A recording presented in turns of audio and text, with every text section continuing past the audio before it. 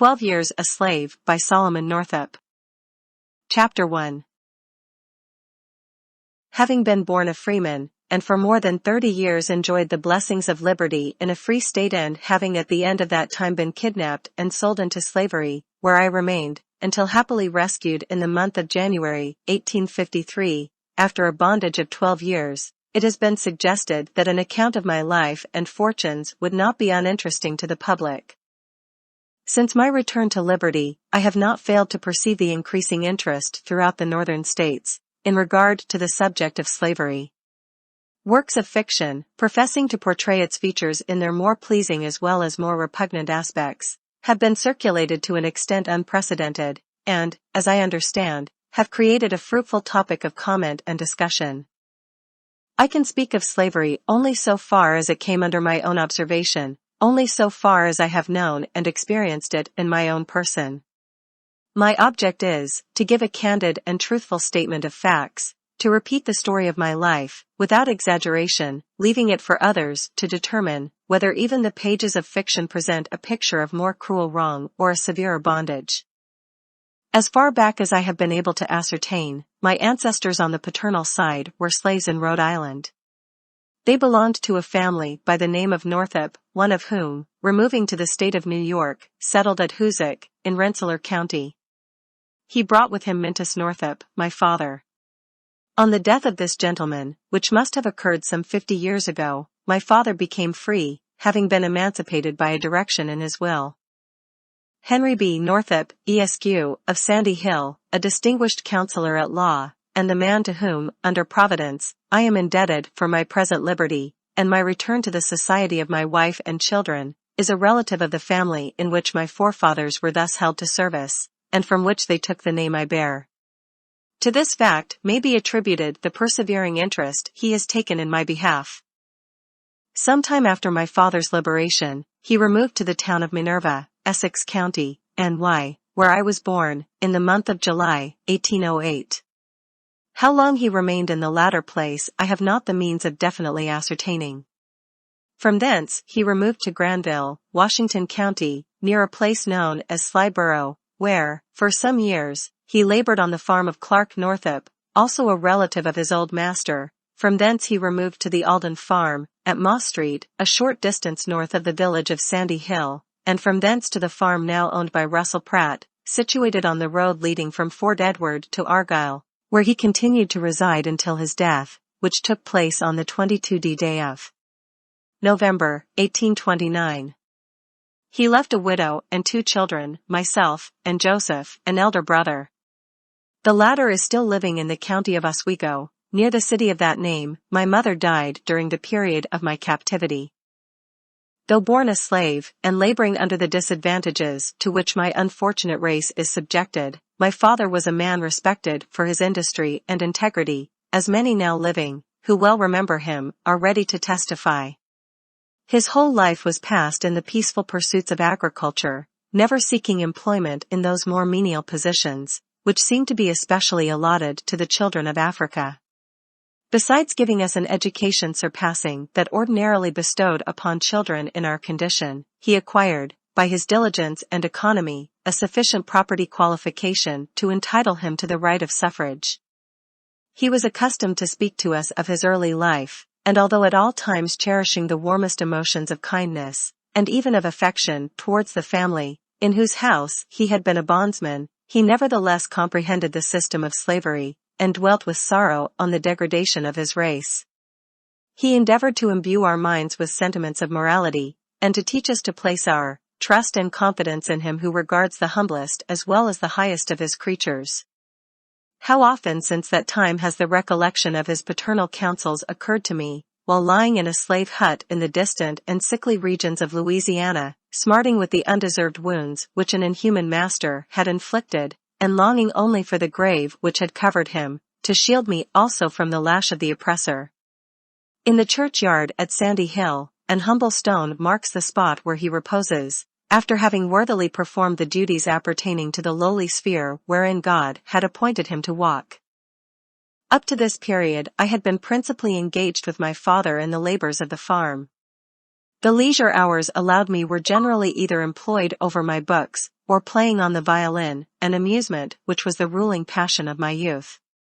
It has also been the source of consolation since, affording pleasure to the simple beings with whom my lot was cast, and beguiling my own thoughts, for many hours, from the painful contemplation of my fate. On Christmas Day, 1829, I was married to in Hampton, a colored girl then living in the vicinity of our residence. The ceremony was performed at Fort Edward by Timothy Eddy, Esq., a magistrate of that town, and still a prominent citizen of the place. She had resided a long time at Sandy Hill, with Mr. Baird, proprietor of the Eagle Tavern, and also in the family of Reverend Alexander Proudfoot, of Salem.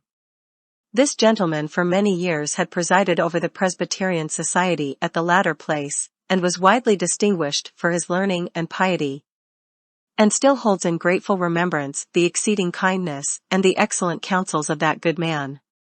She is not able to determine the exact line of her descent, but the blood of 3 races mingles in her veins.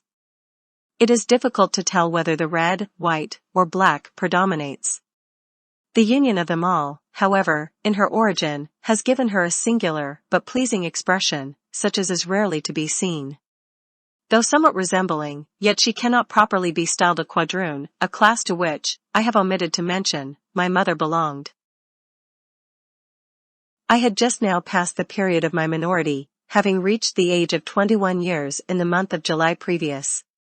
Deprived of the advice and assistance of my father, with a wife dependent upon me for support, I resolved to enter upon a life of industry, and notwithstanding the obstacle of color, and the consciousness of my lowly state, indulged in pleasant dreams of a good time coming, when the possession of some humble habitation, with a few surrounding acres, should reward my labors, and bring me the means of happiness and comfort. From the time of my marriage to this day, the love I have borne my wife has been sincere and unabated, and only those who have felt the glowing tenderness a father cherishes for his offspring, can appreciate my affection for the beloved children which have since been born to us. This much I deem appropriate and necessary today, in order that those who read these pages, may comprehend the poignancy of those sufferings I have been doomed to bear. Immediately upon our marriage we commenced housekeeping, in the old yellow building then standing at the southern extremity of Fort Edward village, and which has since been transformed into a modern mansion, and lately occupied by Captain Lathrop. It is known as the Fort House. In this building the courts were sometime held after the organization of the county. It was also occupied by Burgoyne in 1777, being situated near the old fort on the left bank of the Hudson. During the winter I was employed with others repairing the Champlain Canal, on that section over which William Van Nortwick was superintendent. David McKeitron had the immediate charge of the men in whose company I labored. By the time the canal opened in the spring, I was enabled, from the savings of my wages, to purchase a pair of horses, and other things necessarily required in the business of navigation. Having hired several efficient hands to assist me, I entered into contracts for the transportation of large rafts of timber from Lake Champlain to Troy. Dyer Beckwith and a Mr. Bartamy, of Whitehall, accompanied me on several trips. During the season I became perfectly familiar with the art and mysteries of rafting, a knowledge which afterwards enabled me to render profitable service to a worthy master, and to astonish the simple-witted lumbermen on the banks of the Bayou Boeuf.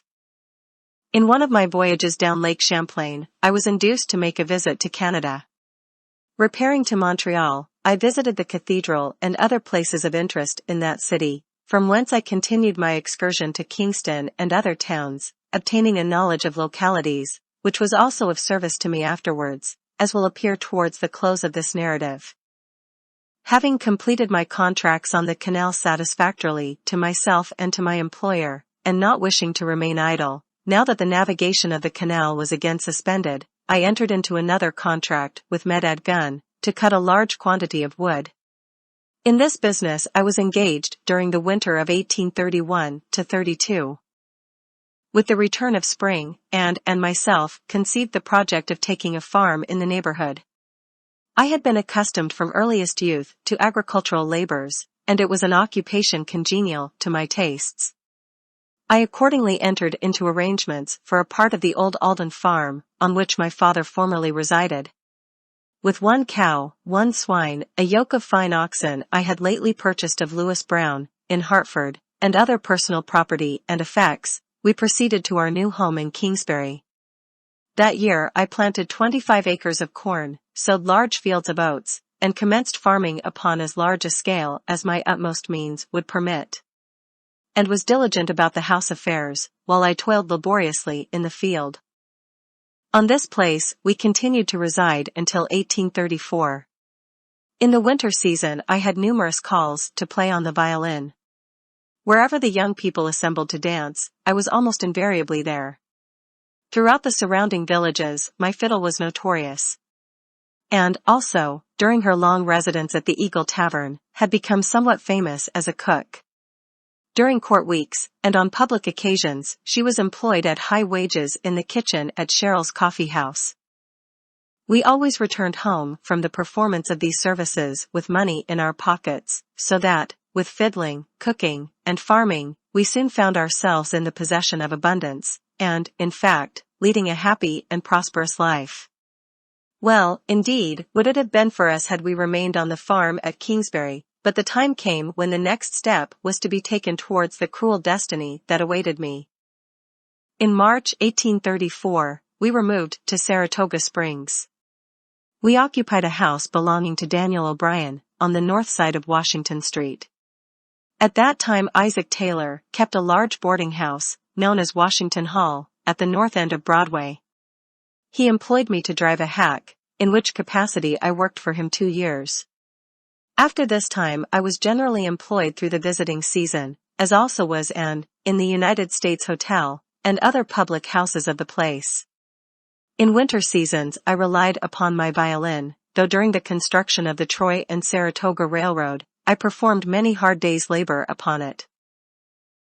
I was in the habit, at Saratoga, of purchasing articles necessary for my family at the stores of Mr. Cephas Parker and Mr. William Perry, gentlemen towards whom, for many acts of kindness, I entertained feelings of strong regard. It was for this reason that 12 years afterwards, I caused to be directed to them the letter, which is hereinafter inserted, and which was the means, in the hands of Mr. Northup, of my fortunate deliverance. While living at the United States Hotel, I frequently met with slaves, who had accompanied their masters from the South. They were always well dressed and well provided for, leading apparently an easy life, with but few of its ordinary troubles to perplex them. Many times they entered into conversation with me on the subject of slavery. Almost uniformly, I found they cherished a secret desire for liberty. Some of them expressed the most ardent anxiety to escape, and consulted me on the best method of effecting it. The fear of punishment, however, which they knew was certain to attend their recapture and return, in all cases proved sufficient to deter them from the experiment. Having all my life breathed the free air of the North, and conscious that I possessed the same feelings and affections that find a place in the white man's breast, conscious, moreover, of an intelligence equal to that of some men, at least, with a fairer skin, I was too ignorant, perhaps too independent, to conceive how any one could be content to live in the abject condition of a slave. I could not comprehend the justice of that law, or that religion, which upholds or recognizes the principle of slavery, and never once, I am proud to say, did I fail to counsel anyone who came to me, to watch his opportunity, and strike for freedom. I continued to reside at Saratoga until the spring of 1841. The flattering anticipations which, 7 years before, had seduced us from the quiet farmhouse, on the east side of the Hudson, had not been realized. Though always in comfortable circumstances, we had not prospered. The society and associations at that world-renowned watering place were not calculated to preserve the simple habits of industry and economy to which I had been accustomed, but, on the contrary, to substitute others in their stead, tending to shiftlessness and extravagance. At this time we were the parents of 3 children, Elizabeth, Margaret, and Alonzo. Elizabeth, the eldest, was in her 10th year, Margaret was 2 years younger, and little Alonzo had just passed his 5th birthday. They filled our house with gladness. Their young voices were music in our ears. Many an airy castle did their mother and myself build for the little innocents.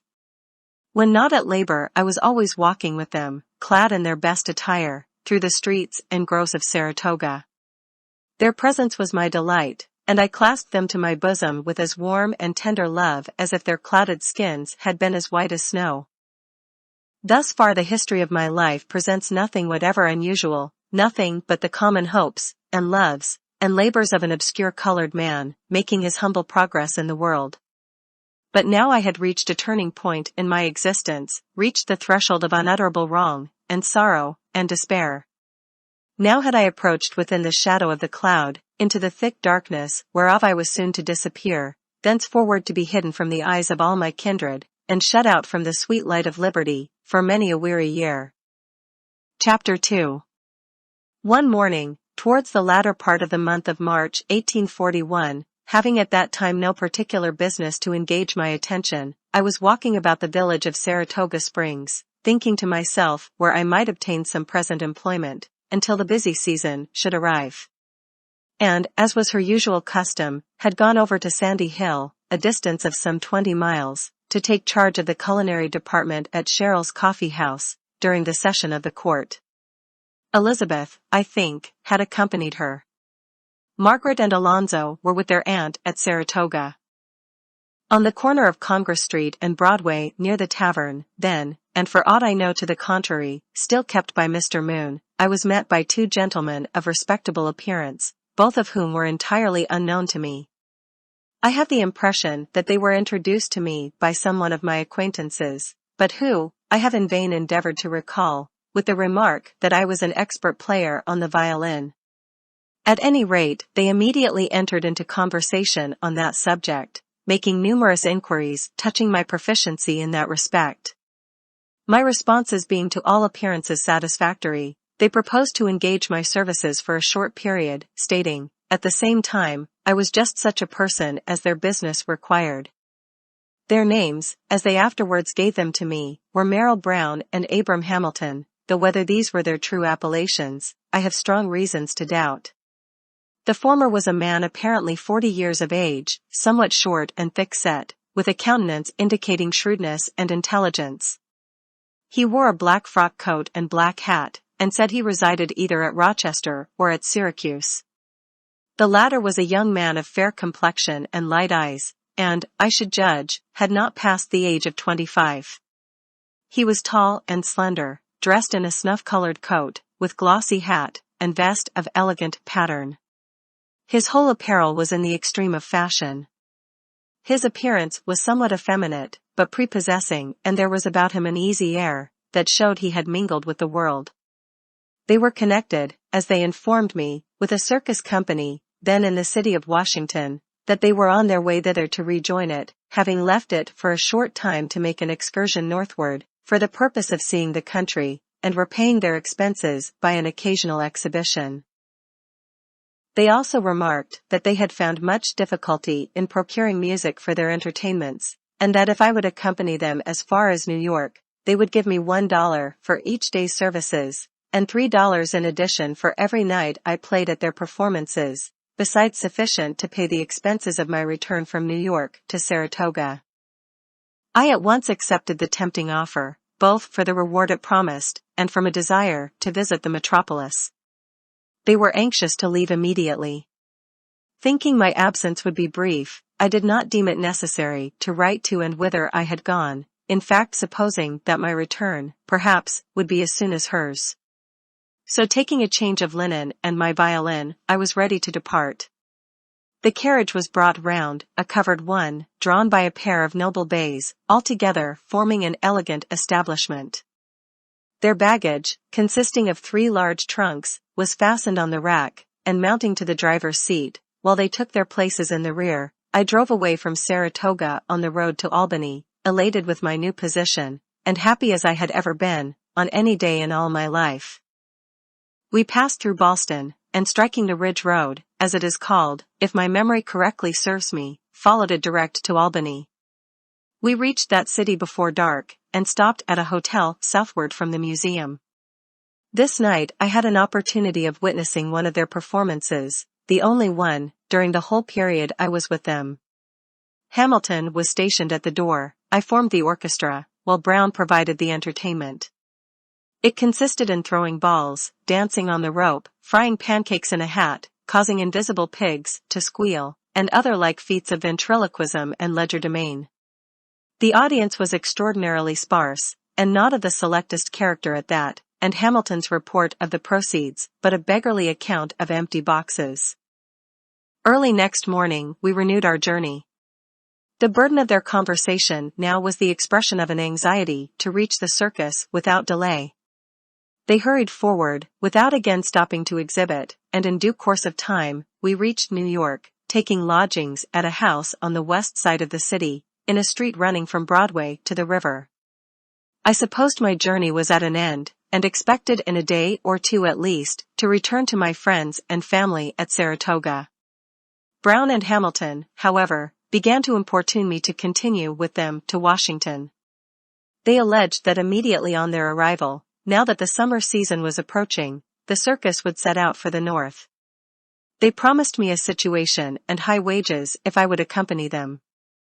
Largely did they expatiate on the advantages that would result to me, and such were the flattering representations they made, that I finally concluded to accept the offer.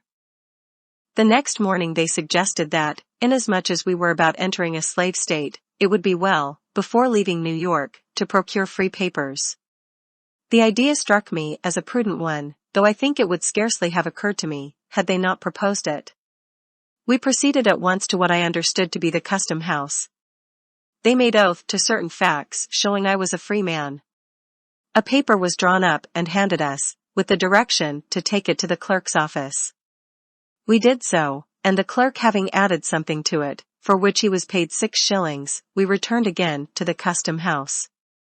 Some further formalities were gone through with before it was completed, when, paying the officer $2, I placed the papers in my pocket, and started with my 2 friends to our hotel. I thought at the time, I must confess, that the papers were scarcely worth the cost of obtaining them, the apprehension of danger to my personal safety never having suggested itself to me in the remotest manner. The clerk, to whom we were directed, I remember, made a memorandum in a large book, which, I presume, is in the office yet. A reference to the entries during the latter part of March, or 1st of April, 1841, I have no doubt will satisfy the incredulous, at least so far as this particular transaction is concerned. With the evidence of freedom in my possession, the next day after our arrival in New York, we crossed the ferry to Jersey City, and took the road to Philadelphia. Here we remained one night, continuing our journey towards Baltimore early in the morning. In due time, we arrived in the latter city, and stopped at a hotel near the railroad depot, either kept by a Mr. Rathbone, or known as the Rathbone House. All the way from New York, their anxiety to reach the circus seemed to grow more and more intense. We left the carriage at Baltimore, and entering the cars, proceeded to Washington, at which place we arrived just at nightfall, the evening previous to the funeral of General Harrison, and stopped at Gadsby's Hotel, on Pennsylvania Avenue. After supper they called me to their apartments, and paid me $43, a sum greater than my wages amounted to, which act of generosity was in consequence, they said, of their not having exhibited as often as they had given me to anticipate, during our trip from Saratoga. They moreover informed me that it had been the intention of the circus company to leave Washington the next morning, but that on account of the funeral, they had concluded to remain another day. They were then, as they had been from the time of our first meeting, extremely kind. No opportunity was omitted of addressing me in the language of approbation, while, on the other hand, I was certainly much prepossessed in their favor. I gave them my confidence without reserve, and would freely have trusted them to almost any extent. Their constant conversation and manner towards me, their foresight in suggesting the idea of free papers, and 100 other little acts, unnecessary to be repeated, all indicated that they were friends indeed, sincerely solicitous for my welfare. I know not, but they were. I know not, but they were innocent of the great wickedness of which I now believe them guilty. Whether they were accessory to my misfortunes, subtle and inhuman monsters in the shape of men, designedly luring me away from home and family, and liberty, for the sake of gold, these read these pages will have the same means of determining as myself if they were innocent. My sudden disappearance must have been unaccountable indeed, but revolving in my mind all the attending circumstances, I never yet could indulge, towards them, so charitable a supposition. After receiving the money from them, of which they appeared to have an abundance, they advised me not to go into the streets that night, inasmuch as I was unacquainted with the customs of the city. Promising to remember their advice, I left them together, and soon after was shown by a colored servant to a sleeping room in the back part of the hotel, on the ground floor. I laid down to rest, thinking of home and wife, and children, and the long distance that stretched between us, until I fell asleep. But no good angel of pity came to my bedside, bidding me to fly, no voice of mercy forewarned me in my dreams of the trials that were just at hand. The next day there was a great pageant in Washington. The roar of cannon and the tolling of bells filled the air, while many houses were shrouded with crape, and the streets were black with people. As the day advanced, the procession made its appearance, coming slowly through the avenue, carriage after carriage, in long succession, while thousands upon thousands followed on foot, all moving to the sound of melancholy music. They were bearing the dead body of Harrison to the grave. From early in the morning, I was constantly in the company of Hamilton and Brown. They were the only persons I knew in Washington. We stood together as the funeral pomp passed by. I remember distinctly how the window glass would break and rattle to the ground, after each report of the cannon they were firing in the burial ground. We went to the Capitol, and walked a long time about the grounds. In the afternoon, they strolled towards the President's house, all the time keeping me near to them, and pointing out various places of interest. As yet, I had seen nothing of the circus. In fact, I had thought of it but little, if at all, amidst the excitement of the day. My friends, several times during the afternoon, entered drinking saloons, and called for liquor. They were by no means in the habit, however, so far as I knew them, of indulging to excess. On these occasions, after serving themselves, they would pour out a glass and hand it to me. I did not become intoxicated, as may be inferred from what subsequently occurred.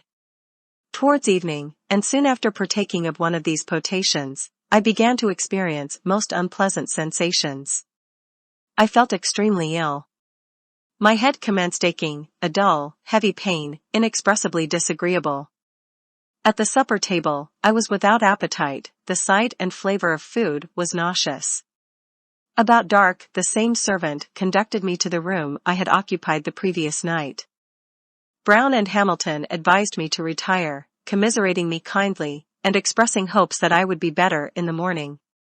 Divesting myself of coat and boots merely, I threw myself upon the bed. It was impossible to sleep. The pain in my head continued to increase, until it became almost unbearable. In a short time I became thirsty. My lips were parched. I could think of nothing but water, of lakes and flowing rivers, of brooks where I had stooped to drink, and of the dripping bucket, rising with its cool and overflowing nectar, from the bottom of the well. Towards midnight, as near as I could judge, I arose, unable longer to bear such intensity of thirst. I was a stranger in the house, and knew nothing of its apartments. There was no one up, as I could observe. Groping about at random, I knew not where, I found the way at last to a kitchen in the basement. 2 or 3 colored servants were moving through it, one of whom, a woman, gave me 2 glasses of water. It afforded momentary relief, but by the time I had reached my room again, the same burning desire of drink, the same tormenting thirst, had again returned. It was even more torturing than before, as was also the wild pain in my head, if such a thing could be. I was in sore distress, in most excruciating agony. I seemed to stand on the brink of madness. The memory of that night of horrible suffering will follow me to the grave. In the course of an hour or more after my return from the kitchen, I was conscious of someone entering my room. There seemed to be several, a mingling of various voices, but how many, or who they were, I cannot tell. Whether Brown and Hamilton were among them is a mere matter of conjecture. I only remember with any degree of distinctness that I was told it was necessary to go to a physician and procure medicine, and that pulling on my boots, without coat or hat, I followed them through a long passageway, or alley, into the open street. It ran out at right angles from Pennsylvania Avenue. On the opposite side there was a light burning in a window. My impression is there were then 3 persons with me, but it is altogether indefinite and vague, and like the memory of a painful dream. Going towards the light, which I imagined proceeded from a physician's office, and which seemed to recede as I advanced, is the last glimmering recollection I can now recall. From that moment I was insensible. How long I remained in that condition, whether only that night, or many days and nights, I do not know, but when consciousness returned I found myself alone, in utter darkness, and in chains. The pain in my head had subsided in a measure, but I was very faint and weak. I was sitting upon a low bench, made of rough boards, and without coat or hat. I was handcuffed. Around my ankles also were a pair of heavy fetters. One end of a chain was fastened to a large ring in the floor, the other to the fetters on my ankles. I tried in vain to stand upon my feet. Waking from such a painful trance, it was some time before I could collect my thoughts. Where was I? What was the meaning of these chains? Where were Brown and Hamilton? What had I done to deserve imprisonment in such a dungeon? I could not comprehend. There was a blank of some indefinite period, preceding my awakening in that lonely place, the events of which the utmost stretch of memory was unable to recall. I listened intently for some sign or sound of life, but nothing broke the oppressive silence, save the clinking of my chains, whenever I chanced to move. I spoke aloud, but the sound of my voice startled me. I felt of my pockets, so far as the fetters would allow, far enough, indeed, to ascertain that I had not only been robbed of liberty, but that my money and free papers were also gone. Then did the idea begin to break upon my mind, at first dim and confused, that I had been kidnapped. But that I thought was incredible. There must have been some misapprehension, some unfortunate mistake. It could not be that a free citizen of New York, who had wronged no man, nor violated any law, should be dealt with thus inhumanly. The more I contemplated my situation, however, the more I became confirmed in my suspicions. It was a desolate thought, indeed. I felt there was no trust or mercy in unfeeling man, and commending myself to the God of the oppressed, bowed my head upon my fettered hands, and wept most bitterly. Chapter 3.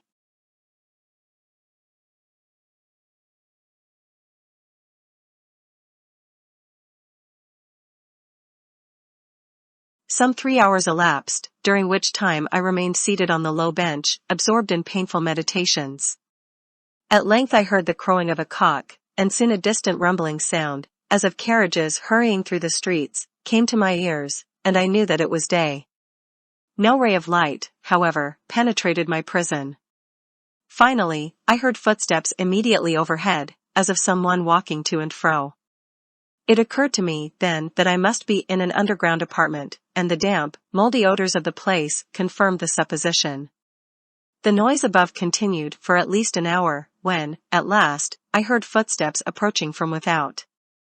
A key rattled in the lock, a strong door swung back upon its hinges, admitting a flood of light, and 2 men entered and stood before me. One of them was a large, powerful man, 40 years of age, perhaps, with dark, chestnut-colored hair, slightly interspersed with gray. His face was full, his complexion flush, his features grossly coarse, expressive of nothing but cruelty and cunning. He was about 5 feet 10 inches high, of full habit, and, without prejudice, I must be allowed to say, was a man whose whole appearance was sinister and repugnant. His name was James H. Birch, as I learned afterwards, a well-known slave dealer in Washington, and then, more lately connected in business, as a partner, with Theophilus Freeman, of New Orleans. The person who accompanied him was a simple lackey, named Ebenezer Radburn, who acted merely in the capacity of turnkey. Both of these men still live in Washington, or did, at the time of my return through that city from slavery in January last. The light admitted through the open door enabled me to observe the room in which I was confined. It was about 12 feet square, the walls of solid masonry. The floor was of heavy plank. There was one small window, crossed with great iron bars, with an outside shutter, securely fastened. An iron-bound door led into an adjoining cell, or vault, wholly destitute of windows, or any means of admitting light. The furniture of the room in which I was consisted of the wooden bench on which I sat, an old-fashioned, dirty box stove, and besides these, in either cell, there was neither bed, nor blanket, nor any other thing whatever. The door, through which Birch and Radburn entered, led through a small passage, up a flight of steps into a yard, surrounded by a brick wall 10 or 12 feet high, immediately in rear of a building of the same width as itself. The yard extended rearward from the house about 30 feet. In one part of the wall there was a strongly ironed door, opening into a narrow, covered passage, leading along one side of the house into the street. The doom of the colored man, upon whom the door leading out of that narrow passage closed, was sealed. The top of the wall supported one end of a roof, which ascended inwards, forming a kind of open shed. Underneath the roof there was a crazy loft all round, where slaves, if so disposed, might sleep at night, or in inclement weather seek shelter from the storm. It was like a farmer's barnyard in most respects, save it was so constructed that the outside world could never see the human cattle that were herded there. The building to which the yard was attached was 2 stories high, fronting on one of the public streets of Washington. Its outside presented only the appearance of a quiet private residence. A stranger looking at it would never have dreamed of its execrable uses. Strange as it may seem, within plain sight of this same house, looking down from its commanding height upon it, was the Capitol. The voices of patriotic representatives boasting of freedom and equality, and the rattling of the poor slaves' chains, almost commingled. A slave pen within the very shadow of the Capitol. Such is a correct description, as it was in 1841, of William's slave pen in Washington, in one of the cellars of which I found myself so unaccountably confined. "Well, my boy, how do you feel now?" said Birch, as he entered through the open door. I replied that I was sick, and inquired the cause of my imprisonment. He answered that I was his slave, that he had bought me, and that he was about to send me to New Orleans. I asserted, aloud and boldly, that I was a freeman, a resident of Saratoga, where I had a wife and children, who were also free, and that my name was Northup. I complained bitterly of the strange treatment I had received, and threatened, upon my liberation, to have satisfaction for the wrong. He denied that I was free, and with an emphatic oath, declared that I came from Georgia. Again and again I asserted I was no man's slave, and insisted upon his taking off my chains at once. He endeavored to hush me, as if he feared my voice would be overheard. But I would not be silent, and denounced the authors of my imprisonment, whoever they might be, as unmitigated villains. Finding he could not quiet me, he flew into a towering passion. With blasphemous oaths, he called me a black liar, a runaway from Georgia, and every other profane and vulgar epithet that the most indecent fancy could conceive. During this time Radburn was standing silently by. His business was to oversee this human, or rather inhuman stable, receiving slaves, feeding, and whipping them, at the rate of 2 shillings a head per day. Turning to him, Birch ordered the paddle and cat-o'-nine-tails to be brought in. He disappeared, and in a few moments returned with these instruments of torture.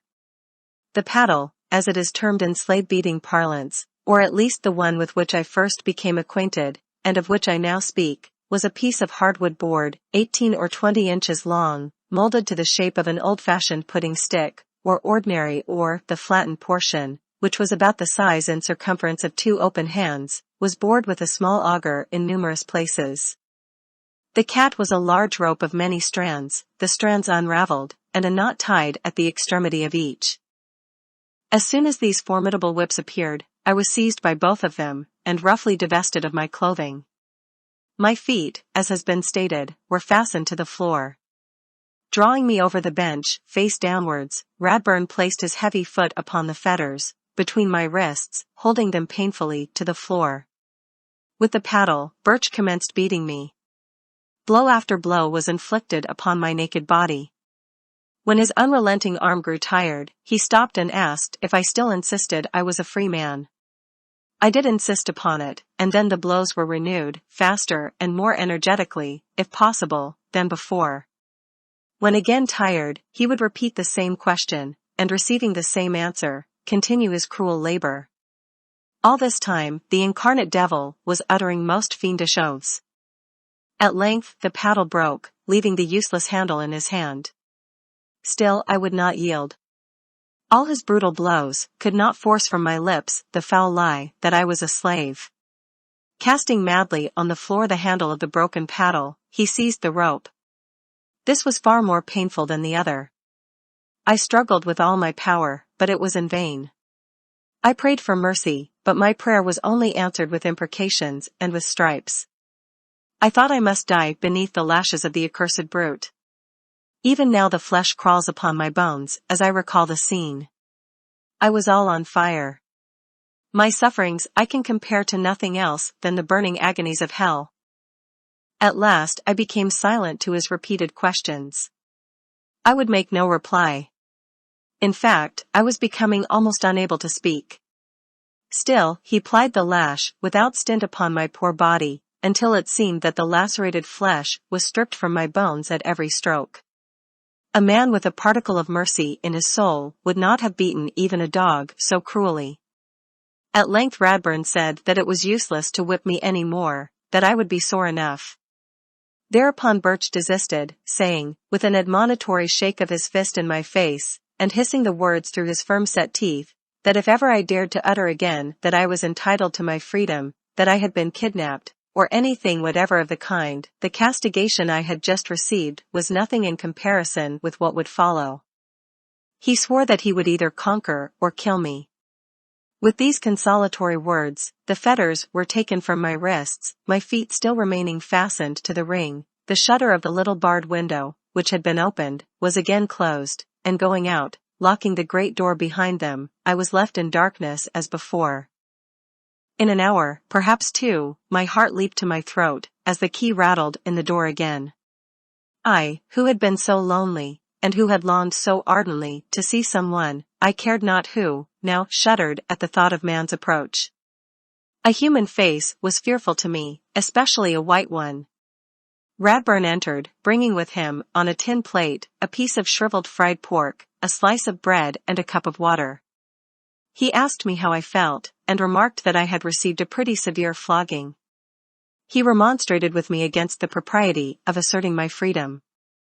In rather a patronizing and confidential manner, he gave it to me as his advice, that the less I said on that subject the better it would be for me.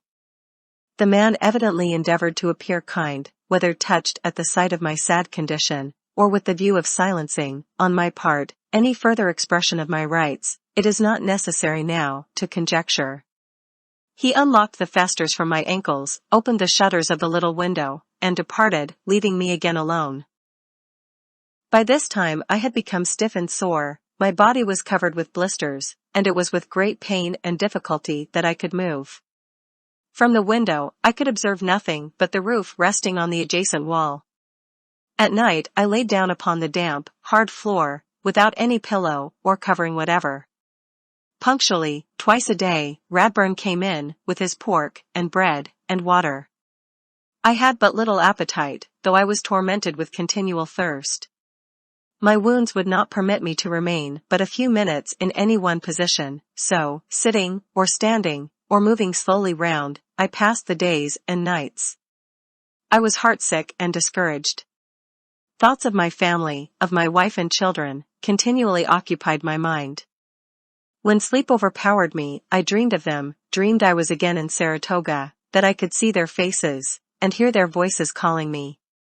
Awakening from the pleasant phantasms of sleep to the bitter realities around me, I could but groan and weep. Still my spirit was not broken. I indulged the anticipation of escape, and that speedily. It was impossible, I reasoned, that men could be so unjust as to detain me as a slave, when the truth of my case was known. Birch, ascertaining I was no runaway from Georgia, would certainly let me go. Though suspicions of Brown and Hamilton were not unfrequent, I could not reconcile myself to the idea that they were instrumental to my imprisonment. Surely they would seek me out, they would deliver me from thraldom. Alas! I had not then learned the measure of man's inhumanity to man, nor to what limitless extent of wickedness he will go for the love of gain. In the course of several days, the outer door was thrown open, allowing me the liberty of the yard. There I found 3 slaves, one of them a lad of 10 years, the others young men of about 20 and 25. I was not long in forming an acquaintance, and learning their names and the particulars of their history. The eldest was a colored man named Clemens Ray. He had lived in Washington, had driven a hack, and worked in a livery stable there for a long time. He was very intelligent, and fully comprehended his situation. The thought of going south overwhelmed him with grief. Birch had purchased him a few days before, and had placed him there until such time as he was ready to send him to the New Orleans market. From him I learned for the first time that I was in William's slave pen, a place I had never heard of previously. He described to me the uses for which it was designed. I repeated to him the particulars of my unhappy story, but he could only give me the consolation of his sympathy. He also advised me to be silent henceforth on the subject of my freedom, for, knowing the character of Birch, he assured me that it would only be attended with renewed whipping. The next eldest was named John Williams. He was raised in Virginia, not far from Washington. Birch had taken him in payment of a debt, and he constantly entertained the hope that his master would redeem him, a hope that was subsequently realized. The lad was a sprightly child that answered to the name of Randall. Most of the time he was playing about the yard, but occasionally would cry, calling for his mother, and wondering when she would come. His mother's absence seemed to be the great and only grief in his little heart. He was too young to realize his condition, and when the memory of his mother was not in his mind, he amused us with his pleasant pranks.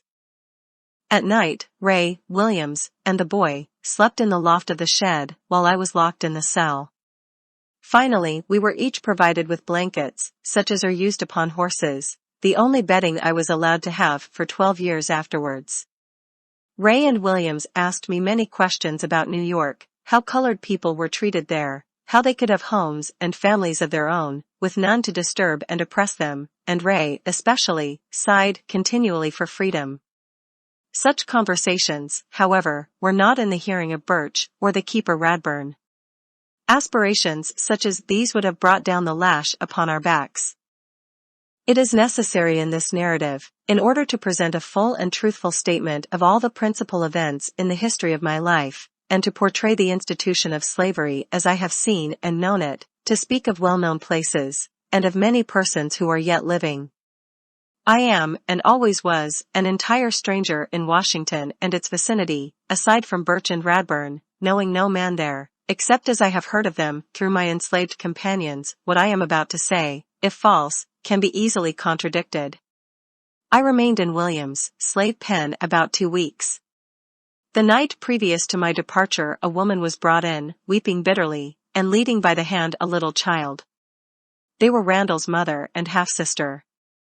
On meeting them he was overjoyed, clinging to her dress, kissing the child, and exhibiting every demonstration of delight.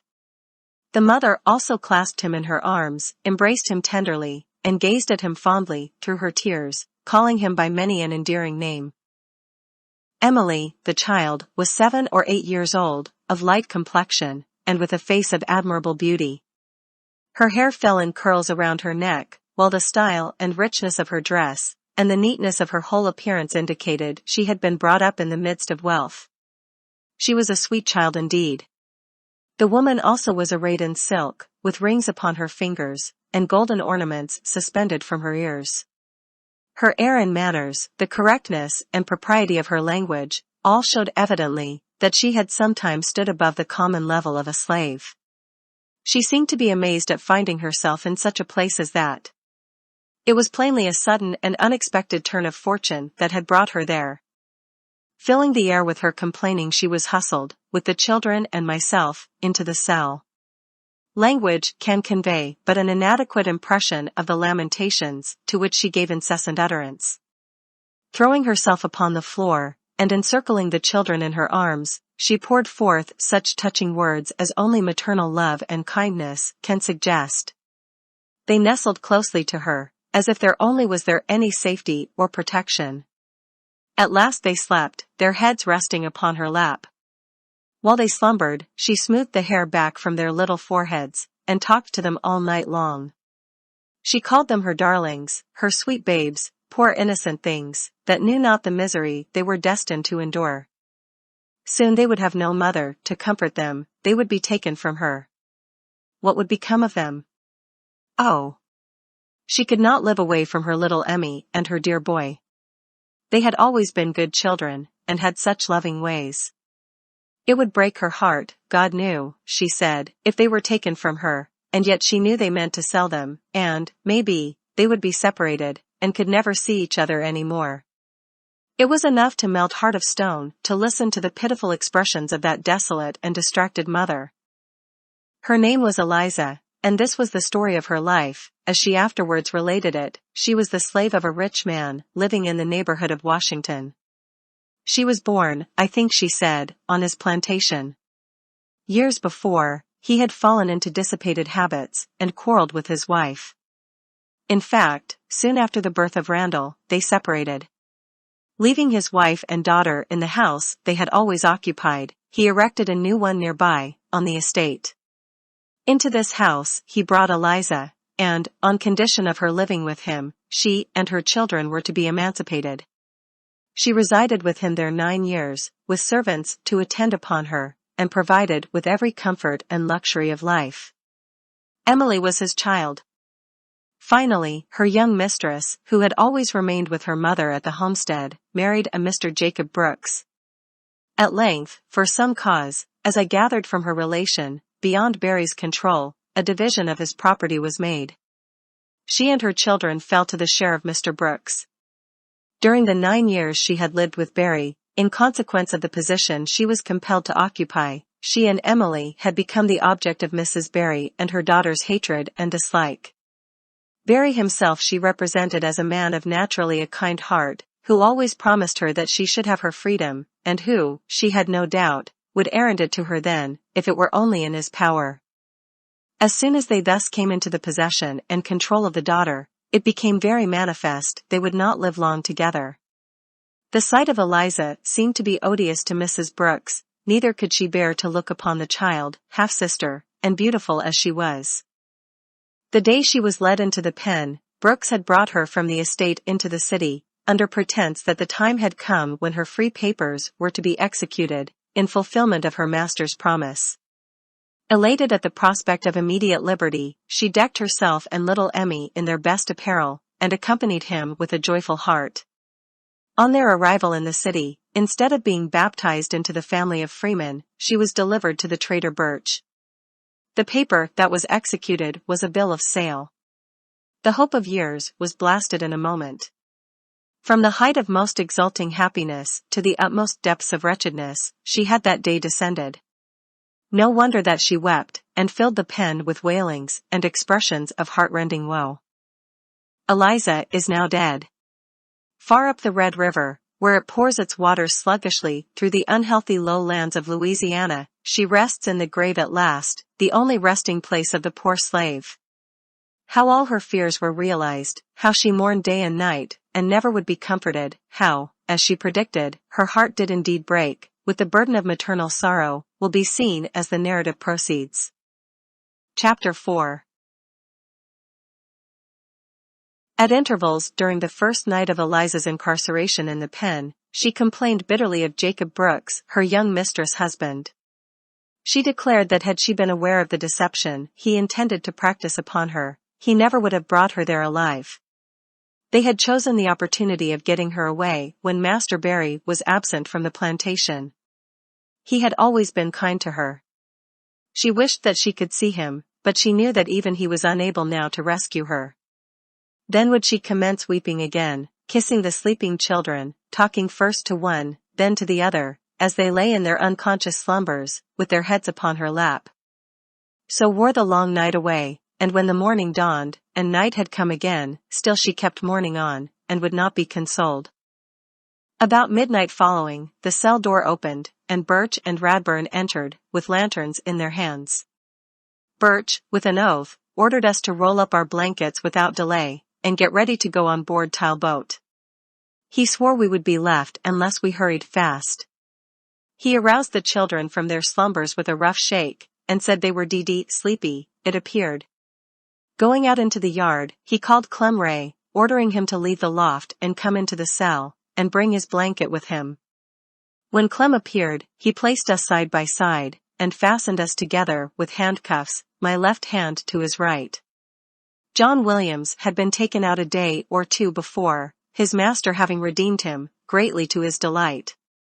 Clem and I were ordered to march, Eliza and the children following. We were conducted into the yard, from thence into the covered passage, and up a flight of steps through a side door into the upper room, where I had heard the walking to and fro.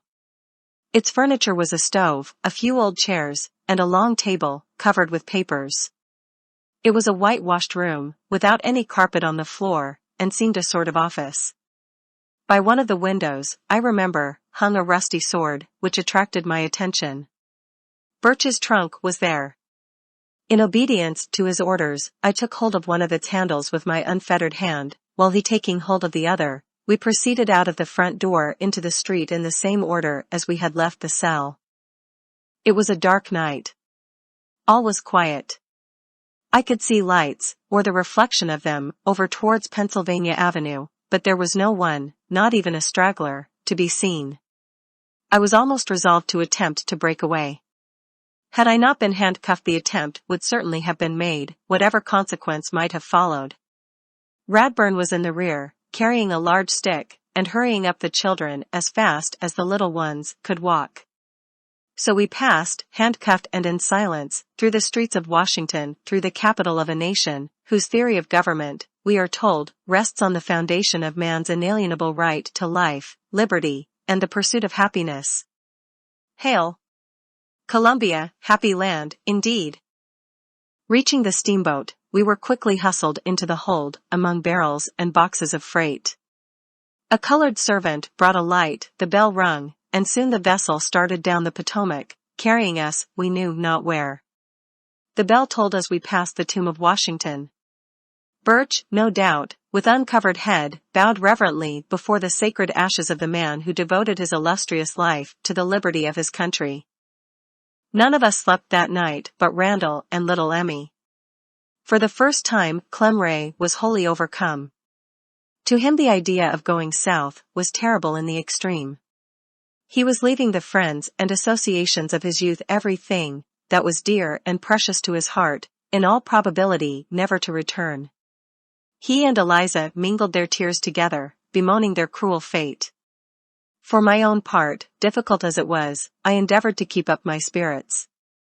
I resolved in my mind 100 plans of escape, and fully determined to make the attempt the first desperate chance that offered. I had by this time become satisfied, however, that my true policy was to say nothing further on the subject of my having been born a freeman. It would but expose me to maltreatment, and diminish the chances of liberation. After sunrise in the morning, we were called up on deck to breakfast. Birch took our handcuffs off, and we sat down to table. He asked Eliza if she would take a dram. She declined, thanking him politely. During the meal we were all silent, not a word passed between us.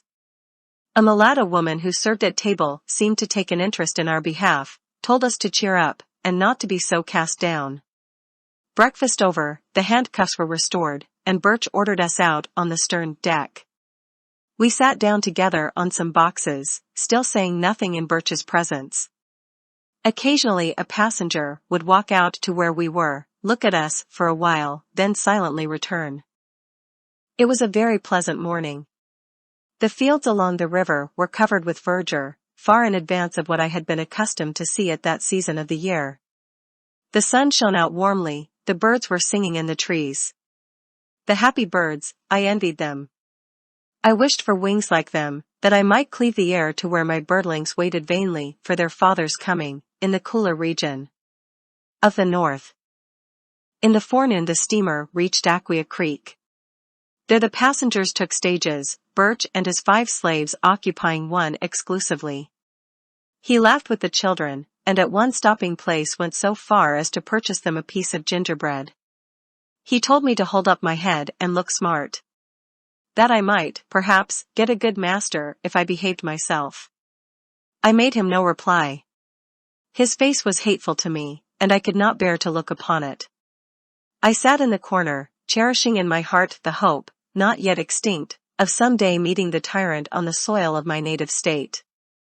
At Fredericksburg we were transferred from the stagecoach to a car, and before dark arrived in Richmond, the chief city of Virginia. At this city we were taken from the cars, and driven through the street to a slave pen, between the railroad depot and the river, kept by a Mr. Gooden. This pen is similar to Williams in Washington, except it is somewhat larger, and besides, there were 2 small houses standing at opposite corners within the yard.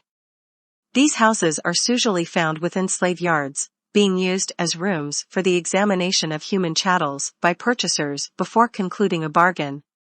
Unsoundness in a slave, as well as in a horse, detracts materially from his value. If no warranty is given, a close examination is a matter of particular importance to the Negro jockey. We were met at the door of Gooden's yard by that gentleman himself, a short, fat man, with a round, plump face, black hair and whiskers, and a complexion almost as dark as some of his own Negroes. He had a hard, stern look, and was perhaps about 50 years of age. Birch and he met with great cordiality. They were evidently old friends. Shaking each other warmly by the hand, Birch remarked he had brought some company, inquired at what time the brig would leave, and was answered that it would probably leave the next day at such an hour. Gooden then turned to me, took hold of my arm, turned me partly round, looked at me sharply with the air of one who considered himself a good judge of property, and as if estimating in his own mind about how much I was worth. "Well, boy, where did you come from?" Forgetting myself, for a moment, I answered, "From New York." "New York. H.L. What have you been doing up there?" was his astonished interrogatory. Observing Birch at this moment looking at me with an angry expression that conveyed a meaning it was not difficult to understand, I immediately said, "Oh, I have only been up that way a piece," in a manner intended to imply that although I might have been as far as New York, yet I wished it distinctly understood that I did not belong to that free state, nor to any other. Gooden then turned to Clem, and then to Eliza and the children, examining them severally, and asking various questions. He was pleased with Emily, as was every one who saw the child's sweet countenance. She was not as tidy as when I first beheld her, her hair was now somewhat disheveled, but through its unkempt and soft profusion there still beamed a little face of most surpassing loveliness. Altogether we were a fair lot, a devilish good lot, he said, enforcing that opinion with more than one emphatic adjective not found in the Christian vocabulary. Thereupon we passed into the yard. Quite a number of slaves, as many as 30 I should say, were moving about, or sitting on benches under the shed. They were all cleanly dressed, the men with hats, the women with handkerchiefs tied about their heads. Birch and Gooden, after separating from us, walked up the steps at the back part of the main building, and sat down upon the door sill. They entered into conversation, but the subject of it I could not hear. Presently Birch came down into the yard, unfettered me, and led me into one of the small houses. "You told that man you came from New York," said he. I replied, I told him I had been up as far as New York, to be sure, but did not tell him I belonged there, nor that I was a freeman. "I meant no harm at all, Master Birch." I would not have said it had I thought. He looked at me a moment as if he was ready to devour me, then turning round went out. In a few minutes he returned. "If ever I hear you say a word about New York, or about your freedom, I will be the death of you, I will kill you, you may rely on that," he ejaculated fiercely.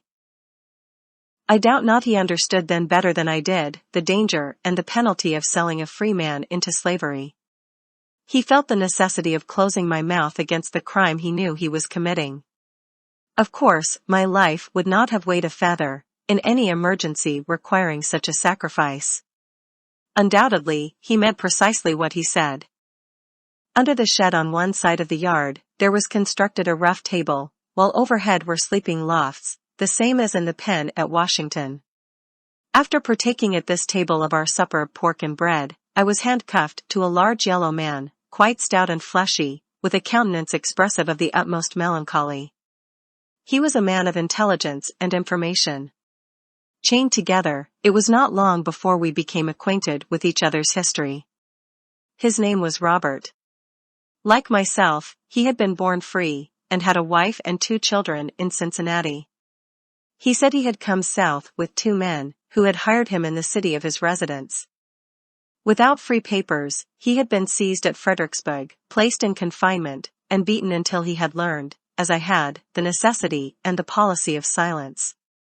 He had been in Gooden's pen about 3 weeks. To this man I became much attached. We could sympathize with, and understand each other. It was with tears and a heavy heart, not many days subsequently, that I saw him die, and looked for the last time upon his lifeless form. Robert and myself, with Clem, Eliza and her children, slept that night upon our blankets, in one of the small houses in the yard. There were 4 others, all from the same plantation, who had been sold and were now on their way south, who also occupied it with us. David and his wife, Caroline, both mulattoes, were exceedingly affected. They dreaded the thought of being put into the cane and cotton fields, but their greatest source of anxiety was the apprehension of being separated. Mary, a tall, lithe girl of a most jetty black, was listless and apparently indifferent. Like many of the class, she scarcely knew there was such a word as freedom. Brought up in the ignorance of a brute, she possessed but little more than a brute's intelligence. She was one of those, and there are very many, who fear nothing but their master's lash, and know no further duty than to obey his voice. The other was Lethe. She was of an entirely different character. She had long, straight hair, and bore more the appearance of an Indian than a Negro woman.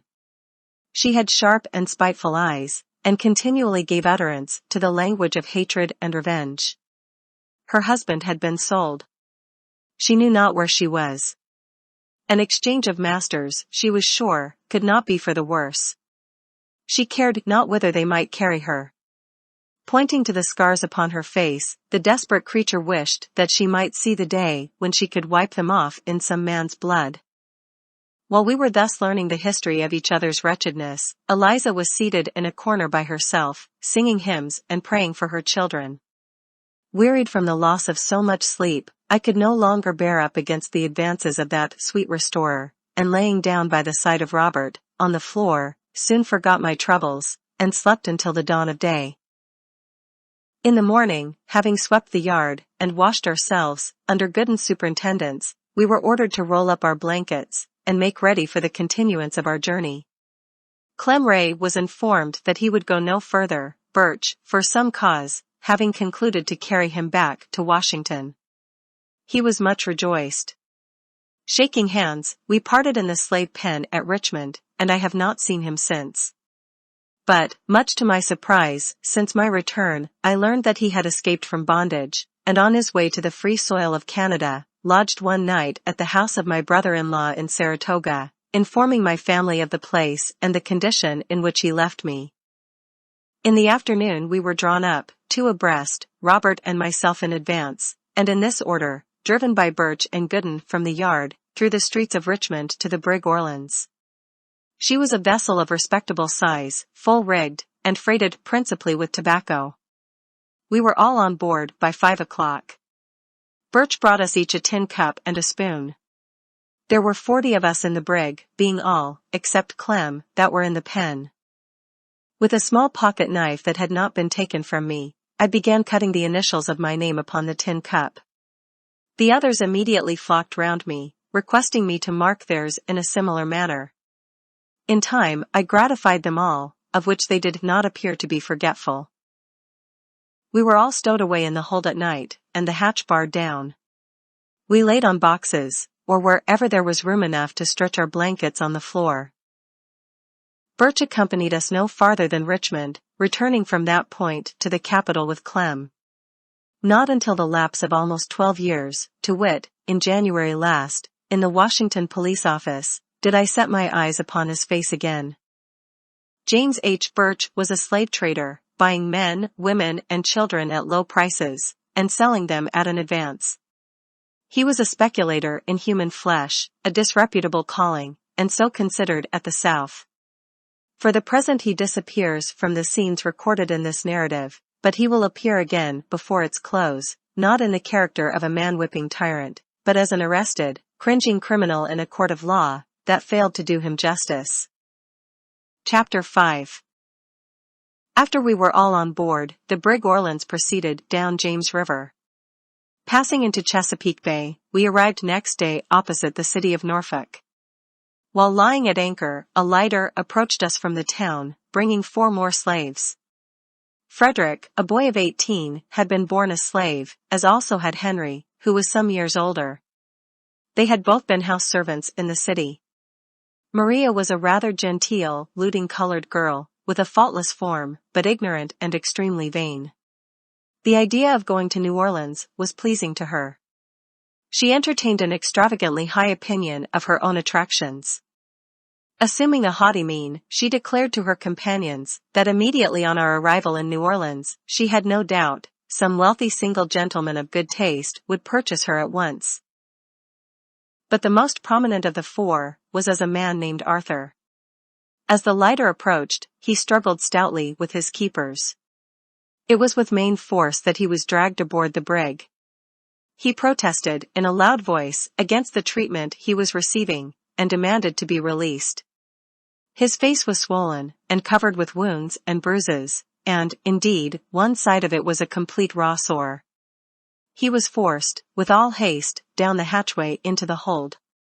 I caught an outline of his story as he was borne struggling along, of which he afterwards gave me a more full relation, and it was as follows. He had long resided in the city of Norfolk, and was a free man. He had a family living there, and was a mason by trade. Having been unusually detained, he was returning late one night to his house in the suburbs of the city, when he was attacked by a gang of persons in an unfrequented street. He fought until his strength failed him. Overpowered at last, he was gagged and bound with ropes, and beaten, until he became insensible. For several days they secreted him in the slave pen at Norfolk, a very common establishment, it appears, in the cities of the South. The night before, he had been taken out and put on board the lighter, which, pushing out from shore, had awaited our arrival. For some time he continued his protestations, and was altogether irreconcilable. At length, however, he became silent. He sank into a gloomy and thoughtful mood, and appeared to be counseling with himself. There was in the man's determined face something that suggested the thought of desperation. After leaving Norfolk, the handcuffs were taken off, and during the day we were allowed to remain on deck. The captain selected Robert as his waiter, and I was appointed to superintend the cooking department, and the distribution of food and water. I had 3 assistants, Jim, Cuffy, and Jenny.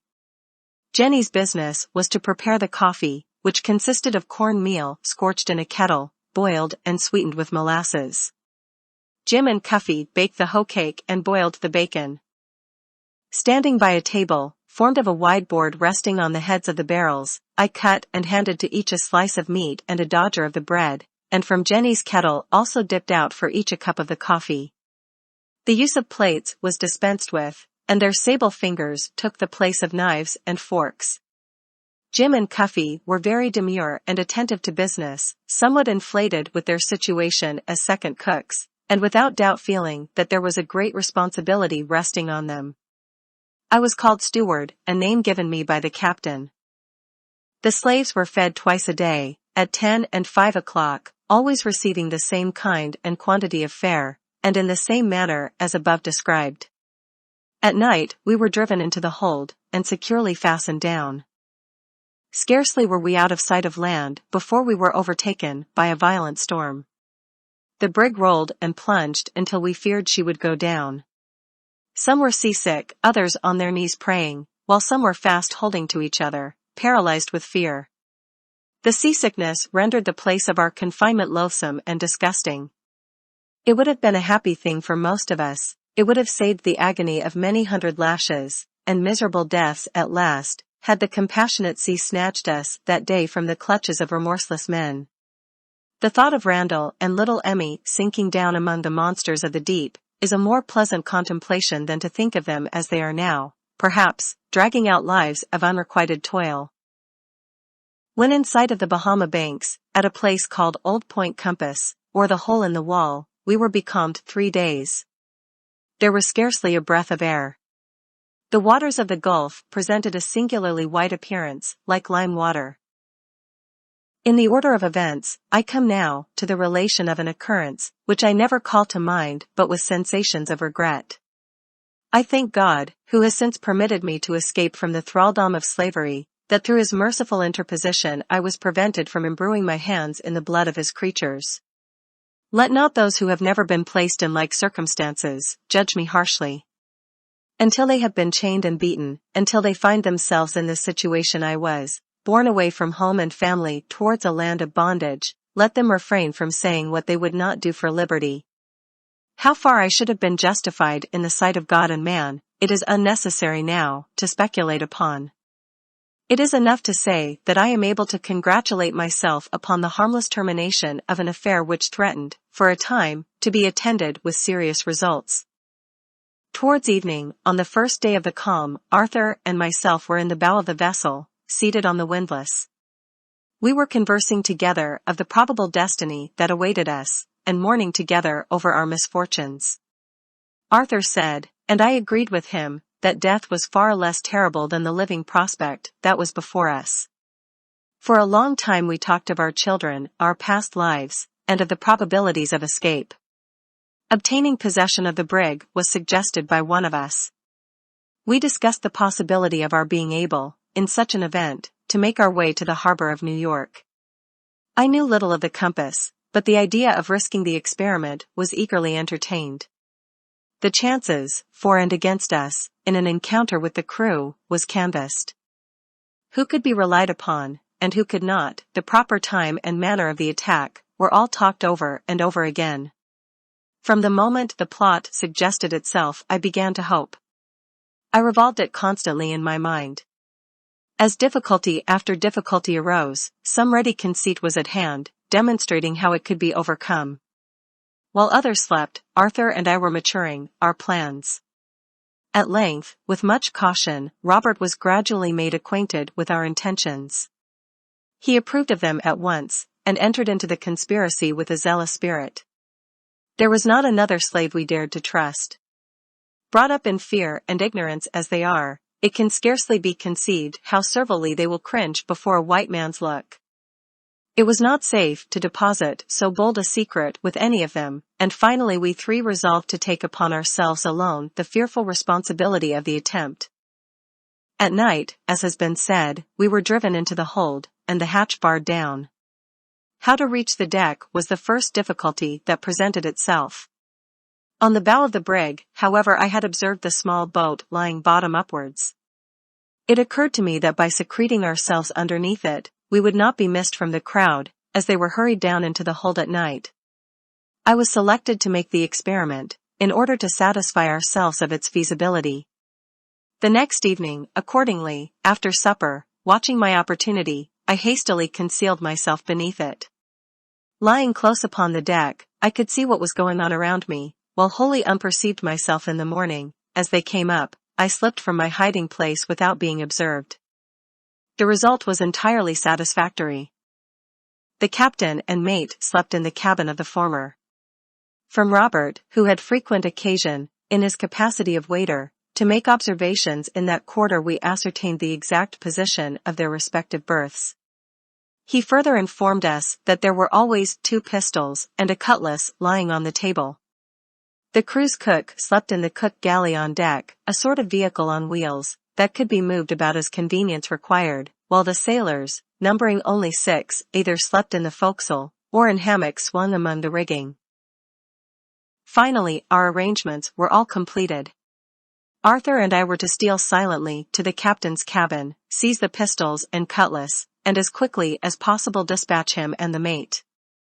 Robert, with a club, was to stand by the door leading from the deck down into the cabin, and, in case of necessity, beat back the sailors, until we could hurry to his assistance. We were to proceed then as circumstances might require. Should the attack be so sudden and successful as to prevent resistance, the hatch was to remain barred down, otherwise the slaves were to be called up, and in the crowd, and hurry, and confusion of the time, we resolved to regain our liberty or lose our lives. I was then to assume the unaccustomed place of pilot, and, steering northward, we trusted that some lucky wind might bear us to the soil of freedom. The mate's name was Biddy, the captain's I cannot now recall, though I rarely ever forget a name once heard. The captain was a small, genteel man, erect and prompt, with a proud bearing, and looked the personification of courage. If he is still living, and these pages should chance to meet his eye, he will learn a fact connected with the voyage of the brig, from Richmond to New Orleans, in 1841, not entered on his logbook. We were all prepared, and impatiently waiting an opportunity of putting our designs into execution, when they were frustrated by a sad and unforeseen event. Robert was taken ill. It was soon announced that he had the smallpox. He continued to grow worse, and 4 days previous to our arrival in New Orleans he died. One of the sailors sewed him in his blanket, with a large stone from the ballast at his feet, and then laying him on a hatchway, and elevating it with tackles above the railing, the inanimate body of poor Robert was consigned to the white waters of the Gulf. We were all panic-stricken by the appearance of the smallpox. The captain ordered lime to be scattered through the hold, and other prudent precautions to be taken. The death of Robert, however, and the presence of the malady oppressed me sadly, and I gazed out over the great waste of waters with a spirit that was indeed disconsolate. An evening or two after Robert's burial, I was leaning on the hatchway near the forecastle, full of desponding thoughts, when a sailor in a kind voice asked me why I was so downhearted. The tone and manner of the man assured me, and I answered, because I was a freeman, and had been kidnapped. He remarked that it was enough to make any one downhearted, and continued to interrogate me until he learned the particulars of my whole history. He was evidently much interested in my behalf, and, in the blunt speech of a sailor, swore he would aid me all he could, if it split his timbers. I requested him to furnish me pen, ink, and paper, in order that I might write to some of my friends. He promised to obtain them, but how I could use them undiscovered was a difficulty. If I could only get into the forecastle while his watch was off, and the other sailors asleep, the thing could be accomplished. The small boat instantly occurred to me. He thought we were not far from the Balize, at the mouth of the Mississippi, and it was necessary that the letter be written soon, or the opportunity would be lost. Accordingly, by arrangement, I managed the next night to secrete myself again under the longboat. His watch was off at 12. I saw him pass into the forecastle, and in about an hour followed him. He was nodding over a table, half asleep, on which a sickly light was flickering, and on which also was a pen and sheet of paper. As I entered, he aroused, beckoned me to a seat beside him, and pointed to the paper. I directed the letter to Henry B. Northup, of Sandy Hill, stating that I had been kidnapped, was then on board the brig Orleans, bound for New Orleans, that it was then impossible for me to conjecture my ultimate destination, and requesting he would take measures to rescue me. The letter was sealed and directed, and Manning, having read it, promised to deposit it in the New Orleans post office. I hastened back to my place under the longboat, and in the morning, as the slaves came up and were walking round, crept out unnoticed and mingled with them. My good friend, whose name was John Manning, was an Englishman by birth, and a noble-hearted, generous sailor as ever walked a deck. He had lived in Boston, was a tall, well-built man, about 24 years old, with a face somewhat pockmarked, but full of benevolent expression. Nothing to vary the monotony of our daily life occurred until we reached New Orleans. On coming to the levee, and before the vessel was made fast, I saw Manning leap on shore and hurry away into the city. As he started off, he looked back over his shoulder significantly, giving me to understand the object of his errand. Presently, he returned, and passing close by me, hunched me with his elbow, with a peculiar wink, as much as to say, "It is all right." The letter, as I have since learned, reached Sandy Hill. Mr. Northup visited Albany and laid it before Governor Seward, but inasmuch as it gave no definite information as to my probable locality, it was not, at that time, deemed advisable to institute measures for my liberation. It was concluded to delay, trusting that a knowledge of where I was might eventually be obtained. A happy and touching scene was witnessed immediately upon our reaching the levee. Just as Manning left the brig, on his way to the post office 2 men came up and called aloud for Arthur. The latter, as he recognized them, was almost crazy with delight. He could hardly be restrained from leaping over the brig's side, and when they met soon after, he grasped them by the hand, and clung to them a long, long time. They were men from Norfolk, who had come on to New Orleans to rescue him. His kidnappers, they informed him, had been arrested, and were then confined in the Norfolk prison. They conversed a few moments with the captain, and then departed with the rejoicing Arthur. But in all the crowd that thronged the wharf, there was no one who knew or cared for me. Not one. No familiar voice greeted my ears, nor was there a single face that I had ever seen. Soon Arthur would rejoin his family, and have the satisfaction of seeing his wrongs avenged. My family, alas, should I ever see them more?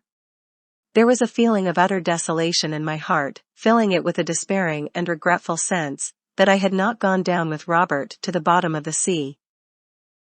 Very soon traders and consignees came on board.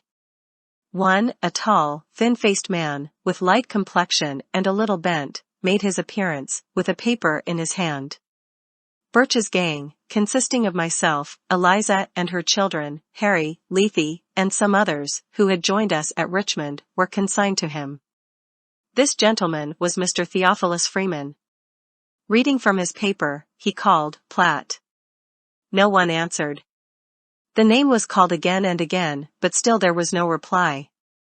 Then Lethe was called, then Eliza, then Harry, until the list was finished, each one stepping forward as his or her name was called. Captain, where's Platt? Demanded Theophilus Freeman. The captain was unable to inform him, no one being on board answering to that name. Who shipped that nigger? He again inquired of the captain, pointing to me. Birch, replied the captain. Your name is Platt, you answer my description.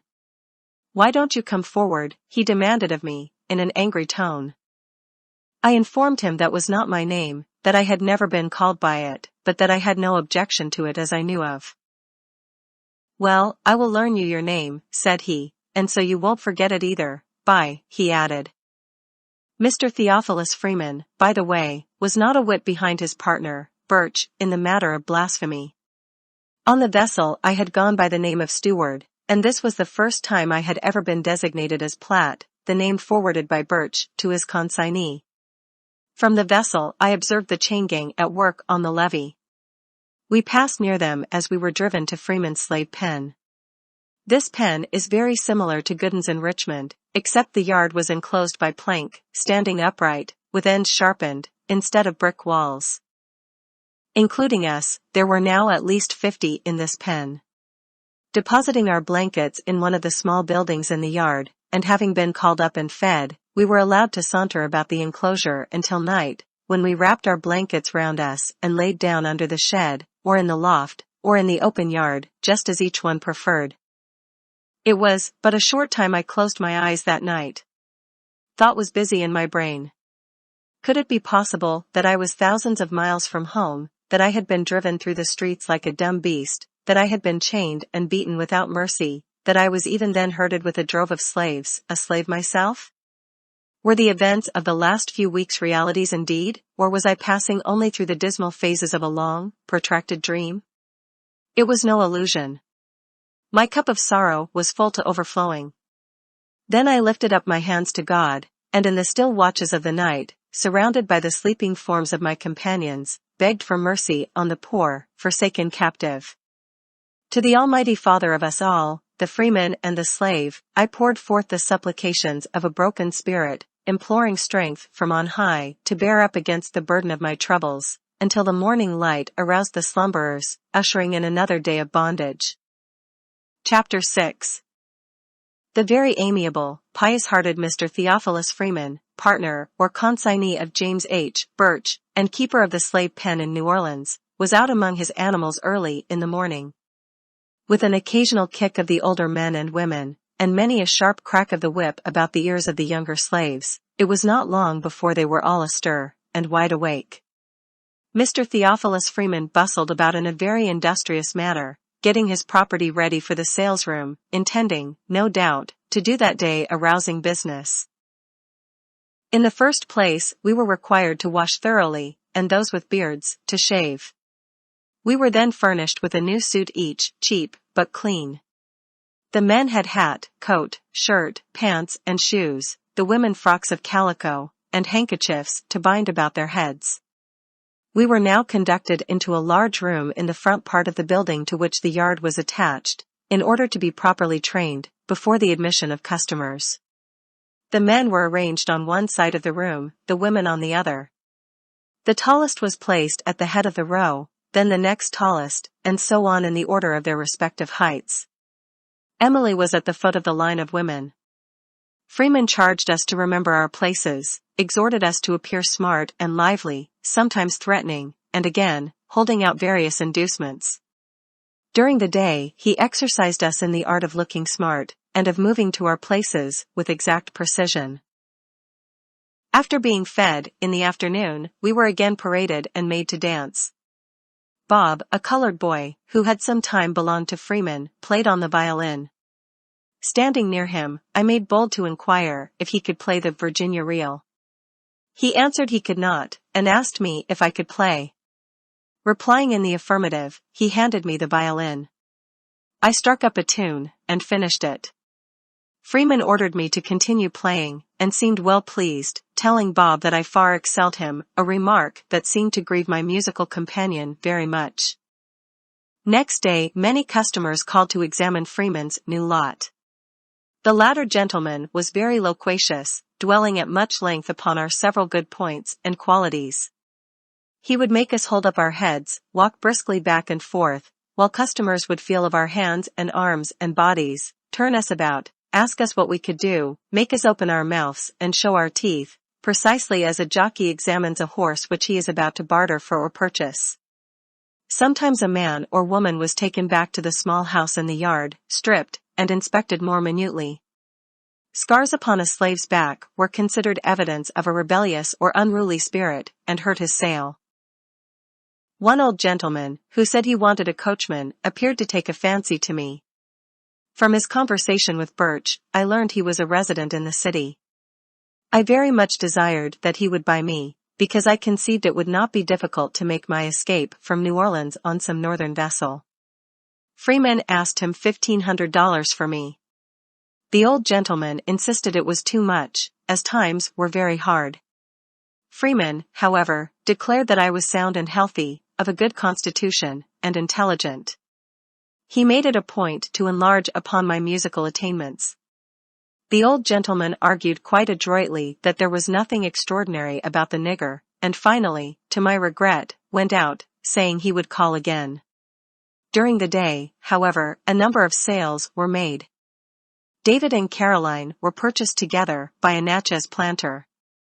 They left us, grinning broadly, and in the most happy state of mind, caused by the fact of their not being separated. Lethe was sold to a planter of Baton Rouge, her eyes flashing with anger as she was led away. The same man also purchased Randall.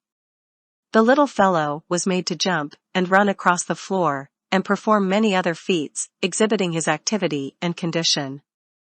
All the time the trade was going on, Eliza was crying aloud, and wringing her hands. She besought the man not to buy him unless he also bought herself and Emily. She promised, in that case, to be the most faithful slave that ever lived. The man answered that he could not afford it, and then Eliza burst into a paroxysm of grief, weeping plaintively.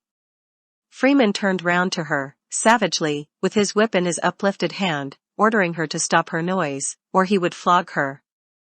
He would not have such work, such sniveling, and unless she ceased that minute, he would take her to the yard and give her 100 lashes.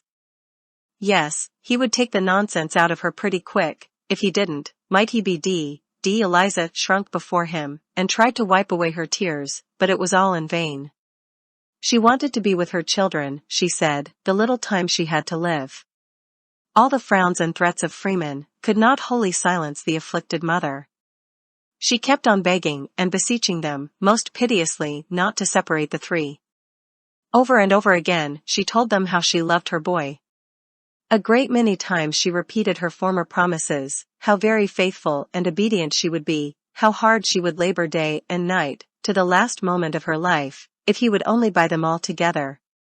But it was of no avail, the man could not afford it. The bargain was agreed upon, and Randall must go alone. Then Eliza ran to him, embraced him passionately, kissed him again and again, told him to remember her, all the while her tears falling in the boy's face like rain. Freeman damned her, calling her a blubbering, bawling wench, and ordered her to go to her place, and behave herself, and be somebody. He swore he wouldn't stand such stuff, but a little longer. He would soon give her something to cry about, if she was not mighty careful, and that she might depend upon. The planter from Baton Rouge, with his new purchases, was ready to depart. "Don't cry, Mama. I will be a good boy." "Don't cry," said Randall, looking back, as they passed out of the door. What has become of the lad, God knows. It was a mournful scene indeed. I would have cried myself if I had dared. That night, nearly all who came in on the brig Orleans were taken ill. They complained of violent pain in the head and back. Little Emily, a thing unusual with her, cried constantly. In the morning a physician was called in, but was unable to determine the nature of our complaint. While examining me, and asking questions touching my symptoms, I gave it as my opinion that it was an attack of smallpox, mentioning the fact of Robert's death as the reason of my belief. It might be so indeed, he thought, and he would send for the head physician of the hospital. Shortly, the head physician came, a small, light-haired man, whom they called Dr. Carr. He pronounced it smallpox, whereupon there was much alarm throughout the yard. Soon after Dr.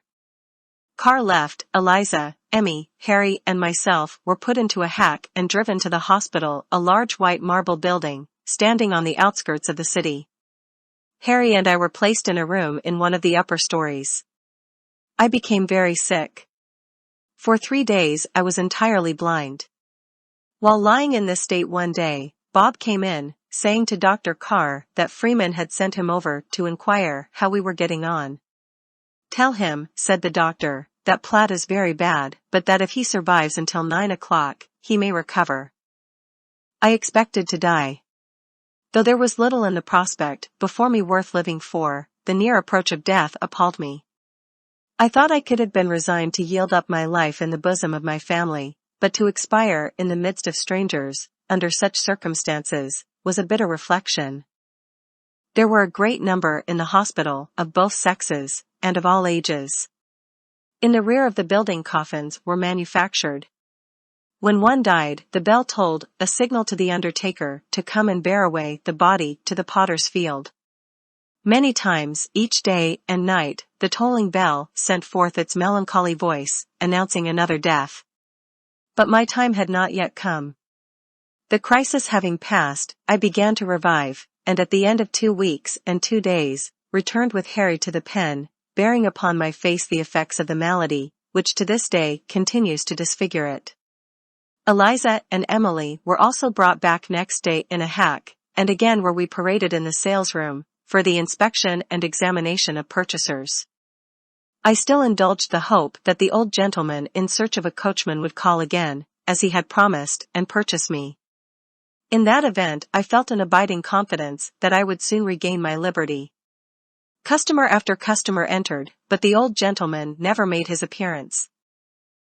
At length, one day, while we were in the yard, Freeman came out and ordered us to our places, in the great room. A gentleman was waiting for us as we entered, and inasmuch as he will be often mentioned in the progress of this narrative, a description of his personal appearance, and my estimation of his character, at first sight, may not be out of place. He was a man above the ordinary height, somewhat bent and stooping forward. He was a good-looking man, and appeared to have reached about the middle age of life. There was nothing repulsive in his presence, but on the other hand, there was something cheerful and attractive in his face, and in his tone of voice. The finer elements were all kindly mingled in his breast, as anyone could see. He moved about among us, asking many questions, as to what we could do, and what labor we had been accustomed to, if we thought we would like to live with him, and would be good boys if he would buy us, and other interrogatories of like character. After some further inspection, and conversation touching prices, he finally offered Freeman $1,000 for me, $900 for Harry, and $700 for Eliza. Whether the smallpox had depreciated our value, or from what cause Freeman had concluded to fall $500 from the price I was before held at, I cannot say. At any rate, after a little shrewd reflection, he announced his acceptance of the offer. As soon as Eliza heard it, she was in an agony again. By this time, she had become haggard and hollow-eyed with sickness and with sorrow. It would be a relief if I could consistently pass over in silence the scene that now ensued. It recalls memories more mournful and affecting than any language can portray. I have seen mothers kissing for the last time the faces of their dead offspring. I have seen them looking down into the grave, as the earth fell with a dull sound upon their coffins, hiding them from their eyes forever, but never have I seen such an exhibition of intense, unmeasured, and unbounded grief, as when Eliza was parted from her child. She broke from her place in the line of women, and rushing down where Emily was standing, caught her in her arms. The child, sensible of some impending danger, instinctively fastened her hands around her mother's neck, and nestled her little head upon her bosom. Freeman sternly ordered her to be quiet, but she did not heed him. He caught her by the arm and pulled her rudely, but she only clung the closer to the child. Then, with a volley of great oaths, he struck her such a heartless blow, that she staggered backward, and was like to fall. Oh! How piteously then did she beseech and beg and pray that they might not be separated. Why could they not be purchased together? Why not let her have one of her dear children? Mercy, mercy, master, she cried, falling on her knees. Please, master, buy Emily.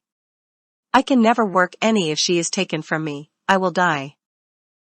Freeman interfered again, but, disregarding him, she still pleaded most earnestly, telling how Randall had been taken from her, how she never see him again, and now it was too bad, oh, God. It was too bad, too cruel, to take her away from Emily, her pride, her only darling, that could not live, it was so young, without its mother. Finally, after much more of supplication, the purchaser of Eliza stepped forward, evidently affected, and said to Freeman he would buy Emily, and asked him what her price was. What is her price? Buy her, was the responsive interrogatory of Theophilus Freeman. And instantly answering his own inquiry, he added, I won't sell her. She's not for sale. The man remarked he was not in need of one so young, that it would be of no profit to him, but since the mother was so fond of her, rather than see them separated, he would pay a reasonable price. But to this humane proposal Freeman was entirely deaf. He would not sell her then on any account whatever.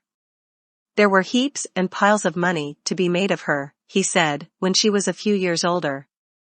There were men enough in New Orleans who would give $5,000 for such an extra, handsome, fancy piece as Emily would be, rather than not get her. No, no, he would not sell her then. She was a beauty, a picture, a doll, one of the regular bloods, none of your thick-lipped, bullet-headed, cotton-picking niggers, if she was might he be d. When Eliza heard Freeman's determination not to part with Emily, she became absolutely frantic. I will not go without her. They shall not take her from me, she fairly shrieked, her shrieks commingling with the loud and angry voice of Freeman, commanding her to be silent. Meantime Harry and myself had been to the yard and returned with our blankets, and were at the front door ready to leave. Our purchaser stood near us, gazing at Eliza with an expression indicative of regret at having bought her at the expense of so much sorrow. We waited some time, when, finally, Freeman, out of patience, tore Emily from her mother by main force, the two clinging to each other with all their might.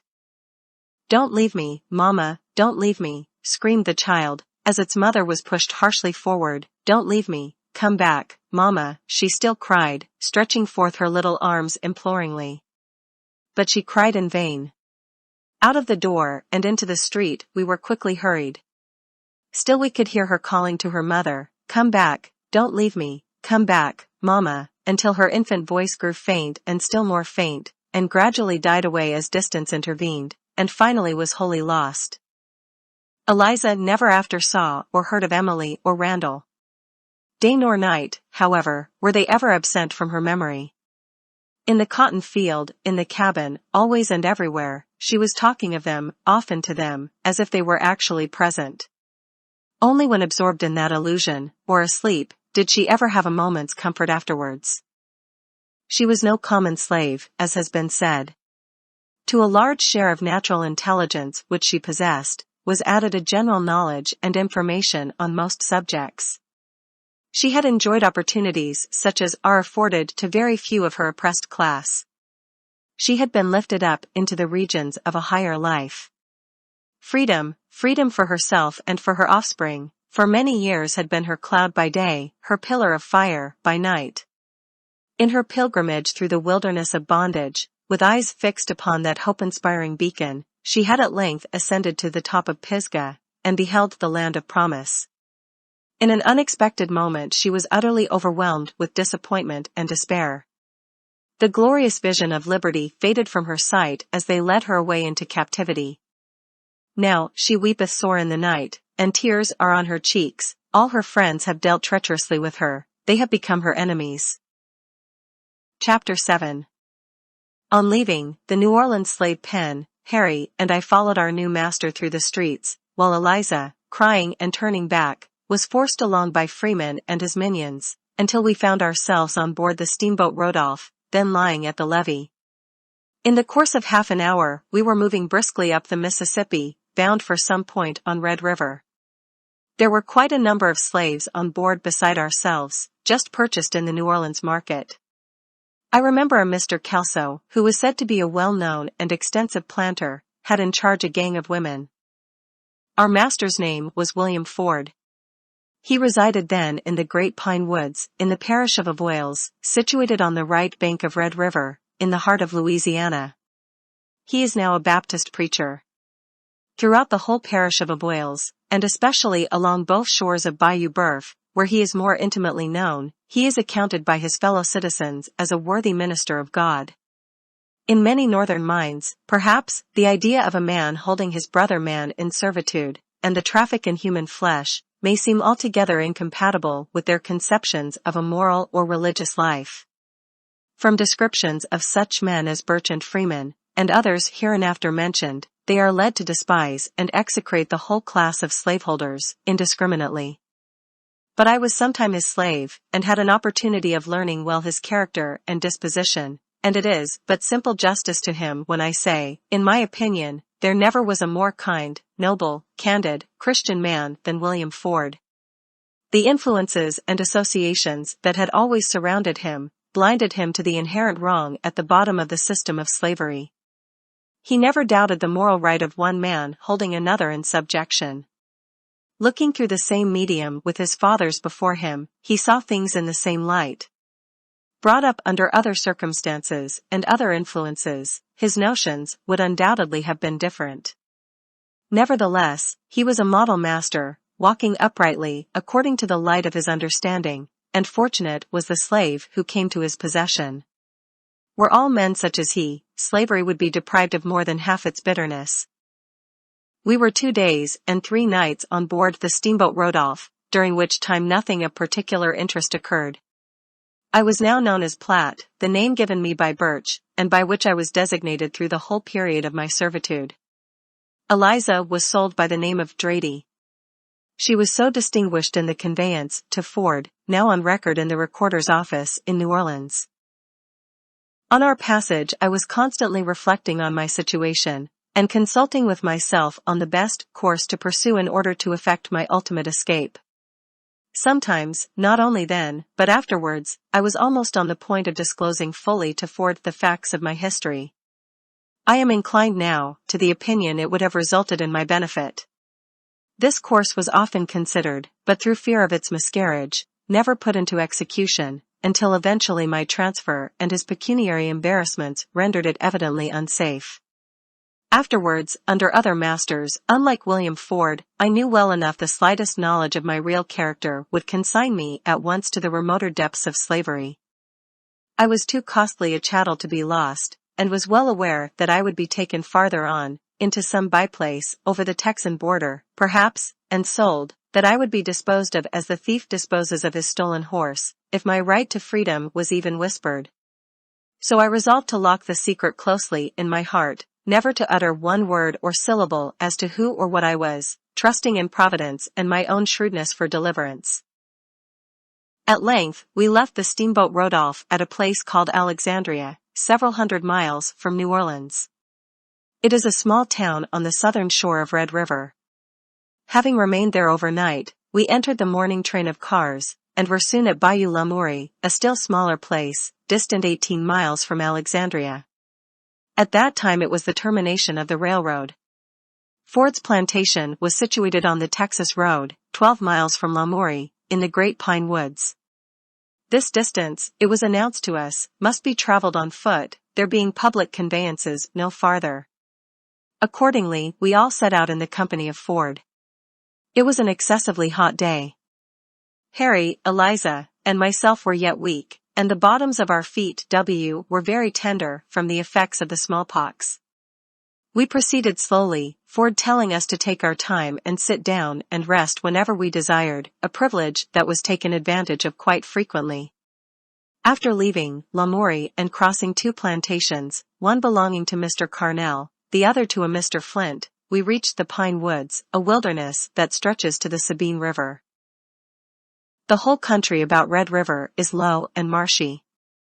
The Pine Woods, as they are called, is comparatively upland, with frequent small intervals, however, running through them.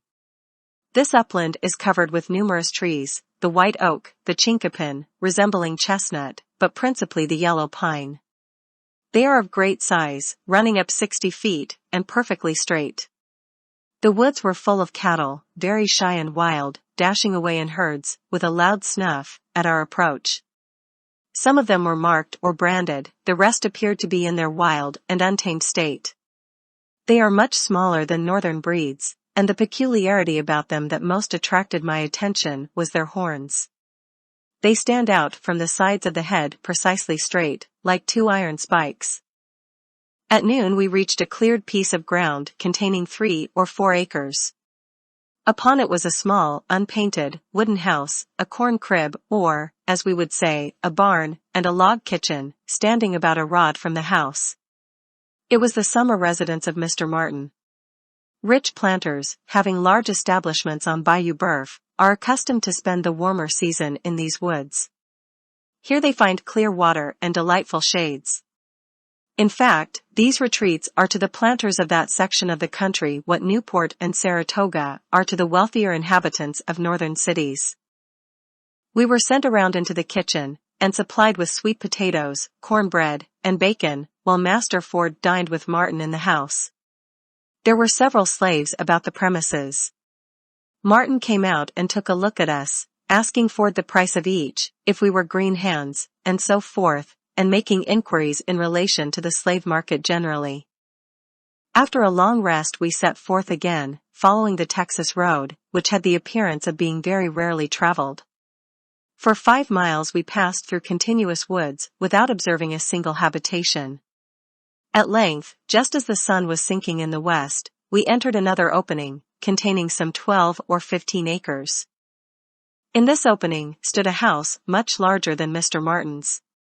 It was 2 stories high, with a piazza in front.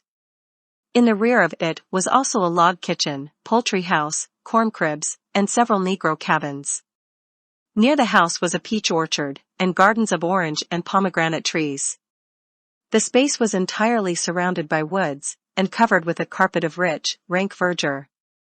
It was a quiet, lonely, pleasant place, literally a green spot in the wilderness. It was the residence of my master, William Ford. As we approached, a yellow girl, her name was Rose, was standing on the piazza.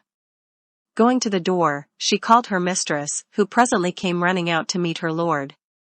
She kissed him, and laughingly demanded if he had bought those niggers. Ford said he had, and told us to go round to Sally's cabin and rest ourselves. Turning the corner of the house, we discovered Sally washing, her 2 baby children near her, rolling on the grass.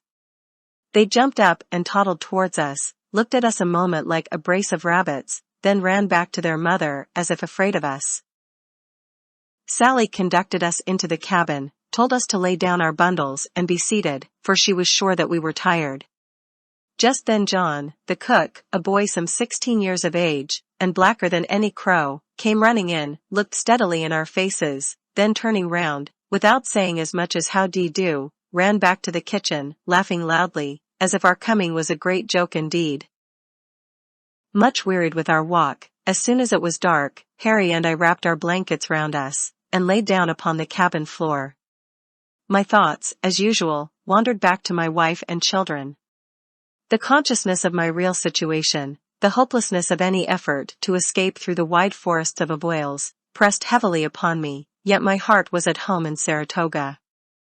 I was awakened early in the morning by the voice of Master Ford, calling Rose. She hastened into the house to dress the children, Sally to the field to milk the cows, while John was busy in the kitchen preparing breakfast. In the meantime Harry and I were strolling about the yard, looking at our new quarters. Just after breakfast a colored man, driving 3 yoke of oxen, attached to a wagon load of lumber, drove into the opening. He was a slave of Ford's, named Walton, the husband of Rose. By the way, Rose was a native of Washington, and had been brought from thence 5 years before. She had never seen Eliza, but she had heard of Barry, and they knew the same streets, and the same people either personally, or by reputation.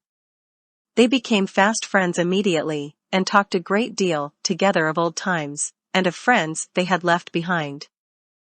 Ford was at that time a wealthy man.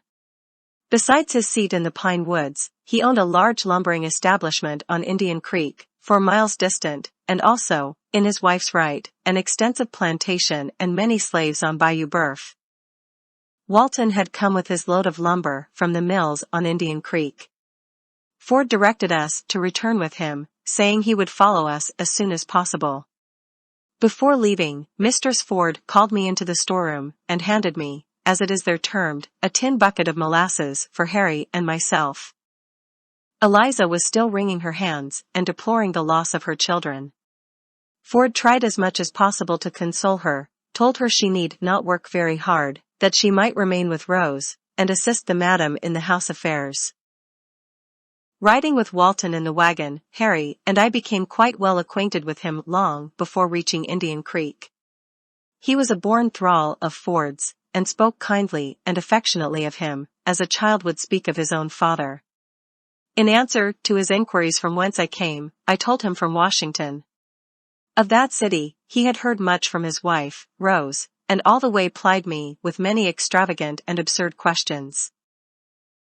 On reaching the mills at Indian Creek, we found 2 more of Ford's slaves, Sam and Antony. Sam, also, was a Washingtonian, having been brought out in the same gang with Rose. He had worked on a farm near Georgetown. Antony was a blacksmith, from Kentucky, who had been in his present master's service about 10 years. Sam knew Birch, and when informed that he was the trader who had sent me on from Washington, it was remarkable how well we agreed upon the subject of his superlative rascality. He had forwarded Sam also. On Ford's arrival at the mill, we were employed in piling lumber and chopping logs, which occupation we continued during the remainder of the summer. We usually spent our Sabbaths at the opening, on which days our master would gather all his slaves about him, and read and expound the scriptures. He sought to inculcate in our minds feelings of kindness towards each other, of dependence upon God, setting forth the rewards promised unto those who lead an upright and prayerful life. Seated in the doorway of his house, surrounded by his manservants and his maidservants, who looked earnestly into the good man's face, he spoke of the loving kindness of the Creator, and of the life that is to come. Often did the voice of prayer ascend from his lips to heaven, the only sound that broke the solitude of the place. In the course of the summer Sam became deeply convicted, his mind dwelling intensely on the subject of religion. His mistress gave him a Bible, which he carried with him to his work. Whatever leisure time was allowed him, he spent in perusing it, though it was only with great difficulty that he could master any part of it. I often read to him, a favor which he well repaid me by many expressions of gratitude. Sam's piety was frequently observed by white men who came to the mill, and the remark it most generally provoked was, that a man like Ford, who allowed his slaves to have Bibles, was not fit to own a nigger. He, however, lost nothing by his kindness. It is a fact I have more than once observed, that those who treated their slaves most leniently were rewarded by the greatest amount of labor. I know it from my own experience. It was a source of pleasure to surprise Master Ford with a greater day's work than was required, while, under subsequent masters, there was no prompter to extra effort but the overseer's lash. It was the desire of Ford's approving voice that suggested to me an idea that resulted to his profit. The lumber we were manufacturing was contracted to be delivered at Lamourie. It had hitherto been transported by land, and was an important item of expense. Indian Creek, upon which the mills were situated, was a narrow but deep stream emptying into Bayou Boeuf. In some places it was not more than 12 feet wide, and much obstructed with trunks of trees. Bayou Boeuf was connected with Bayou Lamourie. I ascertained the distance from the mills to the point on the latter bayou, where our lumber was to be delivered, was but a few miles less by land than by water. Provided the creek could be made navigable for rafts, it occurred to me that the expense of transportation would be materially diminished.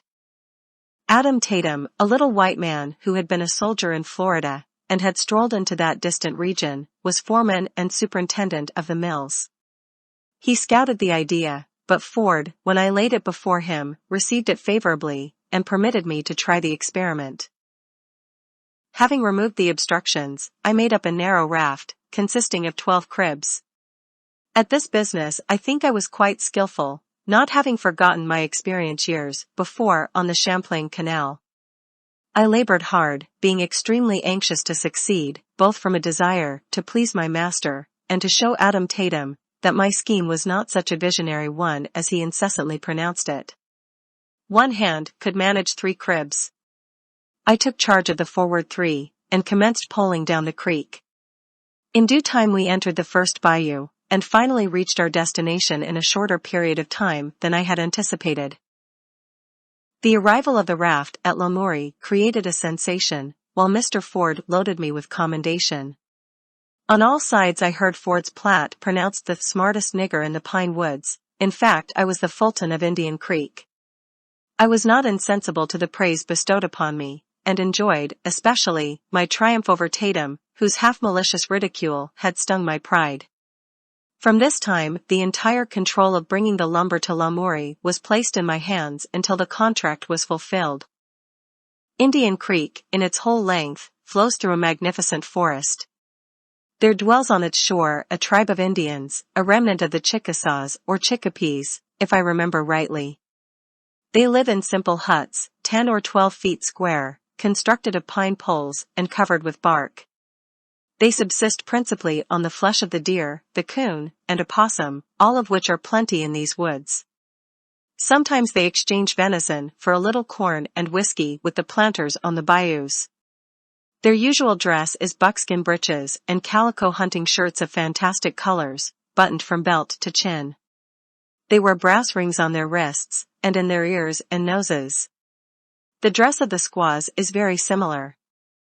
They are fond of dogs and horses, owning many of the latter, of a small, tough breed, and are skillful riders.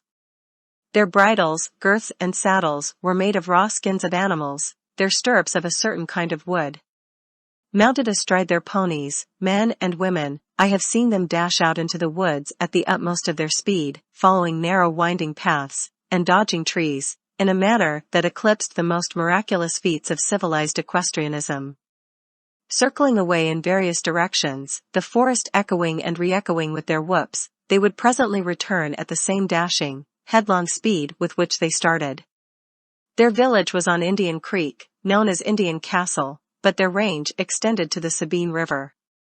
Occasionally a tribe from Texas would come over on a visit, and then there was indeed a carnival in the great pine woods.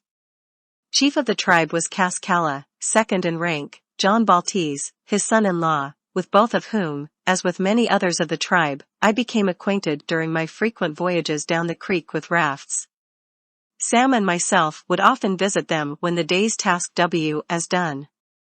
They were obedient to the chief, the word of Cascalla was their law.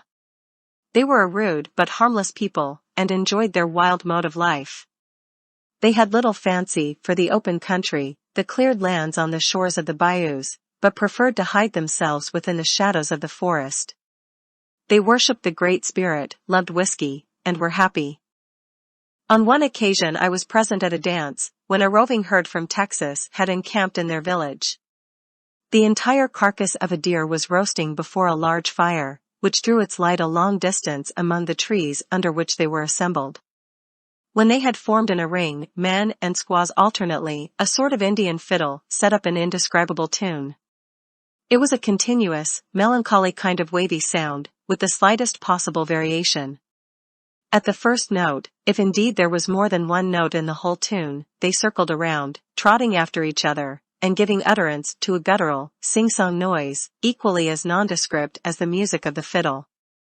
At the end of the third circuit, they would stop suddenly, whoop as if their lungs would crack, then break from the ring, forming in couples, man and squaw, each jumping backwards as far as possible from the other, then forwards, which graceful feat having been twice or thrice accomplished, they would form in a ring, and go trotting round again. The best dancer appeared to be considered the one who could whoop the loudest, jump the farthest, and utter the most excruciating noise. At intervals, one or more would leave the dancing circle, and going to the fire, cut from the roasting carcass a slice of venison. In a hole, shaped like a mortar, cut in the trunk of a fallen tree, they pounded corn with a wooden pestle, and of the meal made cake. Alternately they danced and ate. Thus were the visitors from Texas entertained by the dusky sons and daughters of the Chickapees, and such is a description, as I saw it, of an Indian ball in the pine woods of Avoyelles. In the autumn I left the mills, and was employed at the opening. One day the mistress was urging Ford to procure a loom, in order that Sally might commence weaving cloth for the winter garments of the slaves. He could not imagine where one was to be found, when I suggested that the easiest way to get one would be to make it, informing him at the same time that I was a sort of jack at all trades, and would attempt it, with his permission. It was granted very readily, and I was allowed to go to a neighboring planter's to inspect one, before commencing the undertaking. At length it was finished and pronounced, by Sally, to be perfect. She could easily weave her task of 14 yards, milk the cows, and have leisure time, besides each day. It worked so well, I was continued in the employment of making looms, which were taken down to the plantation on the bayou. At this time one John M. Tibiats, a carpenter, came to the opening to do some work on master's house. I was directed to quit the looms and assist him. For 2 weeks I was in his company, planing and matching boards for ceiling, a plastered room being a rare thing in the parish of Avoyelles. John M. Tibiats was the opposite of Ford in all respects. He was a small, crabbed, quick-tempered, spiteful man. He had no fixed residence that I ever heard of, but passed from one plantation to another, wherever he could find employment. He was without standing in the community, not esteemed by white men, nor even respected by slaves. He was ignorant, withal, and of a revengeful disposition. He left the parish long before I did, and I know not whether he is at present alive or dead. Certain it is, it was a most unlucky day for me that brought us together. During my residence with Master Ford the first had seen only the bright side of slavery. His was no heavy hand crushing us to the earth. He pointed upwards, and with benign and cheering words addressed us as his fellow mortals, accountable, like himself, to the Maker of us all. I think of him with affection, and had my family been with me, could have borne his gentle servitude, without murmuring, all my days. But clouds were gathering in the horizon, forerunners of a pitiless storm that was soon to break over me. I was doomed to endure such bitter trials as the poor slave only knows, and to lead no more the comparatively happy life which I had led in the great pine woods. Chapter 8. William Ford unfortunately became embarrassed in his pecuniary affairs. A heavy judgment was rendered against him in consequence of his having become security for his brother, Franklin Ford, residing on Red River, above Alexandria, and who had failed to meet his liabilities. He was also indebted to John M. Tibiats to a considerable amount in consideration of his services in building the mills on Indian Creek, and also a weaving house corn mill and other erections on the plantation at Bayou Boeuf, not yet completed. It was therefore necessary, in order to meet these demands, to dispose of 18 slaves, myself among the number. 17 of them, including Sam and Harry, were purchased by Peter Compton, a planter also residing on Red River. I was sold to Tibiats, in consequence, undoubtedly, of my slight skill as a carpenter. This was in the winter of 1842. The deed of myself from Freeman to Ford, as I ascertained from the public records in New Orleans on my return, was dated June 23, d. 1841. At the time of my sale to Tibiats, the price agreed to be given for me being more than the debt, Ford took a chattel mortgage of $400. I am indebted for my life, as will hereafter be seen, to that mortgage. I bade farewell to my good friends at the opening, and departed with my new master Tibiats. We went down to the plantation on Bayou Boeuf, distant 27 miles from the Pine Woods, to complete the unfinished contract.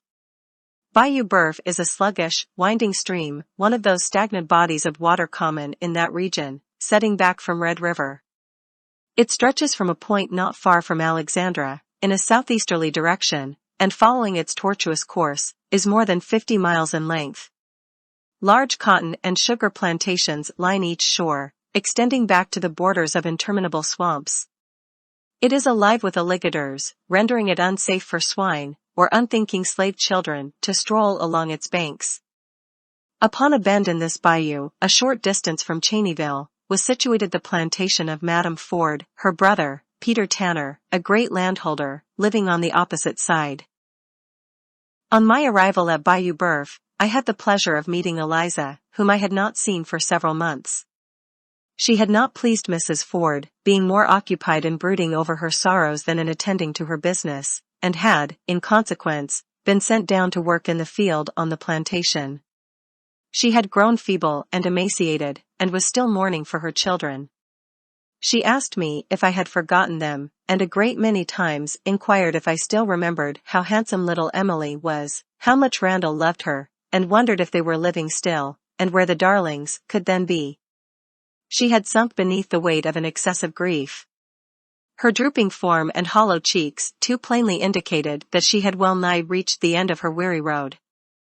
Ford's overseer on this plantation, and who had the exclusive charge of it, was a Mr. Chapin, a kindly disposed man, and a native of Pennsylvania. In common with others, he held Tibiats in light estimation, which fact, in connection with the $400 mortgage, was fortunate for me. I was now compelled to labor very hard. From earliest dawn until late at night, I was not allowed to be a moment idle.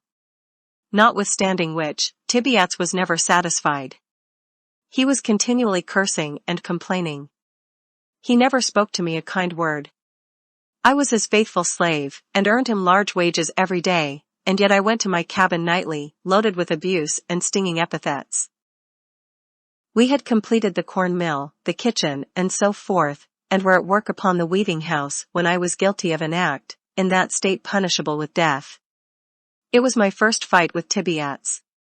The weaving house we were erecting stood in the orchard a few rods from the residence of Chapin, or the Great House, as it was called. One night, having worked until it was too dark to see, I was ordered by Tibiats to rise very early in the morning, procure a keg of nails from Chapin, and commence putting on the clapboards. I retired to the cabin extremely tired, and having cooked a supper of bacon and corn cake, and conversed a while with Eliza, who occupied the same cabin, as also did Lawson and his wife Mary, and a slave named Bristol, laid down upon the ground floor, little dreaming of the sufferings that awaited me on the morrow. Before daylight I was on the piazza of the Great House, awaiting the appearance of Overseer Chapin. To have aroused him from his slumbers and stated my errand, would have been an unpardonable boldness. At length he came out. Taking off my hat, I informed him Master Tibiats had directed me to call upon him for a keg of nails. Going into the storeroom, he rolled it out, at the same time saying, if Tibiats preferred a different size, he would endeavor to furnish them, but that I might use those until further directed. Then mounting his horse, which stood saddled and bridled at the door, he rode away into the field, whither the slaves had preceded him, while I took the keg on my shoulder, and proceeding to the weaving house, broke in the head, and commenced nailing on the clapboards. As the day began to open, Tibiats came out of the house to where I was, hard at work. He seemed to be that morning even more morose and disagreeable than usual. He was my master, entitled by law to my flesh and blood, and to exercise over me such tyrannical control as his mean nature prompted, but there was no law that could prevent my looking upon him with intense contempt. I despised both his disposition and his intellect. I had just come round to the keg for a further supply of nails, as he reached the weaving house.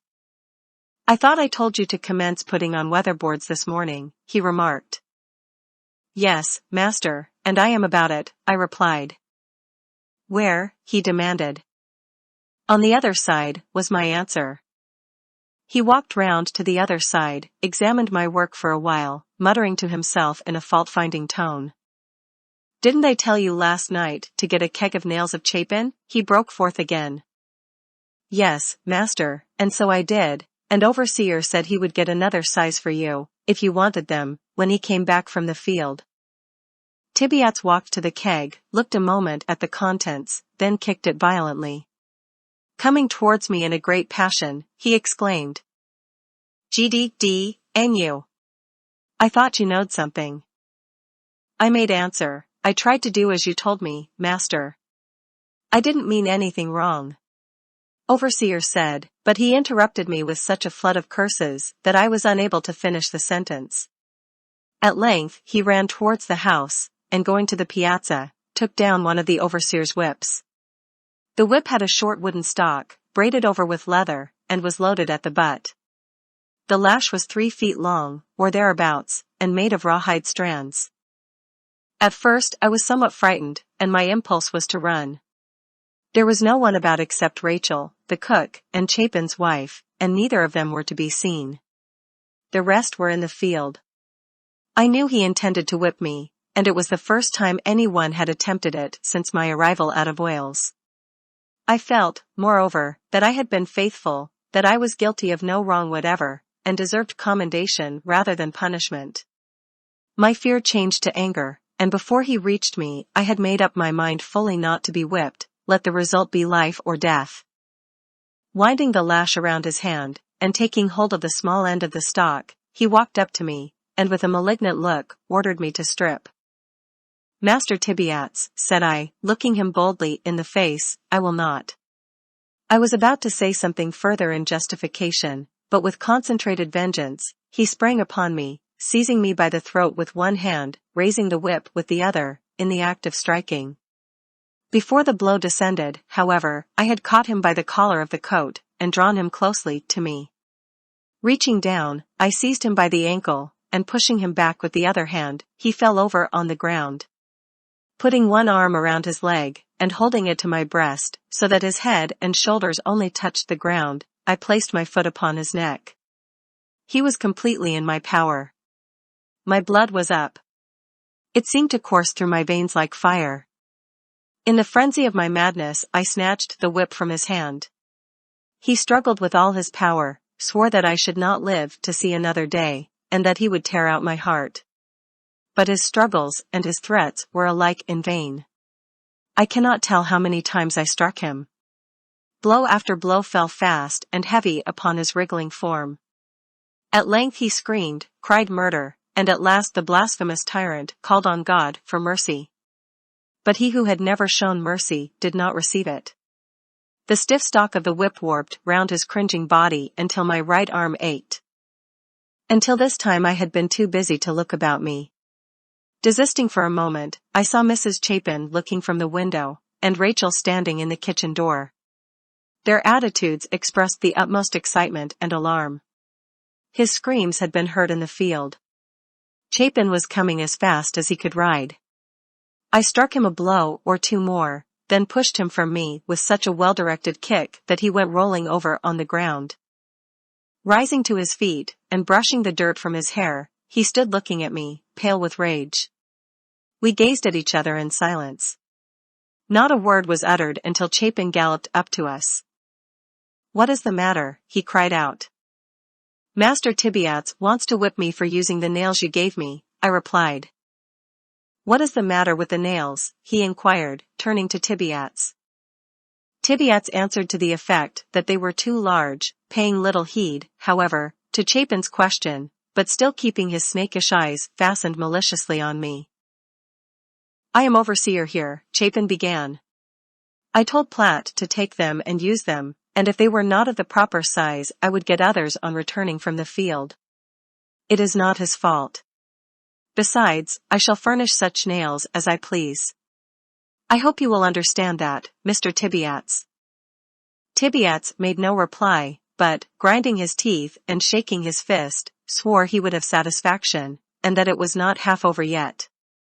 Thereupon he walked away, followed by the overseer, and entered the house, the latter talking to him all the while in a suppressed tone, and with earnest gestures. I remained where I was, doubting whether it was better to fly or abide the result, whatever it might be. Presently Tibiats came out of the house, and, saddling his horse, the only property he possessed besides myself, departed on the road to Shennyville. When he was gone, Chapin came out, visibly excited, telling me not to stir, not to attempt to leave the plantation on any account whatever. He then went to the kitchen, and calling Rachel out, conversed with her some time. Coming back, he again charged me with great earnestness not to run, saying my master was a rascal, that he had left on no good errand, and that there might be trouble before night. But at all events, he insisted upon it, I must not stir. As I stood there, feelings of unutterable agony overwhelmed me. I was conscious that I had subjected myself to unimaginable punishment. The reaction that followed my extreme ebullition of anger produced the most painful sensations of regret. An unfriended, helpless slave, what could Ito, what could I say, to justify, in the remotest manner, the heinous act I had committed, of resenting a white man's contumely and abuse? I tried to pray, I tried to beseech my heavenly Father to sustain me in my sore extremity, but emotion choked my utterance, and I could only bow my head upon my hands and weep.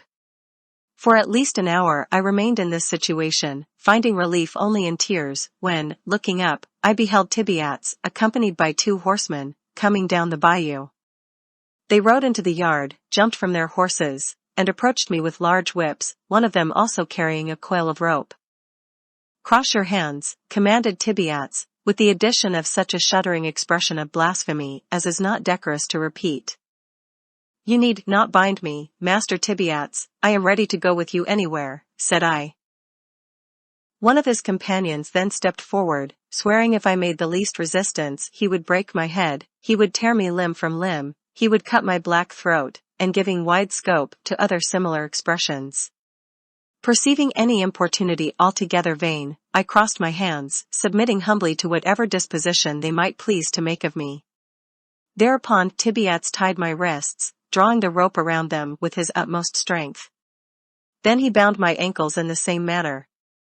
In the meantime, the other 2 had slipped a cord within my elbows, running it across my back, and tying it firmly. It was utterly impossible to move hand or foot. With a remaining piece of rope Tibiats made an awkward noose, and placed it about my neck.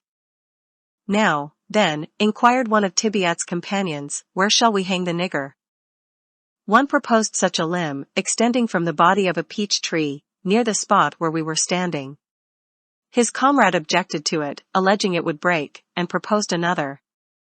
Finally, they fixed upon the latter. During this conversation, and all the time they were binding me, I uttered not a word. Overseer Chapin, during the progress of the scene, was walking hastily back and forth on the piazza. Rachel was crying by the kitchen door, and Mrs. Chapin was still looking from the window. Hope died within my heart. Surely my time had come. I should never behold the light of another day, never behold the faces of my children, the sweet anticipation I had cherished with such fondness. I should that hour struggle through the fearful agonies of death. None would mourn for me, none revenge me. Soon my form would be moldering in that distant soil, or, perhaps, be cast to the slimy reptiles that filled the stagnant waters of the bayou. Tears flowed down my cheeks, but they only afforded a subject of insulting comment for my executioners. At length, as they were dragging me towards the tree, Chapin, who had momentarily disappeared from the piazza, came out of the house and walked towards us. He had a pistol in each hand, and as near as I can now recall to mind, spoke in a firm, determined manner, as follows: "Gentlemen, I have a few words to say. You had better listen to them. Whoever moves that slave another foot from where he stands is a dead man. In the first place, he does not deserve this treatment. It is a shame to murder him in this manner. I never knew a more faithful boy than Platt. You, Tibiats, are in the fault yourself. You are pretty much of a scoundrel, and I know it, and you richly deserve the flogging you have received. In the next place, I have been overseer on this plantation 7 years, and, in the absence of William Ford, am master here. My duty is to protect his interests, and that duty I shall perform. You are not responsible. You are a worthless fellow. Ford holds a mortgage on Platt of $400. If you hang him, he loses his debt. Until that is cancelled, you have no right to take his life. You have no right to take it anyway. There is a law for the slave as well as for the white man. You are no better than a murderer. As for you," addressing Cook and Ramsey, a couple of overseers from neighboring plantations, "as for you, begone. If you have any regard for your own safety, I say, begone." Cook and Ramsey, without a further word, mounted their horses and rode away. Tibiats, in a few minutes, evidently in fear, and overawed by the decided tone of Chapin, sneaked off like a coward, as he was, and mounting his horse, followed his companions. I remained standing where I was, still bound, with the rope around my neck. As soon as they were gone, Chapin called Rachel, ordering her to run to the field, and tell Lawson to hurry to the house without delay, and bring the brown mule with him, an animal much prized for its unusual fleetness. Presently, the boy appeared. "Lawson," said Chapin, "you must go to the pine woods. Tell your master Ford to come here at once, that he must not delay a single moment. Tell him they are trying to murder Platt. Now hurry, boy. Be at the pine woods by noon if you kill the mule." Chapin stepped into the house and wrote a pass. When he returned, Lawson was at the door, mounted on his mule. Receiving the pass, he plied the whip right smartly to the beast, dashed out of the yard, and turning up the bayou on a hard gallop, in less time than it has taken me to describe the scene, was out of sight. Chapter 9.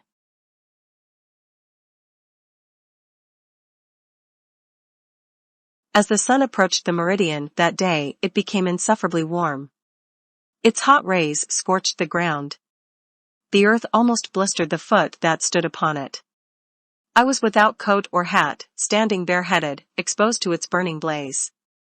Great drops of perspiration rolled down my face, drenching the scanty apparel wherewith I was clothed. Over the fence, a very little way off, the peach trees cast their cool, delicious shadows on the grass. I would gladly have given a long year of service to have been enabled to exchange the heated oven, as it were, wherein I stood, for a seat beneath their branches. But I was yet bound, the rope still dangling from my neck, and standing in the same tracks where Tibiats and his comrades left me. I could not move an inch, so firmly had I been bound. To have been enabled to lean against the weaving house would have been a luxury indeed. But it was far beyond my reach, though distant less than 20 feet. I wanted to lie down, but knew I could not rise again. The ground was so parched and boiling hot I was aware it would but add to the discomfort of my situation. If I could have only moved my position, however slightly, it would have been relief unspeakable. But the hot rays of a southern sun, beating all the long summer day on my bare head, produced not half the suffering I experienced from my aching limbs. My wrists and ankles, and the cords of my legs and arms began to swell, burying the rope that bound them into the swollen flesh. All day Chapin walked back and forth upon the stoop, but not once approached me. He appeared to be in a state of great uneasiness, looking first towards me, and then up the road, as if expecting some arrival every moment. He did not go to the field, as was his custom. It was evident from his manner that he supposed Tibiats would return with more and better armed assistance, perhaps, to renew the quarrel, and it was equally evident he had prepared his mind to defend my life at whatever hazard. Why he did not relieve me, why he suffered me to remain in agony the whole weary day, I never knew. It was not for want of sympathy, I am certain. Perhaps he wished Ford to see the rope about my neck, and the brutal manner in which I had been bound. Perhaps his interference with another's property in which he had no legal interest might have been a trespass, which would have subjected him to the penalty of the law. Why Tibiats was all day absent was another mystery I never could divine. He knew well enough that Chapin would not harm him unless he persisted in his design against me. Lawson told me afterwards that, as he passed the plantation of John David Cheney, he saw the three, and that they turned and looked after him as he flew by. I think his supposition was that Lawson had been sent out by Overseer Chapin to arouse the neighboring planters, and to call on them to come to his assistance. He, therefore, undoubtedly, acted on the principle that discretion is the better part of valor, and kept away. But whatever motive may have governed the cowardly and malignant tyrant, it is of no importance. There I still stood in the noontide sun, groaning with pain. From long before daylight I had not eaten a morsel. I was growing faint from pain, and thirst, and hunger. Once only, in the very hottest portion of the day, Rachel, half fearful she was acting contrary to the overseer's wishes, ventured to me, and held a cup of water to my lips. The humble creature never knew, nor could she comprehend if she had heard them, the blessings I invoked upon her, for that balmy draught. She could only say, "Oh, Platt, how I do pity you," and then hasten back to her labors in the kitchen. Never did the sun move so slowly through the heavens, never did it shower down such fervent and fiery rays, as it did that day. At least, so it appeared to me. What my meditations were, the innumerable thoughts that thronged through my distracted brain, I will not attempt to give expression to. Suffice it to say, during the whole long day I came not to the conclusion, even once, that the Southern slave, fed, clothed, whipped and protected by his master, is happier than the free-colored citizen of the North. To that conclusion I have never since arrived. There are many, however, even in the Northern states, benevolent and well-disposed men, who will pronounce my opinion erroneous, and gravely proceed to substantiate the assertion with an argument. Alas! They have never drank, as I have, from the bitter cup of slavery. Just at sunset, my heart leaped with unbounded joy, as Ford came riding into the yard, his horse covered with foam. Chapin met him at the door, and after conversing a short time, he walked directly to me. "Poor Platt, you are in a bad state," was the only expression that escaped his lips. "Thank God," said I, "thank God, Master Ford, that you have come at last." Drawing a knife from his pocket, he indignantly cut the cord from my wrists, arms, and ankles, and slipped the noose from my neck. I attempted to walk, but staggered like a drunken man, and fell partially to the ground. Ford returned immediately to the house, leaving me alone again. As he reached the piazza, Tibiats and his two friends rode up. A long dialogue followed. I could hear the sound of their voices, the mild tones of Ford mingling with the angry accents of Tibiats, but was unable to distinguish what was said. Finally, the three departed again, apparently not well pleased. I endeavored to raise the hammer, thinking to show Ford how willing I was to work, by proceeding with my labors on the weaving house, but it fell from my nerveless hand. At dark I crawled into the cabin, and lay down. I was in great misery, all sore and swollen, the slightest movement producing excruciating suffering. Soon the hands came in from the field. Rachel, when she went after Lawson, had told them what had happened. Eliza and Mary broiled me a piece of bacon, but my appetite was gone. Then they scorched some cornmeal and made coffee. It was all that I could take. Eliza consoled me and was very kind. It was not long before the cabin was full of slaves. They gathered round me, asking many questions about the difficulty with Tibiats in the morning, and the particulars of all the occurrences of the day. Then Rachel came in, and in her simple language, repeated it over again, dwelling emphatically on the kick that sent Tibiats rolling over on the ground, whereupon there was a general titter throughout the crowd. Then she described how Chapin walked out with his pistols and rescued me, and how Master Ford cut the ropes with his knife, just as if he was mad. By this time Lawson had returned. He had to regale them with an account of his trip to the pine woods, how the brown mule bore him faster than a streak o' lightnin', how he astonished everybody as he flew along, how Master Ford started right away, how he said Platt was a good nigger, and they shouldn't kill him, concluding with pretty strong intimations that there was not another human being in the wide world who could have created such a universal sensation on the road, or performed such a marvelous John Gilpin feat as he had done that day on the brown mule. The kind creatures loaded me with the expression of their sympathy, saying Tibiats was a hard, cruel man, and hoping Massa Ford would get me back again. In this manner, they passed the time, discussing, chatting, talking over and over again the exciting affair, until suddenly Chapin presented himself at the cabin door and called me. "Platt," said he, "you will sleep on the floor in the great house tonight, bring your blanket with you." I arose as quickly as I was able, took my blanket in my hand, and followed him. On the way he informed me that he should not wonder if Tibiats was back again before morning, that he intended to kill me, and that he did not mean he should do it without witnesses. Had he stabbed me to the heart in the presence of 100 slaves, not one of them, by the laws of Louisiana, could have given evidence against him. I laid down on the floor in the great house, the first and the last time such a sumptuous resting place was granted me during my 12 years of bondage, and tried to sleep. Near midnight the dog began to bark. Chapin arose, looked from the window, but could discover nothing. At length the dog was quiet. As he returned to his room, he said, "I believe, Platt, that scoundrel is skulking about the premises somewhere. If the dog barks again, and I am sleeping, wake me." I promised to do so.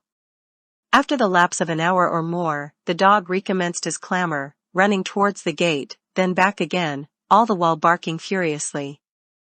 Chapin was out of bed without waiting to be called. On this occasion, he stepped forth upon the piazza, and remained standing there a considerable length of time. Nothing, however, was to be seen, and the dog returned to his kennel. We were not disturbed again during the night.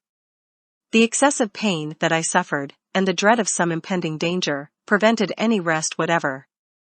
Whether or not Tibiats did actually return to the plantation that night, seeking an opportunity to wreak his vengeance upon me, is a secret known only to himself, perhaps. I thought then, however, and have the strong impression still, that he was there. At all events, he had the disposition of an assassin, cowering before a brave man's words, but ready to strike his helpless or unsuspecting victim in the back, as I had reason afterwards to know. At daylight in the morning, I arose, sore and weary, having rested little. Nevertheless, after partaking breakfast, which Mary and Eliza had prepared for me in the cabin, I proceeded to the weaving house and commenced the labors of another day. It was Chapin's practice, as it is the practice of overseers generally, immediately on arising, to bestride his horse, always saddled and bridled and ready for him, the particular business of some slave, and ride into the field. This morning, on the contrary, he came to the weaving house, asking if I had seen anything of Tibiats yet. Replying in the negative, he remarked there was something not right about the fellow, there was bad blood in him, that I must keep a sharp watch of him, or he would do me wrong some day when I least expected it. While he was yet speaking, Tibiats rode in, hitched his horse, and entered the house. I had little fear of him while Ford and Chapin were at hand, but they could not be near me always. Oh! How heavily the weight of slavery pressed upon me then! I must toil day after day, endure abuse and taunts and scoffs, sleep on the hard ground, live on the coarsest fare, and not only this, but live the slave of a blood-seeking wretch, of whom I must stand henceforth in continued fear and dread. Why had I not died in my young years, before God had given me children to love and live for? What unhappiness and suffering and sorrow it would have prevented! I sighed for liberty, but the bondman's chain was round me, and could not be shaken off. I could only gaze wistfully towards the north, and think of the thousands of miles that stretched between me and the soil of freedom, over which a black freeman may not pass. Tibiats, in the course of half an hour, walked over to the weaving house, looked at me sharply, then returned without saying anything. Most of the forenoon he sat on the piazza, reading a newspaper and conversing with Ford. After dinner, the latter left for the pine woods, and it was indeed with regret that I beheld him depart from the plantation. Once more during the day Tibiats came to me, gave me some order, and returned. During the week, the weaving house was completed, Tibiats in the meantime making no allusion whatever to the difficulty. When I was informed he had hired me to Peter Tanner, to work under another carpenter by the name of Myers. This announcement was received with gratification, as any place was desirable that would relieve me of his hateful presence. Peter Tanner, as the reader has already been informed, lived on the opposite shore, and was the brother of Mistress Ford. He is one of the most extensive planters on Bayou Boeuf, and owns a large number of slaves. Over I went to Tanner's, joyfully enough.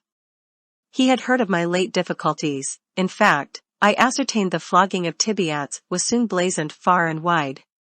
This affair, together with my rafting experiment, had rendered me somewhat notorious. More than once I heard it said that Platt Ford, now Platt Tibiats, a slave's name changes with his change of master, was a devil of a nigger. But I was destined to make a still further noise, as will presently be seen, throughout the little world of Bayou Boeuf. Peter Tanner endeavored to impress upon me the idea that he was quite severe, though I could perceive there was a vein of good humor in the old fellow, after all. "You're the nigger," he said to me on my arrival, "you're the nigger that flogged your master, eh? You're the nigger that kicks, and holds Carpenter Tibiats by the leg, and wallops him, are ye? I'd like to see you hold me by the leg, I should. You're a pordant character, you're a great nigger, very remarkable nigger, ain't ye? I'd lash you, I'd take the tantrums out of ye. Just take hold of my leg, if you please. None of your pranks here, my boy, remember that. Now go to work, you kickin' rascal," concluded Peter Tanner, unable to suppress a half-comical grin at his own wit and sarcasm.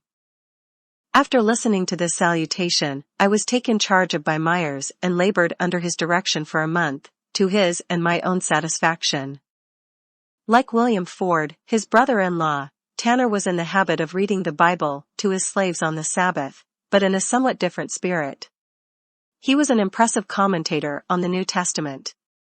The first Sunday after my coming to the plantation, he called them together, and began to read the 12th chapter of Luke. When he came to the 47th verse, he looked deliberately around him, and continued, "And that servant which knew his Lord's will," here he paused, looking around more deliberately than before, and again proceeded, "which knew his Lord's will, and prepared not himself," here was another pause, "prepared not himself, neither did according to his will, shall be beaten with many stripes." "D'ye hear that?" demanded Peter, emphatically. "Stripes," he repeated, slowly and distinctly, taking off his spectacles, preparatory to making a few remarks. "That nigger that don't take care, that don't obey his lord, that's his master, D.C., that ere a nigger shall be beaten with many stripes." Now, many signifies a great many, 40, 100, 150 lashes. That's scripture, and so Peter continued to elucidate the subject for a great length of time, much to the edification of his sable audience. At the conclusion of the exercises, calling up 3 of his slaves, Warner, Will and Major, he cried out to me. "Here, Platt, you held Tibiats by the legs, now I'll see if you can hold these rascals in the same way, till I get back from meetin' dot." Thereupon he ordered them to the stocks, a common thing on plantations in the Red River country.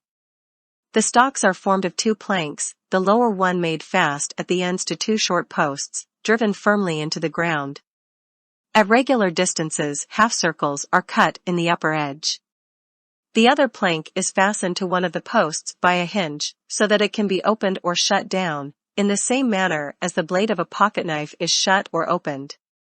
In the lower edge of the upper plank corresponding half circles are also cut, so that when they close, a row of holes is formed large enough to admit a Negro's leg above the ankle, but not large enough to enable him to draw out his foot. The other end of the upper plank, opposite the hinge, is fastened to its post by lock and key. The slave is made to sit upon the ground, when the uppermost prank is elevated, his legs, just above the ankles, placed in the sub-half circles, and shutting it down again, and locking it, he is held secure and fast. Very often the neck instead of the ankle is enclosed. In this manner, they are held during the operation of whipping. Warner, Will and Major, according to Tanner's account of them, were melon-stealing, Sabbath-breaking niggers, and not approving of such wickedness, he felt it his duty to put them in the stocks. Handing me the key, himself, Myers, Mistress Tanner and the children entered the carriage and drove away to church at Cheneyville. When they were gone, the boys begged me to let them out. I felt sorry to see them sitting on the hot ground, and remembered my own sufferings in the sun. Upon their promise to return to the stocks at any moment they were required to do so, I consented to release them. Grateful for the lenity shown them, and in order in some measure to repay it, they could do no less, of course, than pilot me to the melon patch. Shortly before Tanner's return, they were in the stocks again. Finally he drove up, and looking at the boys, said, with a chuckle, "Aha! Ye haven't been strolling about much today, anyway. I'll teach you what's what. I'll tire ye of eating watermelons on the Lord's Day, ye Sabbath-breaking niggers." Peter Tanner prided himself upon his strict religious observances. He was a deacon in the church. But I have now reached a point in the progress of my narrative, when it becomes necessary to turn away from these light descriptions, to the more grave and weighty matter of the second battle with Master Tibiats, and the flight through the great Pacudry swamp. Chapter 10. At the end of a month, my services being no longer required at Tanner's, I was sent over the bayou again to my master, whom I found engaged in building the cotton press. This was situated at some distance from the great house, in a rather retired place. I commenced working once more in company with Tibiats, being entirely alone with him most part of the time. I remembered the words of Chapin, his precautions, his advice to beware, lest in some unsuspecting moment he might injure me. They were always in my mind, so that I lived in a most uneasy state of apprehension and fear. One eye was on my work, the other on my master. I determined to give him no cause of offense, to work still more diligently, if possible, than I had done, to bear whatever abuse he might heap upon me, save bodily injury, humbly and patiently, hoping thereby to soften in some degree his manner towards me, until the blessed time might come when I should be delivered from his clutches. The third morning after my return, Chapin left the plantation for Cheneyville, to be absent until night. Tibiats, on that morning, was attacked with one of those periodical fits of spleen and ill humor to which he was frequently subject, rendering him still more disagreeable and venomous than usual. It was about 9 o'clock in the forenoon, when I was busily employed with the jackplane on one of the sweeps. Tibiats was standing by the workbench, fitting a handle into the chisel, with which he had been engaged previously in cutting the thread of the screw. "You are not planing that down enough," said he. "It is just even with the line," I replied. "You're a d.d. liar," he exclaimed passionately. "Oh, well, master," I said, mildly, "I will plane it down more if you say so," at the same time proceeding to do as I supposed he desired. Before one shaving had been removed, however, he cried out, saying I had now planed it too deep, it was too small, I had spoiled the sweep entirely. Then followed curses and imprecations. I had endeavored to do exactly as he directed, but nothing would satisfy the unreasonable man. In silence and in dread I stood by the sweep, holding the jackplane in my hand, not knowing what to do, and not daring to be idle. His anger grew more and more violent, until, finally, with an oath, such a bitter, frightful oath as only Tibiats could utter, he seized a hatchet from the workbench and darted towards me, swearing he would cut my head open. It was a moment of life or death. The sharp, bright blade of the hatchet glittered in the sun. In another instant it would be buried in my brain, and yet in that instant, so quick will a man's thoughts come to him in such a fearful strait, I reasoned with myself. If I stood still, my doom was certain; if I fled, 10 chances to 1 the hatchet, flying from his hand with a too deadly and unerring aim, would strike me in the back. There was but one course to take. springing towards him with all my power, and meeting him full halfway, before he could bring down the blow. With one hand I caught his uplifted arm, with the other seized him by the throat. We stood looking each other in the eyes. In his I could see murder. I felt as if I had a serpent by the neck, watching the slightest relaxation of my gripe, to coil itself round my body, crushing and stinging it to death. I thought to scream aloud, trusting that some ear might catch the sound, but Chapin was away, the hands were in the field, there was no living soul in sight or hearing. The good genius, which thus far through life has saved me from the hands of violence, at that moment suggested a lucky thought. With a vigorous and sudden kick, that brought him on one knee, with a groan, I released my hold upon his throat, snatched the hatchet, and cast it beyond reach. Frantic with rage, maddened beyond control, he seized a white oak stick, 5 feet long, perhaps, and as large in circumference as his hand could grasp, which was lying on the ground. Again he rushed towards me, and again I met him, seized him about the waist, and being the stronger of the two, bore him to the earth. While in that position I obtained possession of the stick, and rising, cast it from me, also. He likewise arose and ran for the broad axe on the workbench. Fortunately, there was a heavy plank lying upon its broad blade, in such a manner that he could not extricate it, before I had sprung upon his back. Pressing him down closely and heavily on the plank, so that the axe was held more firmly to its place, I endeavored, but in vain, to break his grasp upon the handle. In that position we remained some minutes. There have been hours in my unhappy life, many of them, when the contemplation of death as the end of earthly sorrow, of the grave as a resting place for the tired and worn-out body, has been pleasant to dwell upon. But such contemplations vanish in the hour of peril. No man, in his full strength, can stand undismayed in the presence of the King of Terrors. Life is dear to every living thing, the worm that crawls upon the ground will struggle for it. At that moment it was dear to me, enslaved and treated as I was. Not able to unloose his hand, once more I seized him by the throat, and this time, with a vice-like gripe that soon relaxed his hold. He became pliant and unstrung. His face, that had been white with passion, was now black from suffocation. Those small serpent eyes, that spat such venom, were now full of horror, 2 great white orbs starting from their sockets.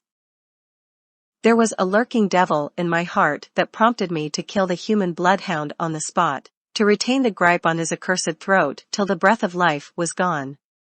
I dared not murder him, and I dared not let him live.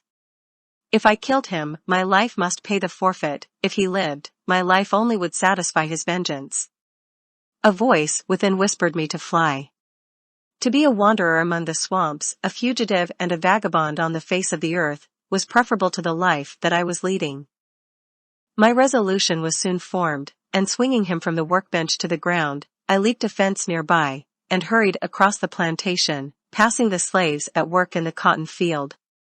At the end of a quarter of a mile I reached the wood pasture, and it was a short time indeed that I had been running it. Climbing on to a high fence, I could see the cotton press, the great house, and the space between. It was a conspicuous position, from whence the whole plantation was in view. I saw Tibiats cross the field towards the house, and enter it, then he came out, carrying his saddle, and presently mounted his horse and galloped away. I was desolate, but thankful. Thankful that my life was spared, desolate and discouraged with the prospect before me. What would become of me? Who would befriend me? Whither should I fly? Oh, God! Thou who gavest me life, and implanted in my bosom the love of life, who filled it with emotions such as other men, thy creatures, have, do not forsake me. Have pity on the poor slave, let me not perish.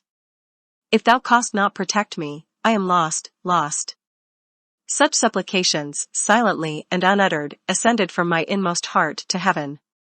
But there was no answering voice, no sweet, low tone, coming down from on high, whispering to my soul, "It is I, be not afraid." I was the forsaken of God, it seemed, the despised and hated of men. In about 3/4 of an hour several of the slaves shouted and made signs for me to run. Presently, looking up the bayou, I saw Tibiats and 2 others on horseback, coming at a fast gait, followed by a troop of dogs. There were as many as 8 or 10. Distant as I was, I knew them.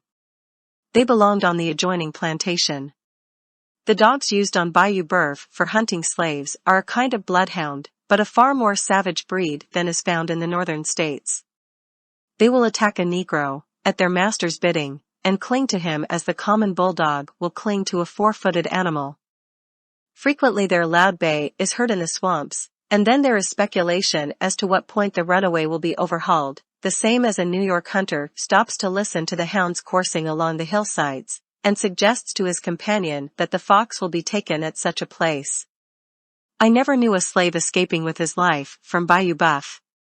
One reason is, they are not allowed to learn the art of swimming, and are incapable of crossing the most inconsiderable stream. In their flight they can go in no direction but a little way without coming to a bayou, when the inevitable alternative is presented, of being drowned or overtaken by the dogs. In youth I had practiced in the clear streams that flow through my native district, until I had become an expert swimmer, and felt at home in the watery element. I stood upon the fence until the dogs had reached the cotton press. In an instant more, their long, savage yells announced they were on my track. Leaping down from my position, I ran towards the swamp. Fear gave me strength, and I exerted it to the utmost. Every few moments I could hear the yelpings of the dogs. They were gaining upon me. Every howl was nearer and nearer. Each moment I expected they would spring upon my back, expected to feel their long teeth sinking into my flesh. There were so many of them, I knew they would tear me to pieces, that they would worry me, at once, to death. I gasped for breath, gasped forth a half-uttered, choking prayer to the Almighty to save me, to give me strength to reach some wide, deep bayou where I could throw them off the track, or sink into its waters. Presently I reached a thick palmetto bottom. As I fled through them they made a loud rustling noise, not loud enough, however, to drown the voices of the dogs. Continuing my course due south, as nearly as I can judge, I came at length to water just over shoe. The hounds at that moment could not have been 5 rods behind me. I could hear them crashing and plunging through the palmettos, their loud, eager yells making the whole swamp clamorous with the sound. Hope revived a little as I reached the water. If it were only deeper, they might lose the scent, and thus disconcerted, afford me the opportunity of evading them. Luckily, it grew deeper the farther I proceeded, now over my ankles, now halfway to my knees, now sinking a moment to my waist, and then emerging presently into more shallow places. The dogs had not gained upon me since I struck the water. Evidently they were confused. Now their savage intonations grew more and more distant, assuring me that I was leaving them. Finally I stopped to listen, but the long howl came booming on the air again, telling me I was not yet safe. From bog to bog, where I had stepped, they could still keep upon the track, though impeded by the water. At length, to my great joy, I came to a wide bayou, and plunging in, had soon stemmed its sluggish current to the other side. There, certainly, the dogs would be confounded, the current carrying down the stream all traces of that slight, mysterious scent, which enables the quick-smelling hound to follow in the track of the fugitive. After crossing this bayou, the water became so deep I could not run. I was now in what I afterwards learned was the Great Pacudry Swamp. It was filled with immense trees, the sycamore, the gum, the cottonwood and cypress, and extends, I am informed, to the shore of the Calcasieu River.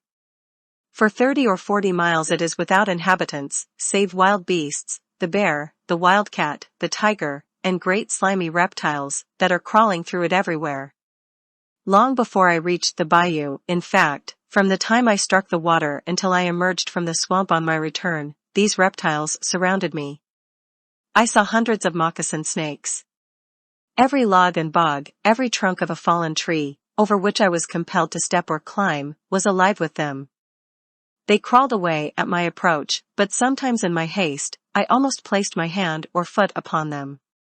They are poisonous serpents, their bite more fatal than the rattlesnakes. Besides, I had lost one shoe, the sole having come entirely off, leaving the upper only dangling to my ankle. I saw also many alligators, great and small, lying in the water, or on pieces of floodwood. The noise I made usually startled them, when they moved off and plunged into the deepest places. Sometimes, however, I would come directly upon a monster before observing it. In such cases, I would start back, run a short way round, and in that manner shun them. Straightforward, they will run a short distance rapidly, but do not possess the power of turning. In a crooked race, there is no difficulty in evading them. About 2 o'clock in the afternoon, I heard the last of the hounds. Probably they did not cross the bayou. Wet and weary, but relieved from the sense of instant peril, I continued on, more cautious and afraid, however, of the snakes and alligators than I had been in the earlier portion of my flight. Now, before stepping into a muddy pool, I would strike the water with a stick. If the waters moved, I would go around it, if not, would venture through. At length the sun went down, and gradually night's trailing mantle shrouded the great swamp in darkness. Still I staggered on, fearing every instant I should feel the dreadful sting of the moccasin, or be crushed within the jaws of some disturbed alligator. The dread of them now almost equaled the fear of the pursuing hounds. The moon arose after a time, its mild light creeping through the overspreading branches, loaded with long, pendant moss. I kept traveling forwards until after midnight, hoping all the while that I would soon emerge into some less desolate and dangerous region. But the water grew deeper and the walking more difficult than ever. I perceived it would be impossible to proceed much farther, and knew not, moreover, what hands I might fall into, should I succeed in reaching a human habitation. Not provided with a pass, any white man would be at liberty to arrest me, and place me in prison until such time as my master should prove property, pay charges, and take me away. I was an estray, and if so unfortunate as to meet a law-abiding citizen of Louisiana, he would deem it his duty to his neighbor, perhaps, to put me forthwith in the pound. Really, it was difficult to determine which I had most reason to fear, dogs, alligators, or men. After midnight, however, I came to a halt. Imagination cannot picture the dreariness of the scene. The swamp was resonant with the quacking of innumerable ducks. Since the foundation of the earth, in all probability, a human footstep had never before so far penetrated the recesses of the swamp. It was not silent now, silent to a degree that rendered it oppressive, as it was when the sun was shining in the heavens. My midnight intrusion had awakened the feathered tribes, which seemed to throng the morass in hundreds of thousands, and their garrulous throats poured forth such multitudinous sounds, there was such a fluttering of wings, such sullen plunges in the water all around me, that I was affrighted and appalled. All the fowls of the air, and all the creeping things of the earth appeared to have assembled together in that particular place, for the purpose of filling it with clamor and confusion. Not by human dwellings, not in crowded cities alone, are the sights and sounds of life. The wildest places of the earth are full of them. Even in the heart of that dismal swamp, God had provided a refuge and a dwelling place for millions of living things. The moon had now risen above the trees, when I resolved upon a new project. Thus far I had endeavored to travel as nearly south as possible. Turning about, I proceeded in a northwest direction, my object being to strike the pine woods in the vicinity of Master Ford's. Once within the shadow of his protection, I felt I would be comparatively safe. My clothes were in tatters, my hands, face, and body covered with scratches, received from the sharp knots of fallen trees, and in climbing over piles of brush and floodwood. My bare foot was full of thorns. I was besmeared with muck and mud, and the green slime that had collected on the surface of the dead water, in which I had been immersed to the neck many times during the day and night. Hour after hour, and tiresome indeed had they become, I continued to plod along on my northwest course. The water began to grow less deep, and the ground more firm under my feet. At last I reached the Pacudry, the same wide bayou I had swam while outward bound. I swam it again, and shortly after thought I heard a cock crow, but the sound was faint, and it might have been a mockery of the ear. The water receded from my advancing footsteps, now I had left the bogs behind me, now I was on dry land that gradually ascended to the plain, and I knew I was somewhere in the great pine woods. Just at daybreak I came to an opening, a sort of small plantation, but one I had never seen before. In the edge of the woods I came upon two men, a slave and his young master, engaged in catching wild hogs. The white man I knew would demand my pass, and not able to give him one, would take me into possession. I was too wearied to run again, and too desperate to be taken, and therefore adopted a ruse that proved entirely successful. Assuming a fierce expression, I walked directly towards him, looking him steadily in the face.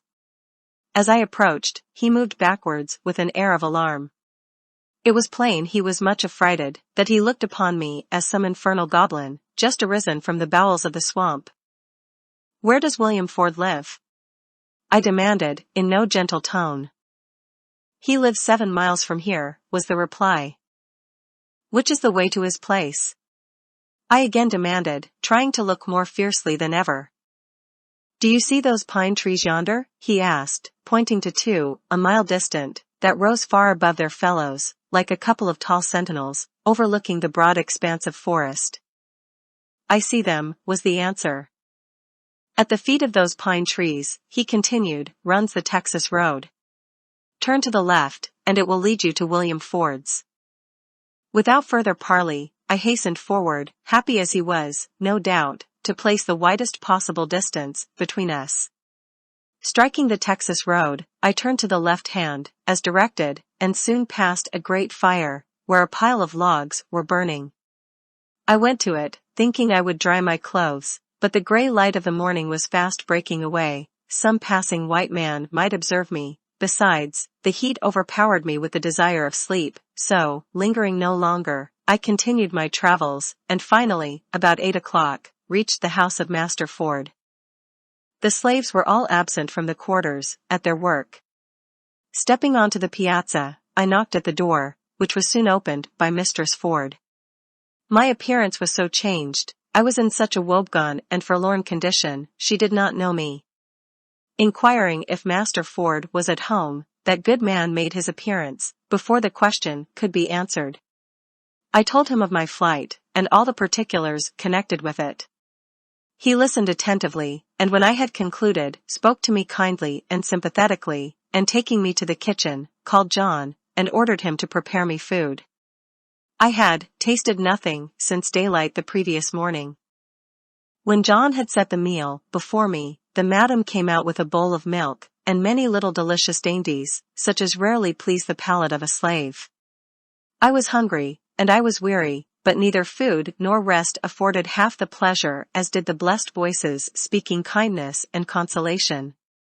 It was the oil and the wine which the Good Samaritan in the great pine woods was ready to pour into the wounded spirit of the slave, who came to him, stripped of his raiment and half dead. They left me in the cabin, that I might rest. Blessed be sleep. It visiteth all alike, descending as the dews of heaven on the bond and free. Soon it nestled to my bosom, driving away the troubles that oppressed it, and bearing me to that shadowy region, where I saw again the faces, and listened to the voices of my children, who, alas, for aught I knew in my waking hours, had fallen into the arms of that other sleep, from which they never would arouse. Chapter 11. After a long sleep, sometime in the afternoon I awoke, refreshed, but very sore and stiff. Sally came in and talked with me, while John cooked me some dinner. Sally was in great trouble, as well as myself, one of her children being ill, and she feared it could not survive. Dinner over, after walking about the quarters for a while, visiting Sally's cabin and looking at the sick child, I strolled into the madam's garden. Though it was a season of the year when the voices of the birds are silent, and the trees are stripped of their summer glories in more frigid climes, yet the whole variety of roses were then blooming there, and the long, luxuriant vines creeping over the frames. The crimson and golden fruit hung half hidden amidst the younger and older blossoms of the peach, the orange, the plum, and the pomegranate, for, in that region of almost perpetual warmth, the leaves are falling and the buds bursting into bloom the whole year long. I indulged the most grateful feelings towards Master and Mistress Ford, and wishing in some manner to repay their kindness, commenced trimming the vines, and afterwards weeding out the grass from among the orange and pomegranate trees. The latter grows 8 or 10 feet high, and its fruit, though larger, is similar in appearance to the jelly flower. It has the luscious flavor of the strawberry. Oranges, peaches, plums, and most other fruits are indigenous to the rich, warm soil of Wales, but the apple, the most common of them all in colder latitudes, is rarely to be seen.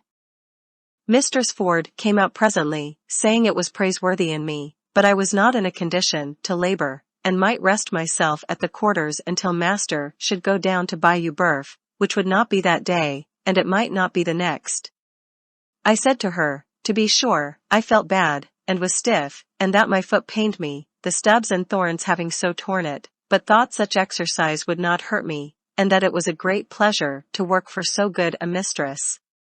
Thereupon she returned to the great house, and for 3 days I was diligent in the garden, cleaning the walks, weeding the flower beds, and pulling up the rank grass beneath the jessamine vines, which the gentle and generous hand of my protectress had taught to clamber along the walls.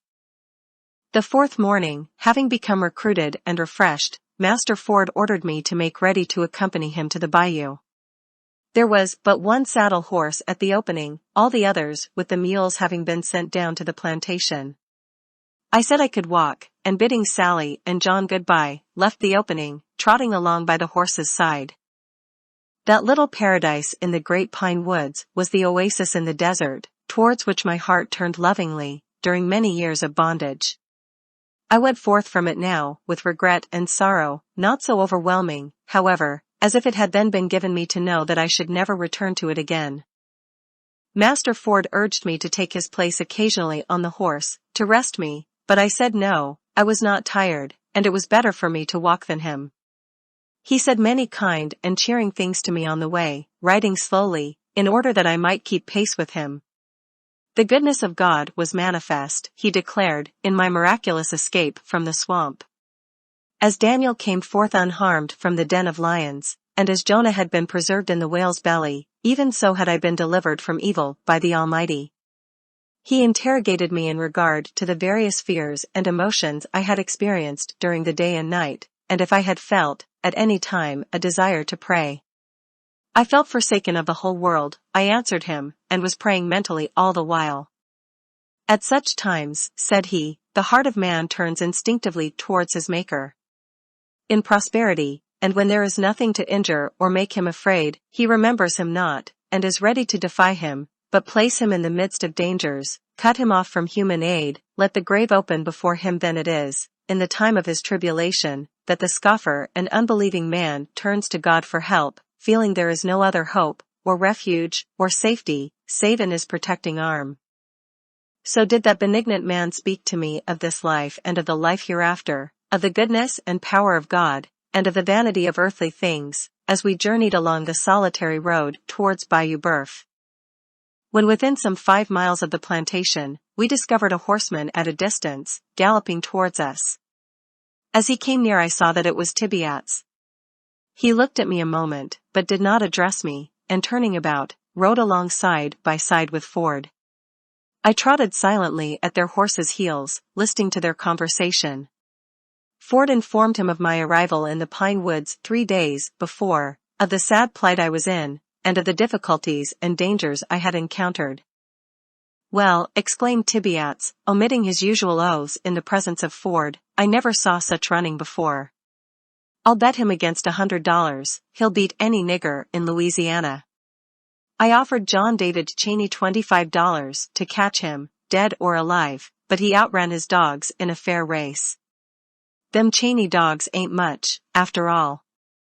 Dunwoody's hounds would have had him down before he touched the palmettos. Somehow the dogs got off the track, and we had to give up the hunt. We rode the horses as far as we could, and then kept on foot till the water was 3 feet deep. The boys said he was drowned, sure. I allow I wanted a shot at him mightily. Ever since, I have been riding up and down the bayou, but hadn't he much hope of catching him, thought he was dead, sartin. Oh, he's a cuss to run, that nigger is. To rest me, but I said no, I was not tired, and it was better for me to walk than him. He said many kind and cheering things to me on the way, riding slowly, in order that I might keep pace with him. The goodness of God was manifest, he declared, in my miraculous escape from the swamp. As Daniel came forth unharmed from the den of lions, and as Jonah had been preserved in the whale's belly, even so had I been delivered from evil by the Almighty. He interrogated me in regard to the various fears and emotions I had experienced during the day and night, and if I had felt, at any time, a desire to pray. I felt forsaken of the whole world, I answered him, and was praying mentally all the while.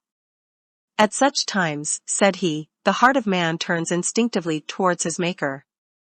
In prosperity, and when there is no— In this way Tibiats ran on, describing his search in the swamp, the wonderful speed with which I had fled before the hounds, and when he had finished, Master Ford responded by saying, I had always been a willing and faithful boy with him, that he was sorry we had such trouble, that, according to Platt's story, he had been inhumanly treated, and that he, Tibiats, was himself in fault.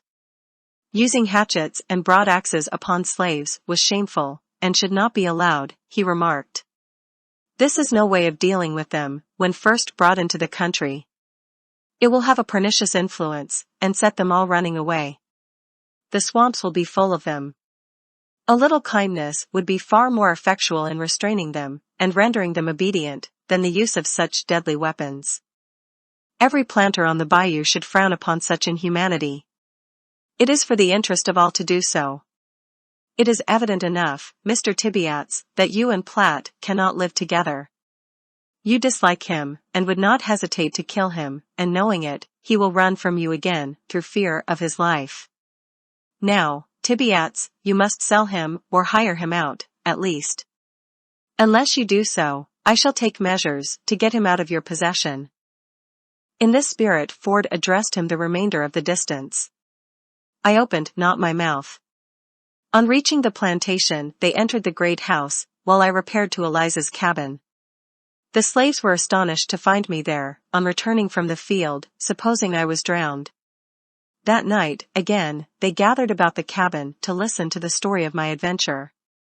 They took it for granted I would be whipped, and that it would be severe, the well-known penalty of running away being 500 lashes. Poor fellow, said Eliza, taking me by the hand, it would have been better for you if you had drowned. You have a cruel master, and he will kill you yet, I am afraid. Lawson suggested that it might be, Overseer Chapin would be appointed to inflict the punishment, in which case it would not be severe, whereupon Mary, Rachel, Bristol, and others hoped it would be Master Ford, and then it would be no whipping at all. They all pitied me, and tried to console me, and were sad in view of the castigation that awaited me, except Kentucky John. There were no bounds to his laughter. He filled the cabin with cachinnations, holding his sides to prevent an explosion, and the cause of his noisy mirth was the idea of my outstripping the hounds. Somehow, he looked at the subject in a comical light. I know dey wouldn't he cotch him, when he run crossed a plantation. Oh, Delore, didn't he Platt pick his feet right up, though, hey? When dem dogs got where he wasn't he dar, ha, ha, ha. Oh, Delore of mighty. And then Kentucky John relapsed into another of his boisterous fits. Early the next morning, Tibiats left the plantation. In the course of the forenoon, while sauntering about the gin house, a tall, good-looking man came to me, and inquired if I was Tibiats' boy, that youthful appellation being applied indiscriminately to slaves even though they may have passed the number of 80 years and 10. I took off my hat, and answered that I was. How would you like to work for me? He inquired. Oh, I would like to, very much, said I, inspired with a sudden hope of getting away from Tibiats. You worked under Myers at Peter Tanner's, didn't you? I replied I had, adding some complimentary remarks that Myers had made concerning me. Well, boy, said he, I have hired you of your master to work for me in the Big Cane Break, 38 miles from here, down on Red River. This man was Mr. Eldred, who lived below Ford's, on the same side of the bayou. I accompanied him to his plantation, and in the morning started with his slave Sam, and a wagon load of provisions, drawn by 4 mules, for the Big Cane, Eldred and Myers having preceded us on horseback. This Sam was a native of Charleston, where he had a mother, brother, and sisters. He allowed, a common word among both black and white, that Tibiats was a mean man, and hoped, as I most earnestly did also, that his master would buy me. We proceeded down the south shore of the bayou, crossing it at Carey's plantation, from thence to Huff Power, passing which, we came upon the Bayou Rouge road, which runs towards Red River. After passing through Bayou Rouge swamp, and just at sunset, turning from the highway, we struck off into the Big Cane Break. We followed an unbeaten track, scarcely wide enough to admit the wagon. The cane, such as are used for fishing rods, were as thick as they could stand. A person could not be seen through them the distance of a rod. The paths of wild beasts run through them in various directions, the bear and the American tiger abounding in these breaks, and wherever there is a basin of stagnant water, it is full of alligators. We kept on our lonely course through the Big Cane several miles, when we entered a clearing, known as Sutton's Field. Many years before, a man by the name of Sutton had penetrated the wilderness of Cane to this solitary place. Tradition has it that he fled thither, a fugitive, not from service, but from justice. Here he lived alone, recluse and hermit of the swamp, with his own hands planting the seed and gathering in the harvest. One day a band of Indians stole upon his solitude, and after a bloody battle, overpowered and massacred him. For miles the country round, in the slaves' quarters, and on the piazzas of great houses, where white children listen to superstitious tales, the story goes, that spot, in the heart of the Big Cane, is a haunted place. For more than a quarter of a century, human voices had rarely, if ever, disturbed the silence of the clearing. Rank and noxious weeds had overspread the once cultivated field, serpents sunned themselves on the doorway of the crumbling cabin. It was indeed a dreary picture of desolation. Passing Sutton's Field, we followed a new-cut road 2 miles farther, which brought us to its termination. We had now reached the wild lands of Mr. Eldred, where he contemplated clearing up an extensive plantation. We went to work next morning with our cane knives, and cleared a sufficient space to allow the erection of 2 cabins, one for Myers and Eldred, the other for Sam, myself, and the slaves that were to join us. We were now in the midst of trees of enormous growth, whose wide-spreading branches almost shut out the light of the sun, while the space between the trunks was an impervious mass of cane, with here and there an occasional palmetto. The bay and the sycamore, the oak and the cypress, reach a growth unparalleled in those fertile lowlands bordering the Red River. From every tree, moreover, hang long, large masses of moss, presenting to the eye unaccustomed to them a striking and singular appearance. This moss, in large quantities, is sent north, and they're used for manufacturing purposes. We cut down oaks, split them into rails, and with these erected temporary cabins. We covered the roofs with the broad palmetto leaf, an excellent substitute for shingles, as long as they last. The greatest annoyance I met with here were small flies, gnats, and mosquitoes. They swarmed the air. They penetrated the porches of the ear, the nose, the eyes, the mouth. They sucked themselves beneath the skin. It was impossible to brush or beat them off. It seemed, indeed, as if they would devour us, carry us away piecemeal, in their small tormenting mouths. A lonelier spot, or one more disagreeable, than the center of the Big Cane Break, it would be difficult to conceive, yet to me it was a paradise, in comparison with any other place in the company of Master Tibiats. I labored hard, and oft times was weary and fatigued, yet I could lie down at night in peace, and arise in the morning without fear. In the course of a fortnight, 4 black girls came down from Eldred's plantation, Charlotte, Fanny, Cresia, and Nellie. They were all large and stout. Axes were put into their hands, and they were sent out with Sam and myself to cut trees. They were excellent choppers, the largest oak or sycamore standing but a brief season before their heavy and well-directed blows. At piling logs, they were equal to any man. There are lumberwomen as well as lumbermen in the forests of the South. In fact, in the region of the Bayou Boeuf, they perform their share of all the labor required on the plantation. They plow, drag, drive team, clear wild lands, work on the highway, and so forth. Some planters owning large cotton and sugar plantations have none other than the labor of slave women. Such an one is Jim Burns, who lives on the north shore of the bayou, opposite the plantation of John Fogg Amon. On our arrival in the break, Eldred promised me, if I worked well, I might go up to visit my friends at Ford's in 4 weeks. On Saturday night of the 5th week, I reminded him of his promise, when he told me I had done so well, that I might go. I had set my heart upon it, and Eldred's announcement thrilled me with pleasure. I was to return in time to commence the labors of the day on Tuesday morning. While indulging the pleasant anticipation of so soon meeting my old friends again, suddenly the hateful form of Tibiats appeared among us. He inquired how Myers and Platt got along together, and was told, very well, and that Platt was going up to Ford's plantation in the morning on a visit. "Poh, poh," sneered Tibiats, "it isn't worth, well, the nigger will get unsteady. He can't go."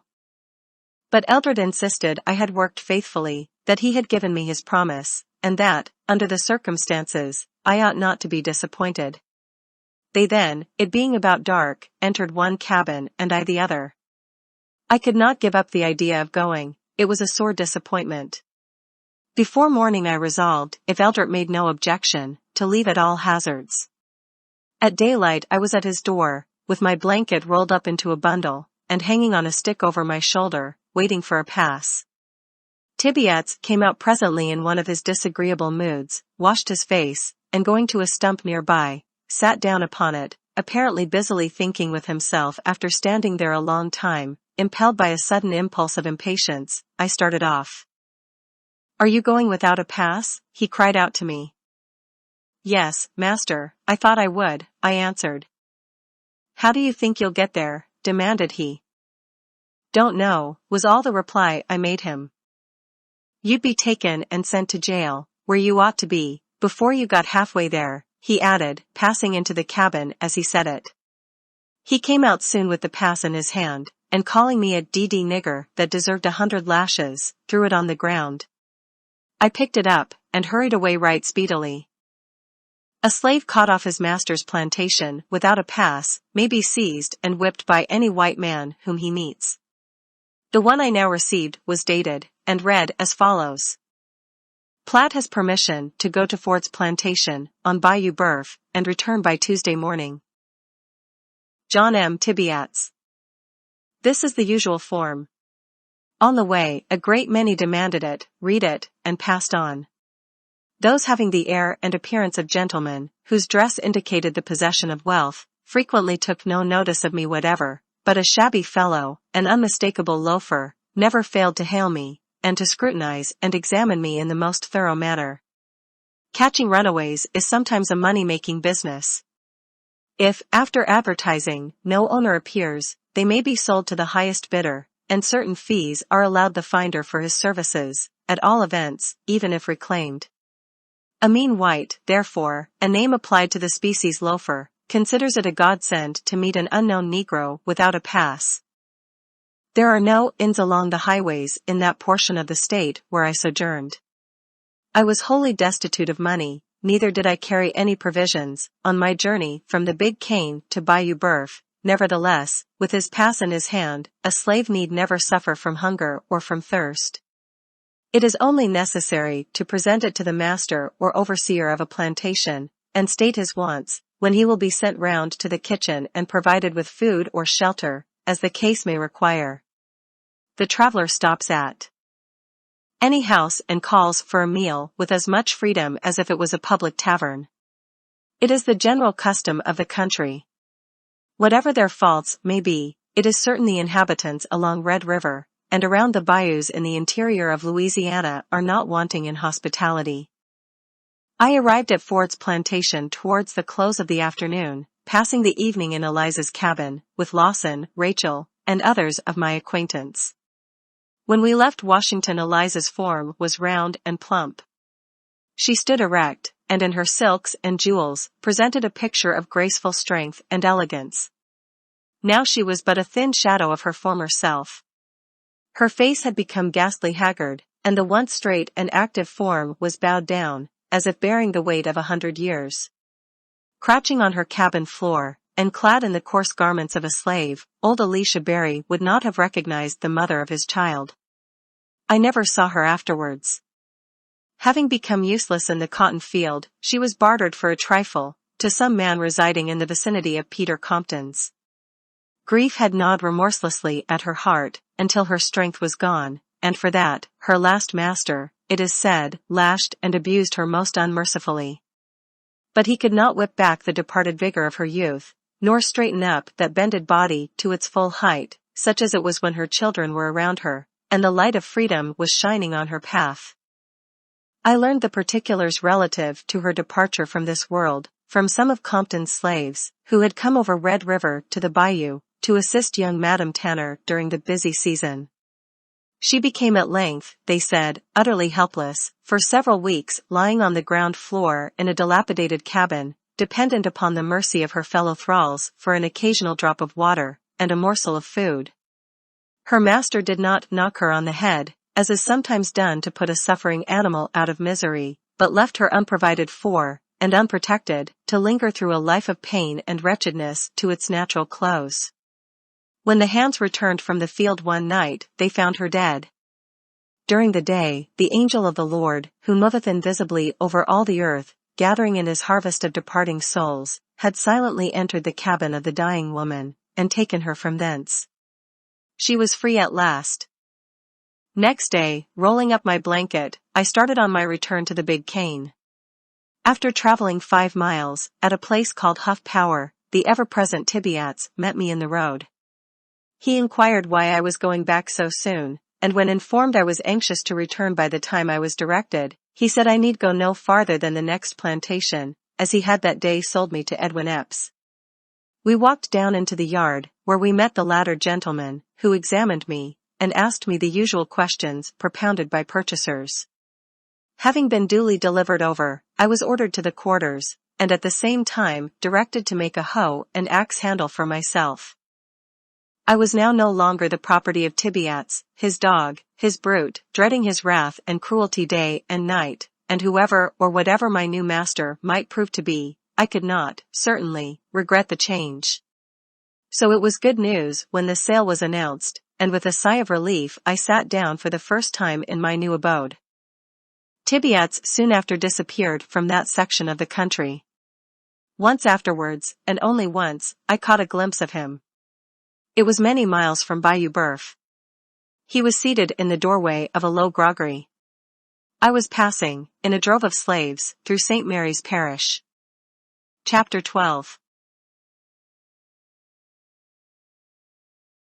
Edwin Epps, of whom much will be said during the remainder of this history, is a large, portly, heavy-bodied man with light hair, high cheek-bones, and a Roman nose of extraordinary dimensions. He has blue eyes, a fair complexion, and is, as I should say, full 6 feet high. He has the sharp, inquisitive expression of a jockey. His manners are repulsive and coarse, and his language gives speedy and unequivocal evidence that he has never enjoyed the advantages of an education. He has the faculty of saying most provoking things, in that respect even excelling old Peter Tanner. At the time I came into his possession, Edwin Epps was fond of the bottle, his sprees sometimes extending over the space of 2 whole weeks. Latterly, however, he had reformed his habits, and when I left him, was as strict a specimen of temperance as could be found on Bayou Boeuf when in his cups. Master Epps was a roistering, blustering, noisy fellow, whose chief delight was in dancing with his niggers, or lashing them about the yard with his long whip, just for the pleasure of hearing them screech and scream, as the great welts were planted on their backs. When sober, he was silent, reserved and cunning, not beating us indiscriminately, as in his drunken moments, but sending the end of his rawhide to some tender spot of a lagging slave, with a sly dexterity peculiar to himself.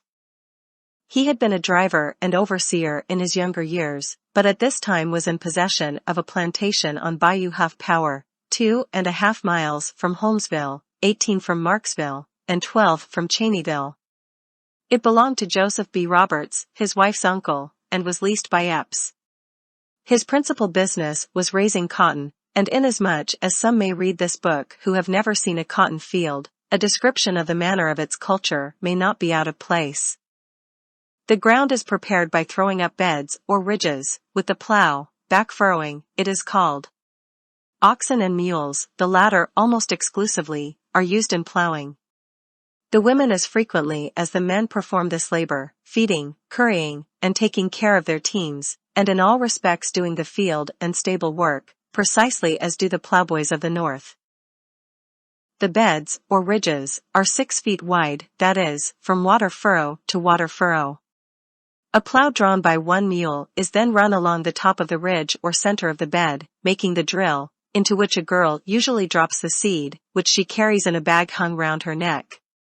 Behind her comes a mule and harrow, covering up the seed, so that 2 mules 3 slaves, a plow and harrow, are employed in planting a row of cotton. This is done in the months of March and April. Corn is planted in February. When there are no cold rains, the cotton usually makes its appearance in a week. In the course of 8 or 10 days afterwards, the first hoeing is commenced. This is performed in part, also, by the aid of the plow and mule. The plow passes as near as possible to the cotton on both sides, throwing the furrow from it. Slaves follow with their hoes, cutting up the grass and cotton, leaving hills 2.5 feet apart. This is called scraping cotton. In 2 weeks more commences the second hoeing. This time the furrow is thrown towards the cotton. Only one stalk, the largest, is now left standing in each hill. In another fortnight it is hoed the third time, throwing the furrow towards the cotton in the same manner as before, and killing all the grass between the rows. About the 1st of July, when it is a foot high or thereabouts, it is hoed the fourth and last time. Now the whole space between the rows is plowed, leaving a deep water furrow in the center. During all these hoeings, the overseer or driver follows the slaves on horseback with a whip, such as has been described. The fastest hoer takes the lead row. He is usually about a rod in advance of his companions. If one of them passes him, he is whipped. If one falls behind or is a moment idle, he is whipped. In fact, the lash is flying from morning until night, the whole day long. The hoeing season thus continues from April until July, a field having no sooner been finished once, than it is commenced again. In the latter part of August begins the cotton picking season. At this time each slave is presented with a sack. A strap is fastened to it, which goes over the neck, holding the mouth of the sack breast high, while the bottom reaches nearly to the ground. Each one is also presented with a large basket that will hold about 2 barrels. This is to put the cotton in when the sack is filled. The baskets are carried to the field and placed at the beginning of the rows. When a new hand, one unaccustomed to the business, is sent for the first time into the field, he is whipped up smartly, and made for that day to pick as fast as he can possibly. At night it is weighed, so that his capability in cotton picking is known. He must bring in the same weight each night following. If it falls short, it is considered evidence that he has been laggard, and a greater or less number of lashes is the penalty. An ordinary day's work is 200 pounds. A slave who is accustomed to picking is punished if he or she brings in a less quantity than that. There is a great difference among them as regards this kind of labor. Some of them seem to have a natural knack or quickness, which enables them to pick with great celerity, and with both hands, while others, with whatever practice or industry, are utterly unable to come up to the ordinary standard. Such hands are taken from the cotton field and employed in other business.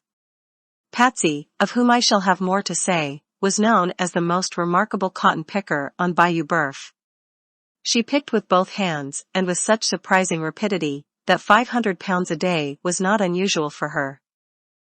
Each one is tasked, therefore, according to his picking abilities, none, however, to come short of 200 weight. I, being unskillful always in that business, would have satisfied my master by bringing in the latter quantity, while on the other hand, Patsy would surely have been beaten if she failed to produce twice as much.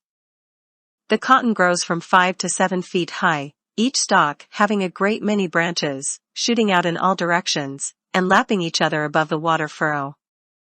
There are few sights more pleasant to the eye than a wide cotton field when it is in the bloom. It presents an appearance of purity, like an immaculate expanse of light, new-fallen snow. Sometimes the slave picks down one side of a row, and back upon the other, but more usually, there is one on either side, gathering all that has blossomed, leaving the unopened boils for a succeeding picking. When the sack is filled, it is emptied into the basket and trodden down. It is necessary to be extremely careful the first time going through the field, in order not to break the branches off the stalks. The cotton will not bloom upon a broken branch. Epps never failed to inflict the severest chastisement on the unlucky servant who, either carelessly or unavoidably, was guilty in the least degree in this respect. The hands are required to be in the cotton field as soon as it is light in the morning, and, with the exception of 10 or 15 minutes, which is given them at noon to swallow their allowance of cold bacon, they are not permitted to be a moment idle until it is too dark to see, and when the moon is full, they oftentimes labor till the middle of the night. They do not dare to stop even at dinner time, nor return to the quarters, however late it be, until the order to halt is given by the driver. The day's work over in the field, the baskets are toted, or in other words, carried to the gin house, where the cotton is weighed. No matter how fatigued and weary he may be, no matter how much he longs for sleep and rest, a slave never approaches the gin house with his basket of cotton but with fear. If it falls short in weight, if he has not performed the full task appointed him, he knows that he must suffer.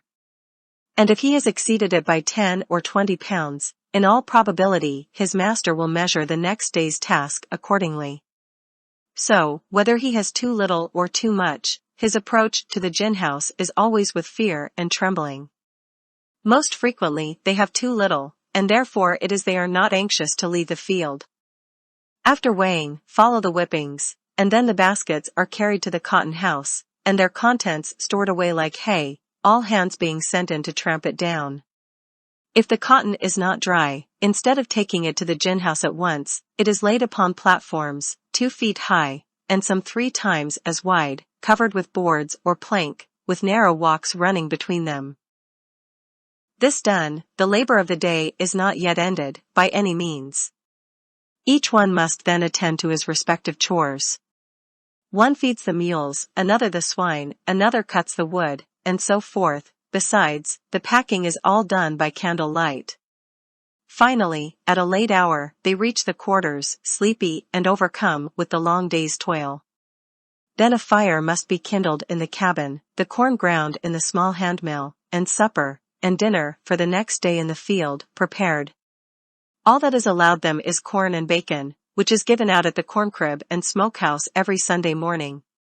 Each one receives, as his weekly allowance, 3½ pounds of bacon, and corn enough to make a peck of meal. That is all, no tea, coffee, sugar, and with the exception of a very scanty sprinkling now and then, no salt. I can say, from a 10 years' residence with Master Epps, that no slave of his is ever likely to suffer from the gout, superinduced by excessive high living. Master Epps' hogs were fed on shelled corn, it was thrown out to his niggers in the ear. The former, he thought, would fatten faster by shelling, and soaking it in the water, the latter, perhaps, if treated in the same manner, might grow too fat to labor. Master Epps was a shrewd calculator, and knew how to manage his own animals, drunk or sober. The corn mill stands in the yard beneath a shelter. It is like a common coffee mill, the hopper holding about 6 quarts.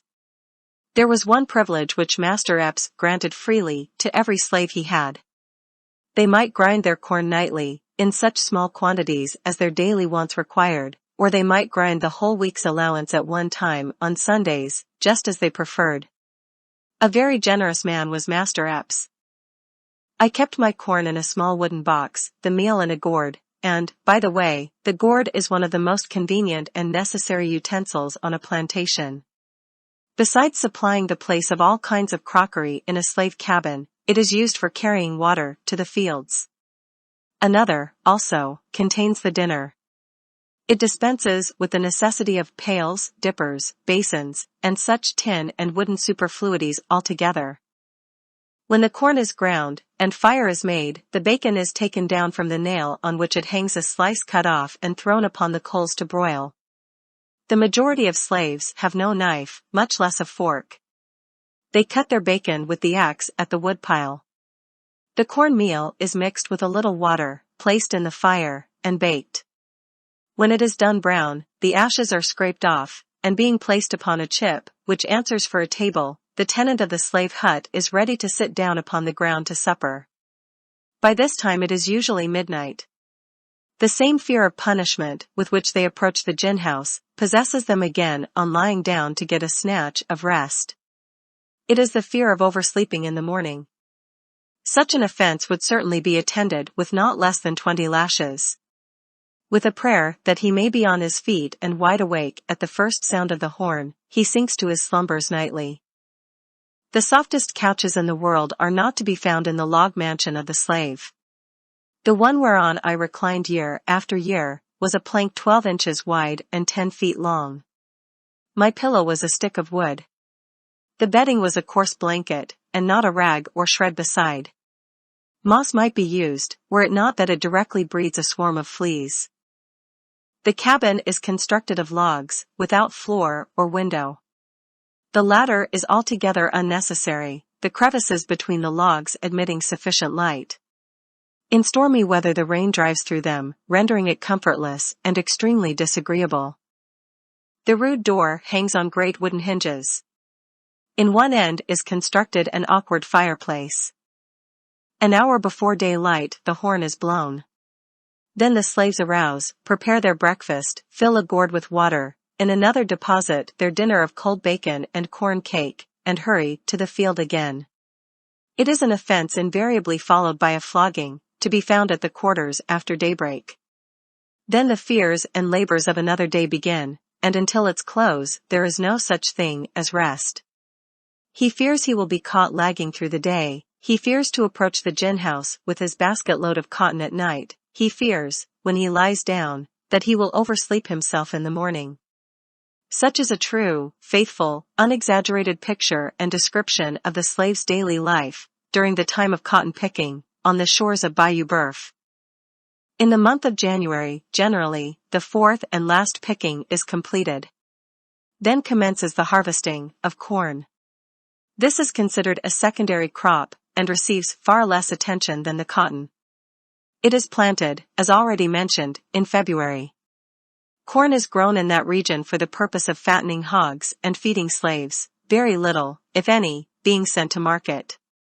It is the white variety, the ear of great size, and the stalk growing to the height of 8, and oftentimes 10 feet.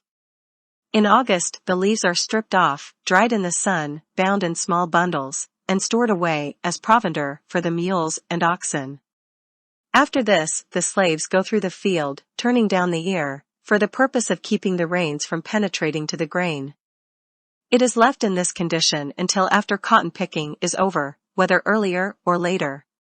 Then the ears are separated from the stalks, and deposited in the corn crib with the husks on, otherwise, stripped of the husks, the weevil would destroy it.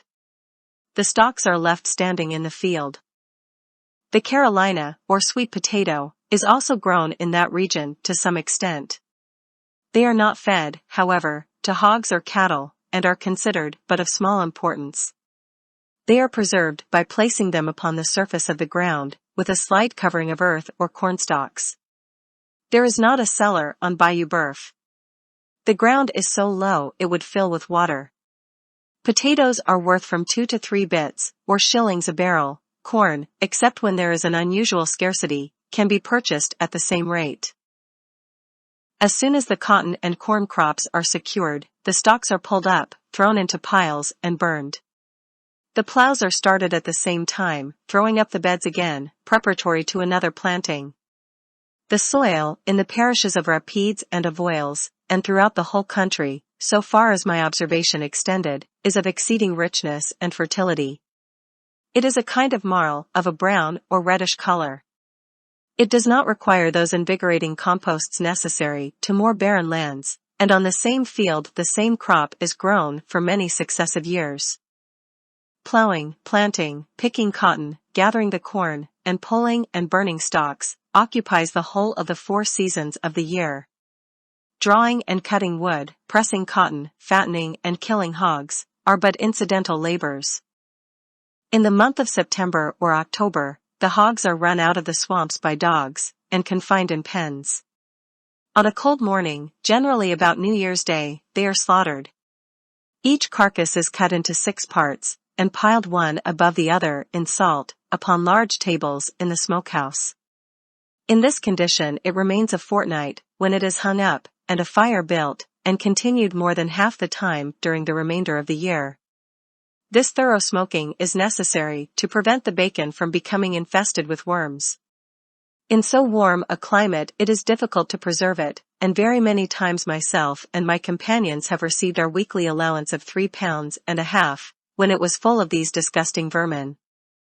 Although the swamps are overrun with cattle, they are never made the source of profit, to any considerable extent. The planter cuts his mark upon the ear, or brands his initials upon the side, and turns them into the swamps, to roam unrestricted within their almost limitless confines. They are the Spanish breed, small and spike-horned. I have known of droves being taken from Bayou Boeuf, but it is a very rare occurrence. The value of the best cows is about $5 each. 2 quarts at one milking would be considered an unusual large quantity. They furnish little tallow, and that of a soft, inferior quality. Notwithstanding the great number of cows that throng the swamps, the planters are indebted to the North for their cheese and butter, which is purchased in the New Orleans market. Salted beef is not an article of food either in the great house or in the cabin. Master Epps was accustomed to attend shooting matches for the purpose of obtaining what fresh beef he required. These sports occurred weekly at the neighboring village of Holmesville. Fat beeves are driven thither and shot at, a stipulated price being demanded for the privilege. The lucky marksman divides the flesh among his fellows, and in this manner the attending planters are supplied. The great number of tame and untamed cattle which swarm the woods and swamps of Bayou Boeuf most probably suggested that appellation to the French, inasmuch as the term, translated, signifies the creek or river of the wild ox. Garden products, such as cabbages, turnips and the like, are cultivated for the use of the master and his family. They have greens and vegetables at all times and seasons of the year. The grass withereth and the flower fadeth before the desolating winds of autumn in the chill northern latitudes, but perpetual verdure overspreads the hot lowlands, and flowers bloom in the heart of winter, in the region of Bayou Boeuf. There are no meadows appropriated to the cultivation of the grasses. The leaves of the corn supply a sufficiency of food for the laboring cattle, while the rest provide for themselves all the year in the ever-growing pasture. There are many other peculiarities of climate, habit, custom, and of the manner of living and laboring at the South, but the foregoing, it is supposed, will give the reader an insight and general idea of life on a cotton plantation in Louisiana. The mode of cultivating cane, and the process of sugar manufacturing, will be mentioned in another place. Chapter 13. On my arrival at Master Epps, in obedience to his order, the first business upon which I entered was the making of an axe halve. The handles in use there are simply a round, straight stick. I made a crooked one, shaped like those to which I had been accustomed at the North. When finished, and presented to Epps, he looked at it with astonishment, unable to determine exactly what it was. He had never before seen such a handle, and when I explained its conveniences, he was forcibly struck with the novelty of the idea. He kept it in the house a long time, and when his friends called, was wont to exhibit it as a curiosity. It was now the season of hoeing. I was first sent into the cornfield, and afterwards set to scraping cotton. In this employment I remained until hoeing time was nearly past, when I began to experience the symptoms of approaching illness. I was attacked with chills, which were succeeded by a burning fever. I became weak and emaciated, and frequently so dizzy that it caused me to reel and stagger like a drunken man. Nevertheless, I was compelled to keep up my row. When in health I found little difficulty in keeping pace with my fellow laborers, but now it seemed to be an utter impossibility. Often I fell behind, when the driver's lash was sure to greet my back, infusing into my sick and drooping body a little temporary energy. I continued to decline until at length the whip became entirely ineffectual. The sharpest sting of the rawhide could not arouse me. Finally, in September, when the busy season of cotton picking was at hand, I was unable to leave my cabin. Up to this time I had received no medicine, nor any attention from my master or mistress. The old cook visited me occasionally, preparing me corn coffee, and sometimes boiling a bit of bacon, when I had grown too feeble to accomplish it myself. When it was said that I would die, Master Epps, unwilling to bear the loss, which the death of an animal worth $1,000 would bring upon him, concluded to incur the expense of sending to Holmesville for Dr. Wines. He announced to Epps that it was the effect of the climate, and there was a probability of his losing me. He directed me to eat no meat, and to partake of no more food than was absolutely necessary to sustain life. Several weeks elapsed, during which time, under the scanty diet to which I was subjected, I had partially recovered. One morning, long before I was in a proper condition to labor, Epps appeared at the cabin door, and, presenting me a sack, ordered me to the cotton field. At this time I had had no experience whatever in cotton picking. It was an awkward business indeed. While others used both hands, snatching the cotton and depositing it in the mouth of the sack, with a precision and dexterity that was incomprehensible to me, I had to seize the bowl with one hand, and deliberately draw out the white, gushing blossom with the other.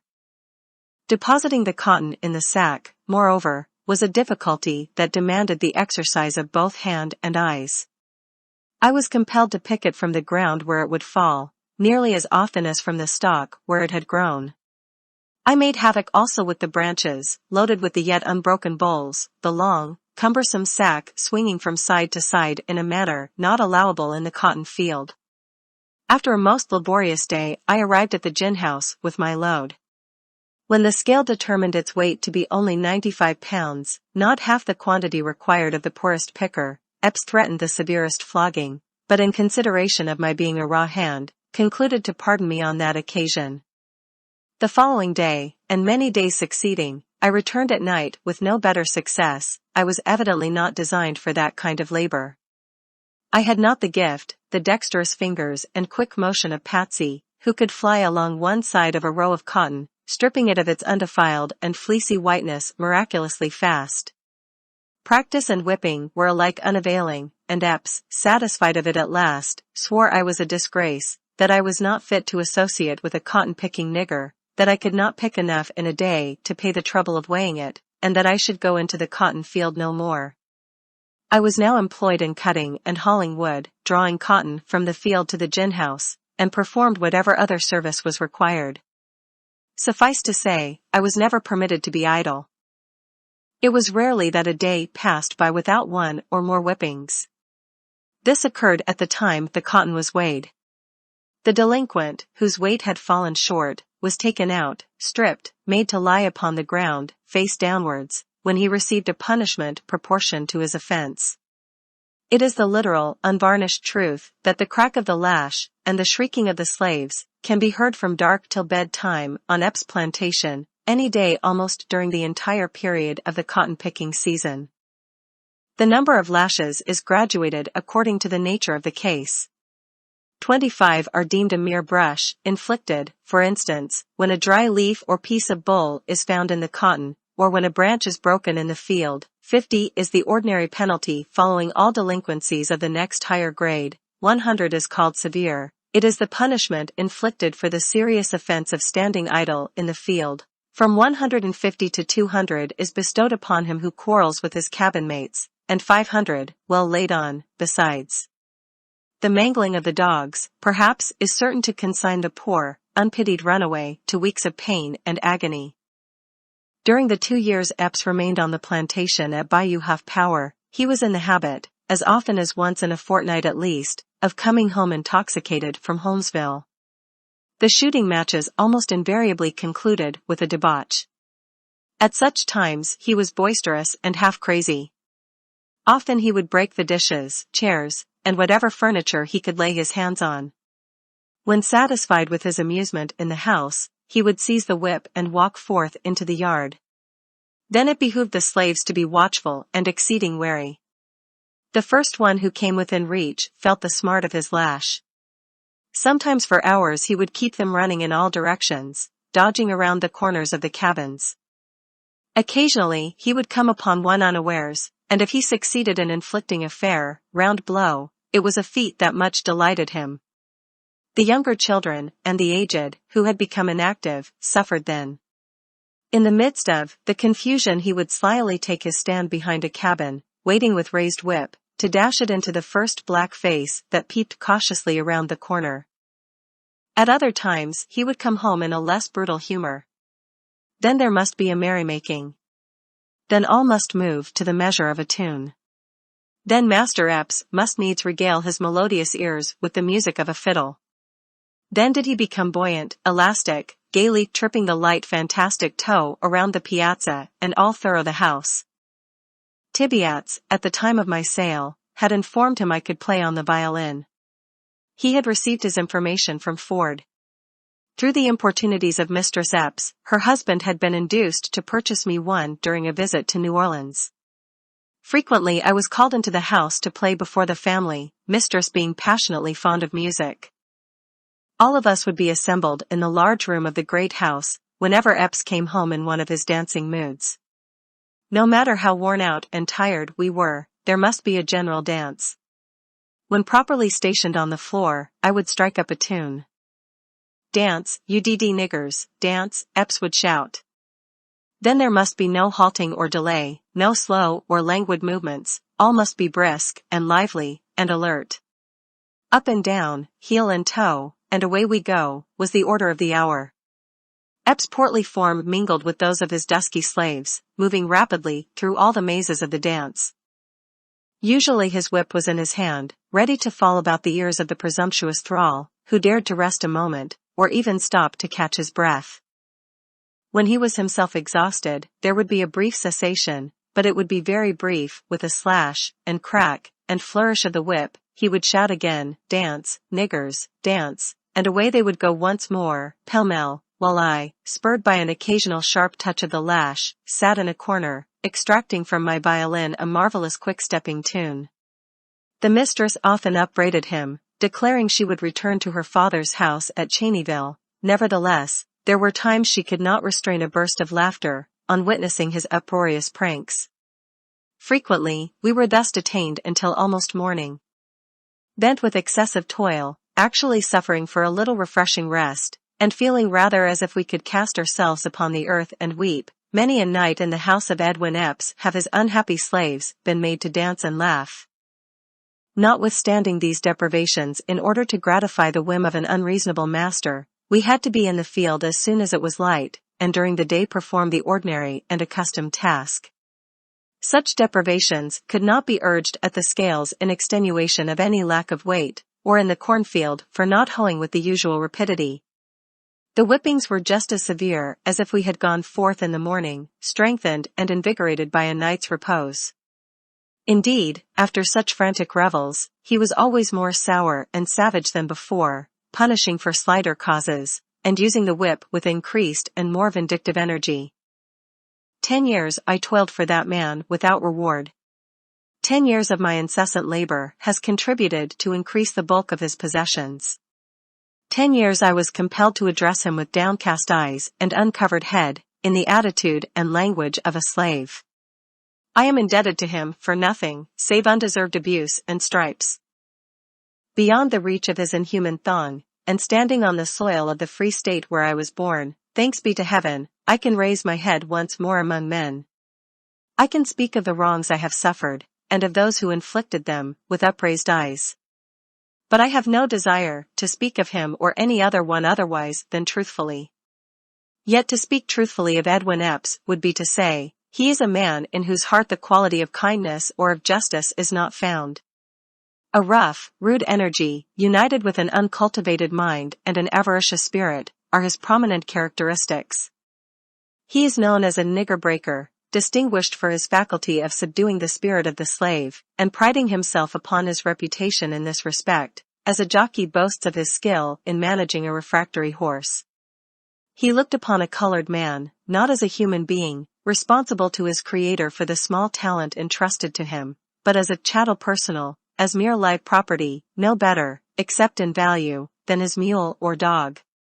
When the evidence, clear and indisputable, was laid before him that I was a free man, and as much entitled to my liberty as he, when, on the day I left, he was informed that I had a wife and children, as dear to me as his own babes to him, he only raved and swore, denouncing the law that tore me from him, and declaring he would find out the man who had forwarded the letter that disclosed the place of my captivity, if there was any virtue or power in money, and would take his life.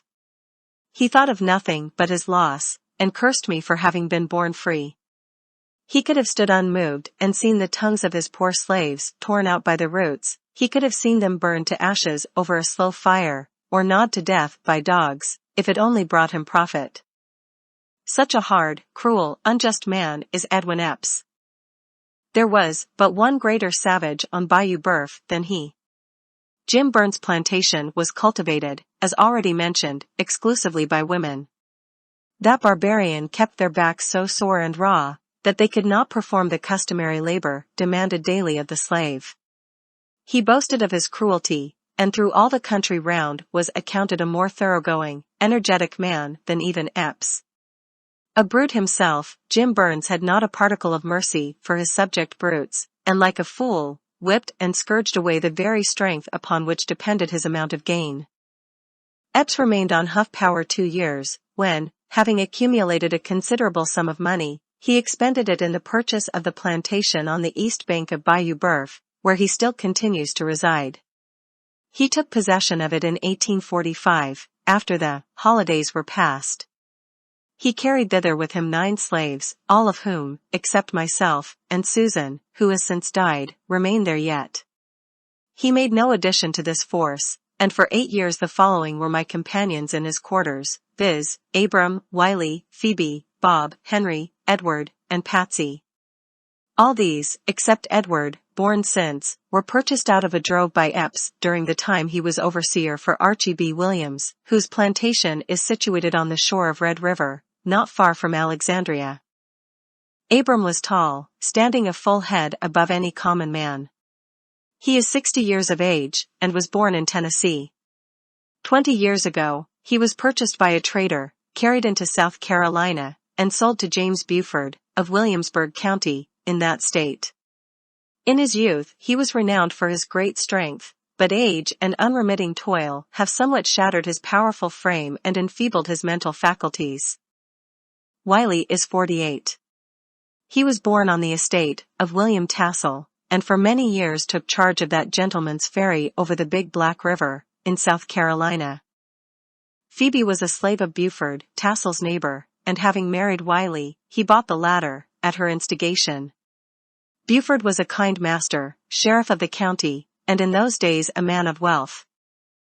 Bob and Henry are Phoebe's children, by a former husband, their father having been abandoned to give place to Wiley. That seductive youth had insinuated himself into Phoebe's affections, and therefore the faithless spouse had gently kicked her first husband out of her cabin door. Edward had been born to them on Bayou Huff Power. Patsy is 23, also from Buford's plantation. She is in no wise connected with the others, but glories in the fact that she is the offspring of a Guinea nigger, brought over to Cuba in a slave ship, and in the course of trade transferred to Buford, who was her mother's owner. This, as I learned from them, is a genealogical account of my master's shaves. For years they had been together. Often they recalled the memories of other days, and sighed to retrace their steps to the old home in Carolina. Troubles came upon their master Buford, which brought far greater troubles upon them. He became involved in debt, and unable to bear up against his failing fortunes, was compelled to sell these, and others of his slaves. In a chain gang, they had been driven from beyond the Mississippi to the plantation of Archie B. Williams. Edwin Epps, who, for a long while had been his driver and overseer, was about establishing himself in business on his own account, at the time of their arrival, and accepted them in payment of his wages.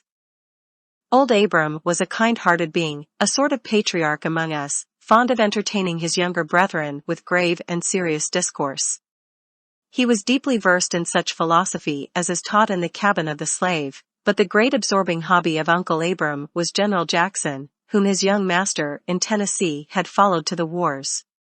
He loved to wander back, in imagination, to the place where he was born, and to recount the scenes of his youth during those stirring times when the nation was in arms. He had been athletic, and more keen and powerful than the generality of his race, but now his eye had become dim, and his natural force abated.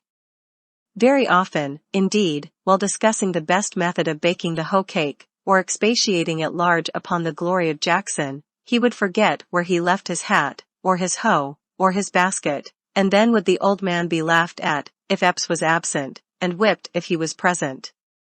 So was he perplexed continually, and sighed to think that he was growing aged, and going to decay. Philosophy and Jackson and forgetfulness had played the mischief with him, and it was evident that all of them combined were fast bringing down the gray hairs of Uncle Abram to the grave. Aunt Phoebe had been an excellent field hand, but latterly was put into the kitchen, where she remained, except occasionally, in a time of uncommon hurry. She was a sly old creature, and when not in the presence of her mistress or her master, was garrulous in the extreme. Wiley, on the contrary, was silent. He performed his task without murmur or complaint, seldom indulging in the luxury of speech, except to utter a wish that he was away from Epps, and back once more in South Carolina. Bob and Henry had reached the ages of 20 and 23, and were distinguished for nothing extraordinary or unusual, while Edward, a lad of 13, not yet able to maintain his row in the corn or the cotton field, was kept in the great house, to wait on the little Eppses. Patsy was slim and straight. She stood erect as the human form is capable of standing. There was an air of loftiness in her movement that neither labor, nor weariness, nor punishment could destroy. Truly, Patsy was a splendid animal, and were it not that bondage had enshrouded her intellect in utter and everlasting darkness, would have been chief among 10,000 of her people. She could leap the highest fences, and a fleet hound it was indeed that could outstrip her in a race. No horse could fling her from his back. She was a skillful teamster. She turned as true a furrow as the best, and at splitting rails there were none who could excel her. When the order to halt was heard at night, she would have her mules at the crib unharnessed, fed and curried before Uncle Abram had found his hat. Not, however, for all or any of these was she chiefly famous. Such lightning-like motion was in her fingers as no other fingers ever possessed, and therefore it was, that in cotton-picking time, Patsy was queen of the field. She had a genial and pleasant temper, and was faithful and obedient. Naturally, she was a joyous creature, a laughing, light-hearted girl, rejoicing in the mere sense of existence. Yet Patsy wept oftener, and suffered more, than any of her companions. She had been literally excoriated. Her back bore the scars of 1,000 stripes, not because she was backward in her work, nor because she was of an unmindful and rebellious spirit, but because it had fallen to her lot to be the slave of a licentious master and a jealous mistress. She shrank before the lustful eye of the one, and was in danger even of her life at the hands of the other, and between the two she was indeed accursed. In the great house, for days together, there were high and angry words, poutings and estrangement, whereof she was the innocent cause. Nothing delighted the mistress so much as to see her suffer, and more than once, when Epps had refused to sell her, has she tempted me with bribes to put her secretly to death, and bury her body in some lonely place in the margin of the swamp. Gladly would Patsy have appeased this unforgiving spirit, if it had been in her power, but not like Joseph, dared she escape from Master Epps, leaving her garment in his hand. Patsy walked under a cloud. If she uttered a word in opposition to her master's will, the lash was resorted to at once, to bring her to subjection. If she was not watchful when about her cabin, or when walking in the yard, a billet of wood, or a broken bottle perhaps, hurled from her mistress' hand, would smite her unexpectedly in the face. The enslaved victim of lust and hate, Patsy had no comfort of her life. These were my companions and fellow slaves, with whom I was accustomed to be driven to the field, and with whom it has been my lot to dwell for 10 years in the log cabins of Edwin Epps. They, if living, are yet toiling on the banks of Bayou Boeuf, never destined to breathe, as I now do, the blessed air of liberty, nor to shake off the heavy shackles that enthrall them, until they shall lie down forever in the dust. Chapter 14. The first year of Epps' residence on the bayou, 1845, the caterpillars almost totally destroyed the cotton crop throughout that region.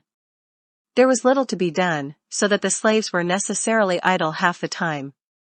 However, there came a rumor to Bayou Boeuf that wages were high, and laborers in great demand on the sugar plantations in St. Mary's Parish. This parish is situated on the coast of the Gulf of Mexico, about 140 miles from Avoyelles. The Rio Teche, a considerable stream, flows through St. Mary's to the Gulf. It was determined by the planters, on the receipt of this intelligence, to make up a drove of slaves to be sent down to Tuckapaw in St. Mary's, for the purpose of hiring them out in the cane fields. Accordingly, in the month of September, there were 147 collected at Holmesville, Abram, Bob and myself among the number. Of these about one-half were women. Epps, Alonson Pierce, Henry Toller, and Addison Roberts were the white men selected to accompany and take charge of the drove. They had a 2-horse carriage and 2 saddle horses for their use. A large wagon, drawn by 4 horses, and driven by John, a boy belonging to Mr. Roberts, carried the blankets and provisions. About 2 o'clock in the afternoon, having been fed, preparations were made to depart. The duty assigned me was to take charge of the blankets and provisions, and see that none were lost by the way.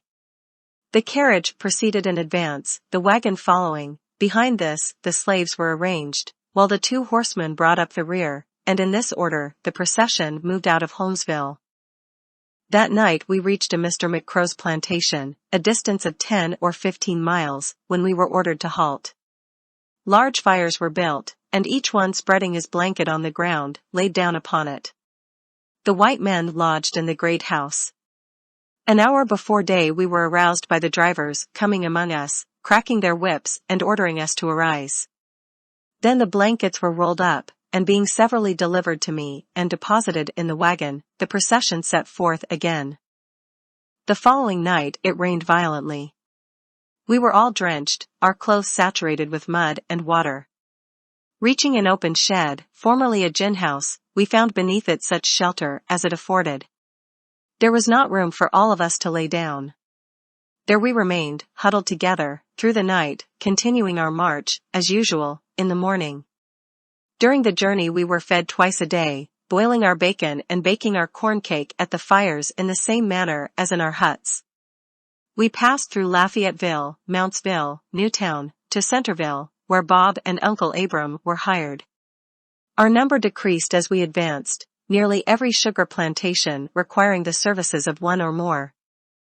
On our route we passed the Grand Coteau or prairie, a vast space of level, monotonous country, without a tree, except an occasional one which had been transplanted near some dilapidated dwelling.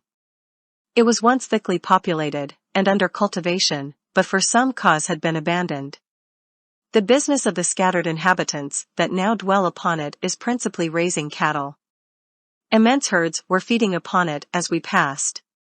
In the center of the Grand Coteau one feels as if he were on the ocean, out of sight of land. As far as the eye can see, in all directions, it is but a ruined and deserted waste. I was hired to Judge Turner, a distinguished man and extensive planter, whose large estate is situated on Bayou Sal, within a few miles of the Gulf. Bayou Sal is a small stream flowing into the Bay of Atchafalaya. For some days I was employed at Turner's in repairing a sugar house, when a cane knife was put into my hand, and with 30 or 40 others, I was sent into the field. I found no such difficulty in learning the art of cutting cane that I had in picking cotton. It came to me naturally and intuitively, and in a short time I was able to keep up with the fastest knife. Before the cutting was over, however, Judge Tanner transferred me from the field to the sugar house, to act there in the capacity of driver. From the time of the commencement of sugar making to the close, the grinding and boiling does not cease day or night. The whip was given me with directions to use it upon anyone who was caught standing idle. If I failed to obey them to the letter, there was another one for my own back. In addition to this, my duty was to call on and off the different gangs at the proper time.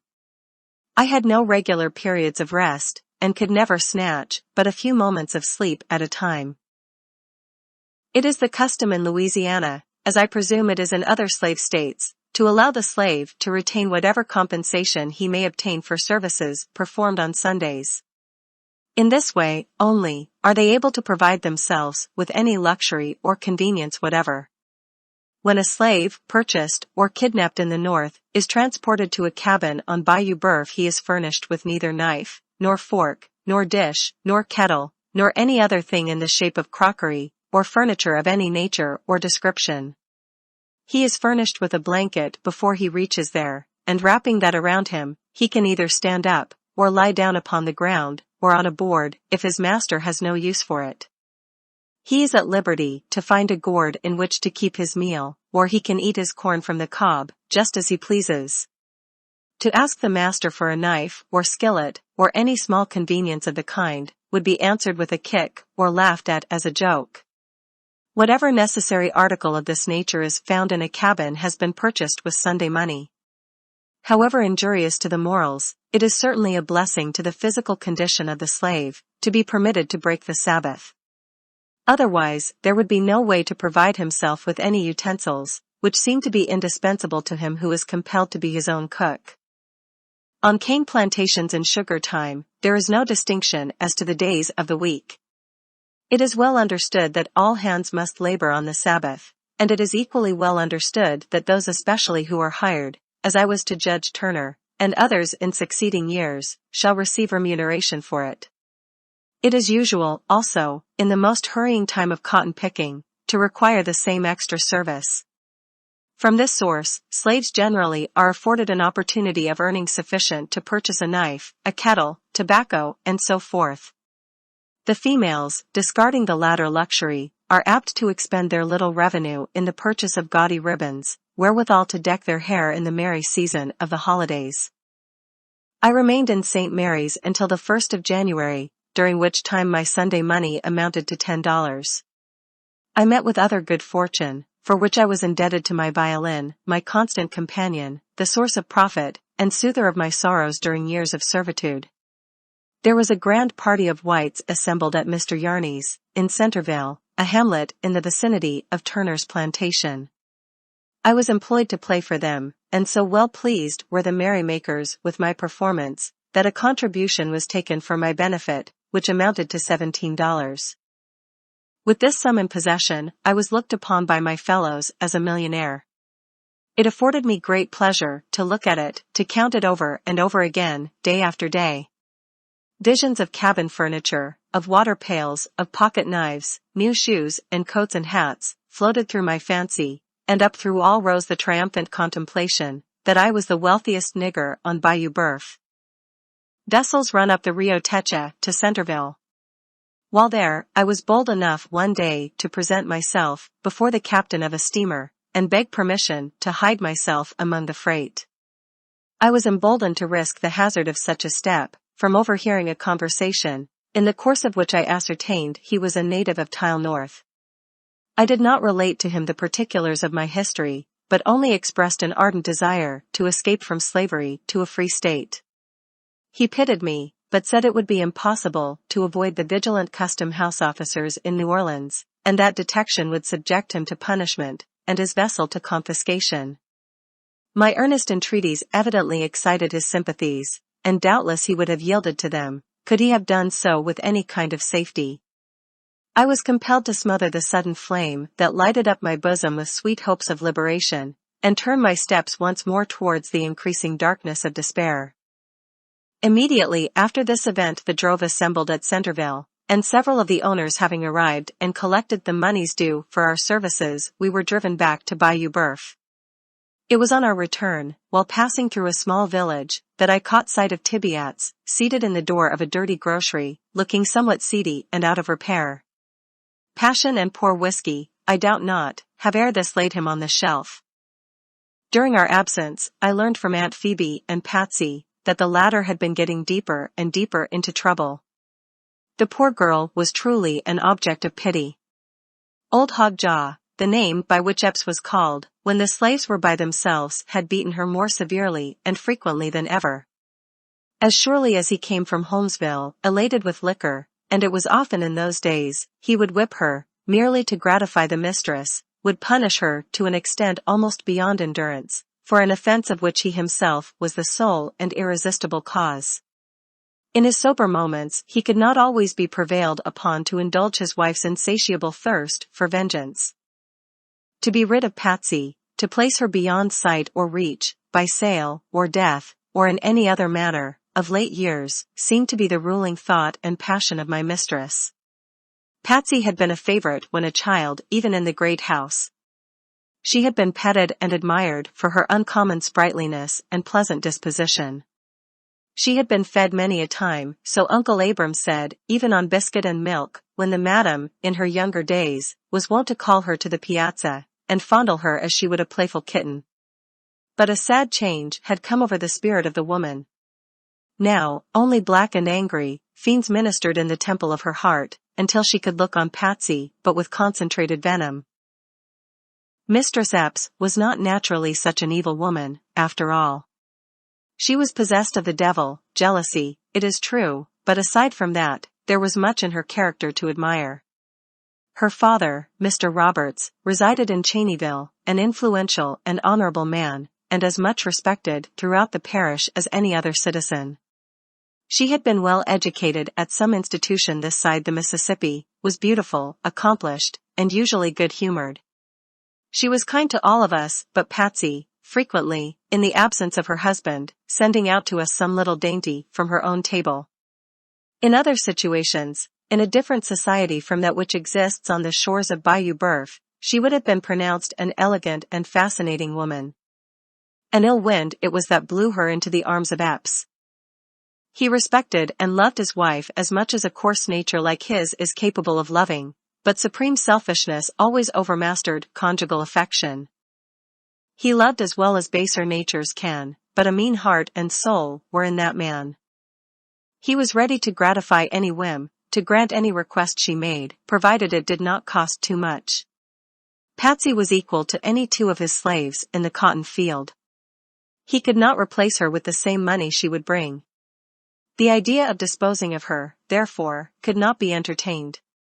The mistress did not regard her at all in that light.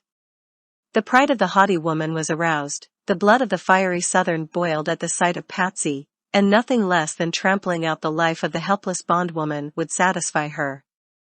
Sometimes, the current of her wrath turned upon him whom she had just cause to hate.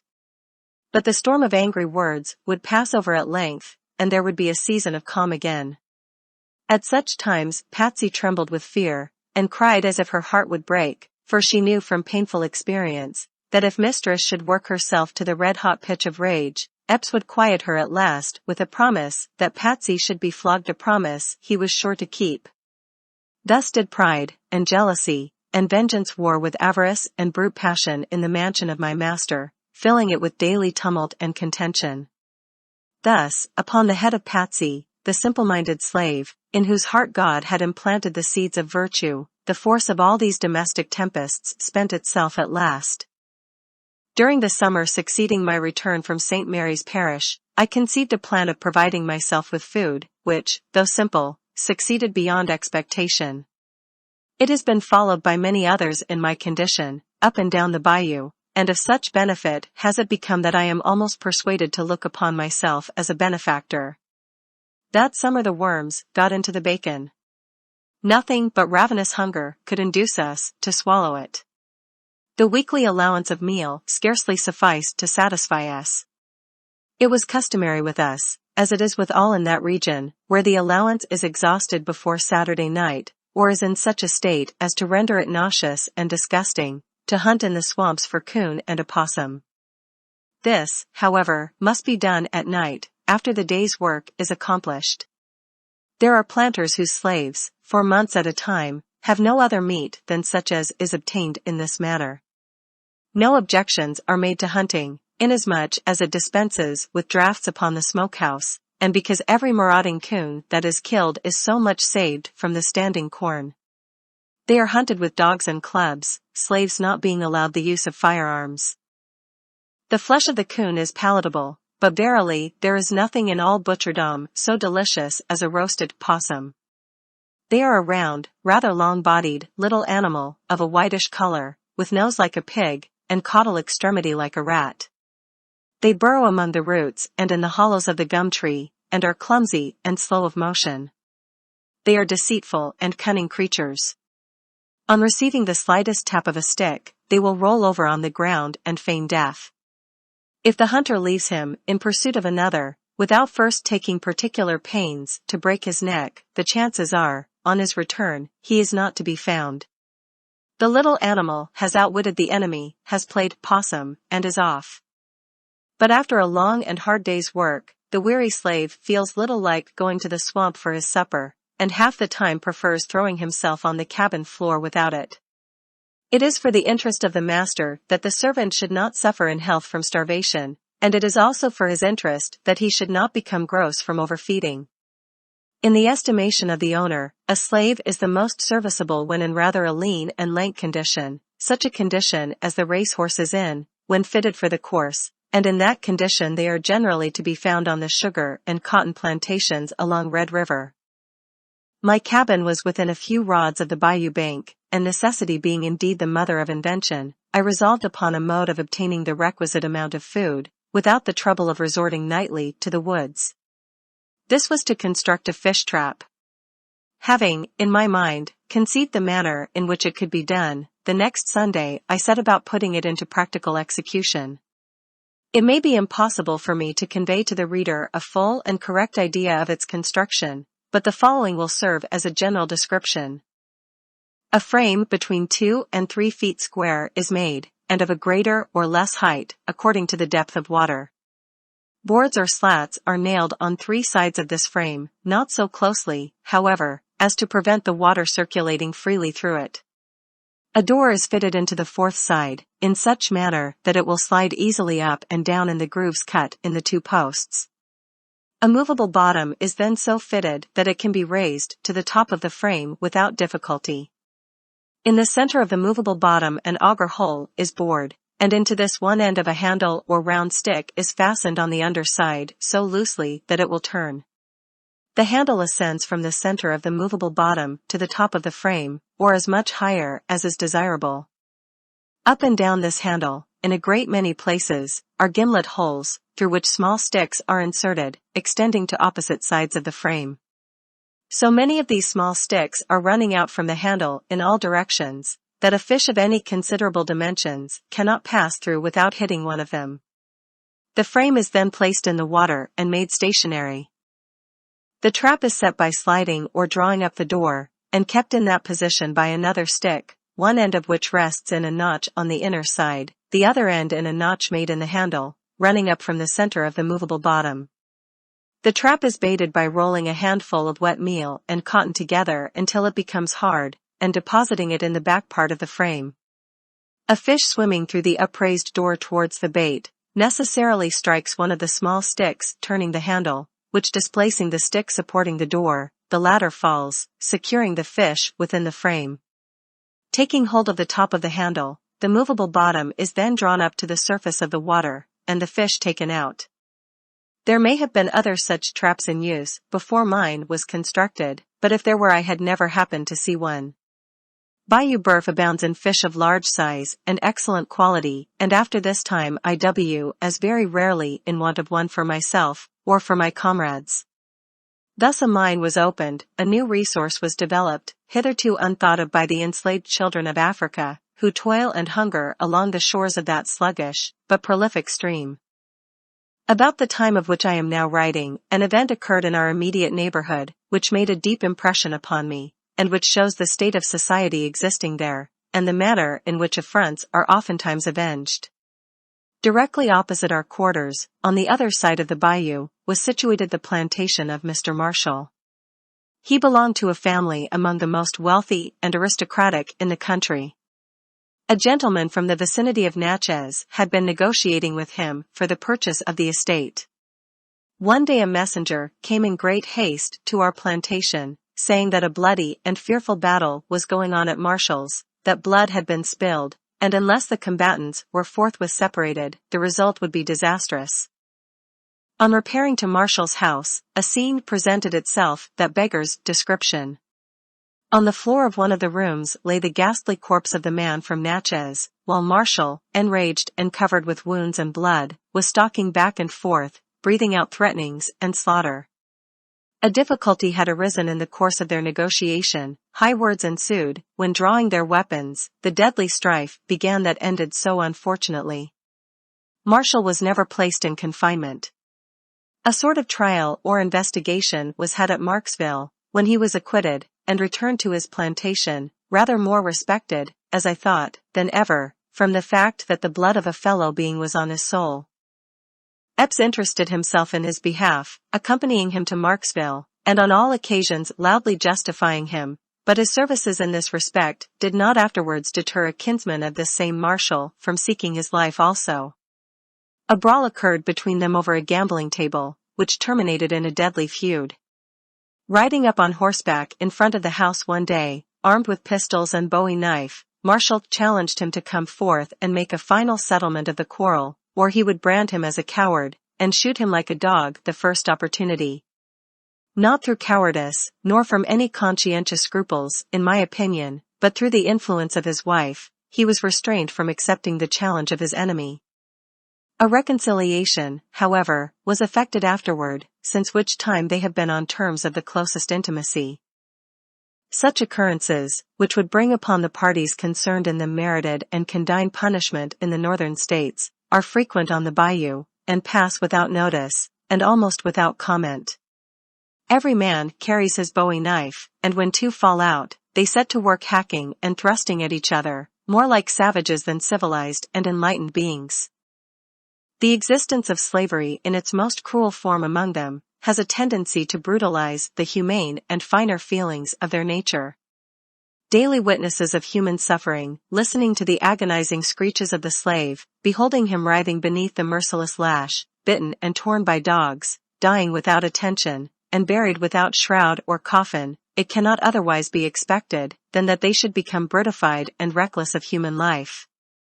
It is true there are many kind-hearted and good men in the parish of Avoyelles, such men as William Ford, who can look with pity upon the sufferings of a slave, just as there are, over all the world, sensitive and sympathetic spirits, who cannot look with indifference upon the sufferings of any creature which the Almighty has endowed with life.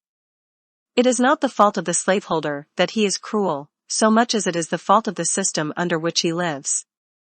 He cannot withstand the influence of habit and associations that surround him. Taught from earliest childhood, by all that he sees and hears, that the rod is for the slave's back, he will not be apt to change his opinions in maturer years. There may be humane masters, as there certainly are inhuman ones, there may be slaves well clothed, well fed, and happy, as there surely are those half-clad, half-starved and miserable. Nevertheless, the institution that tolerates such wrong and inhumanity as I have witnessed, is a cruel, unjust, and barbarous one. Men may write fictions portraying lowly life as it is, or as it is not, may expatiate with owlish gravity upon the bliss of ignorance, discourse flippantly from armchairs of the pleasures of slave life, but let them toil with him in the field, sleep with him in the cabin, feed with him on husks, let them behold him scourged, hunted, trampled on, and they will come back with another story in their mouths. Let them know the heart of the poor slave, learn his secret thoughts, thoughts he dare not utter in the hearing of the white man, let them sit by him in the silent watches of the night, converse with him in trustful confidence of life, liberty, and the pursuit of happiness, and they will find that 99 out of every 100 are intelligent enough to understand their situation, and to cherish in their bosoms the love of freedom, as passionately as themselves. Chapter 15. In consequence of my inability in cotton picking, Epps was in the habit of hiring me out on sugar plantations during the season of cane cutting and sugar making. He received for my services $1 a day, with the money supplying my place on his cotton plantation. Cutting cane was an employment that suited me, and for 3 successive years I held the lead row at Hawkins, leading a gang of from 50 to 100 hands. In a previous chapter, the mode of cultivating cotton is described. This may be the proper place to speak of the manner of cultivating cane. The ground is prepared in beds, the same as it is prepared for the reception of the cotton seed, except it is plowed deeper. Drills are made in the same manner. Planting commences in January, and continues until April. It is necessary to plant a sugar field only once in 3 years. 3 crops are taken before the seed or plant is exhausted. 3 gangs are employed in the operation. 1 draws the cane from the rick or stack, cutting the top and flags from the stalk, leaving only that part which is sound and healthy. Each joint of the cane has an eye, like the eye of a potato, which sends forth a sprout when buried in the soil. Another gang lays the cane in the drill, placing 2 stalks side by side in such manner that joints will occur once in 4 or 6 inches. The third gang follows with hoes, drawing earth upon the stalks, and covering them to the depth of 3 inches. In 4 weeks, at the farthest, the sprouts appear above the ground, and from this time forward grow with great rapidity. A sugar field is hoed 3 times, the same as cotton, save that a greater quantity of earth is drawn to the roots. By the 1st of August hoeing is usually over.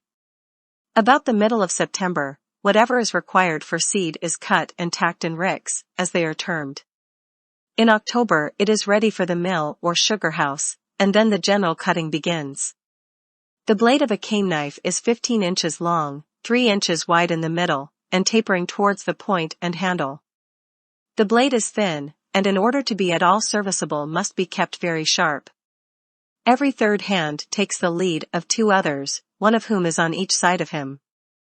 The lead hand, in the first place, with a blow of his knife shears the flags from the stalk. He next cuts off the top down as far as it is green.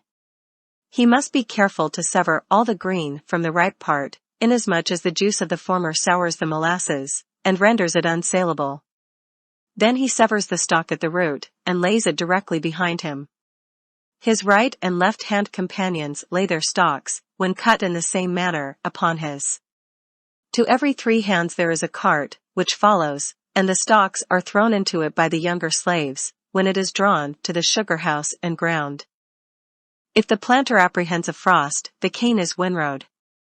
Windrowing is the cutting the stalks at an early period and throwing them lengthwise in the water furrow in such a manner that the tops will cover the butts of the stalks. They will remain in this condition 3 weeks or a month without souring, and secure from frost. When the proper time arrives, they are taken up, trimmed and carted to the sugar house. In the month of January, the slaves enter the field again to prepare for another crop. The ground is now strewn with the tops, and flags cut from the past year's cane. On a dry day fire is set to this combustible refuse, which sweeps over the field, leaving it bare and clean, and ready for the hoes. The earth is loosened about the roots of the old stubble, and in process of time another crop springs up from the last year's seed. It is the same the year following, but the 3rd year, the seed has exhausted its strength, and the field must be plowed and planted again. The 2nd year, the cane is sweeter and yields more than the 1st, and the 3rd year more than the 2nd. During the 3 seasons I labored on Hawkins' plantation, I was employed a considerable portion of the time in the sugar house. He is celebrated as the producer of the finest variety of white sugar.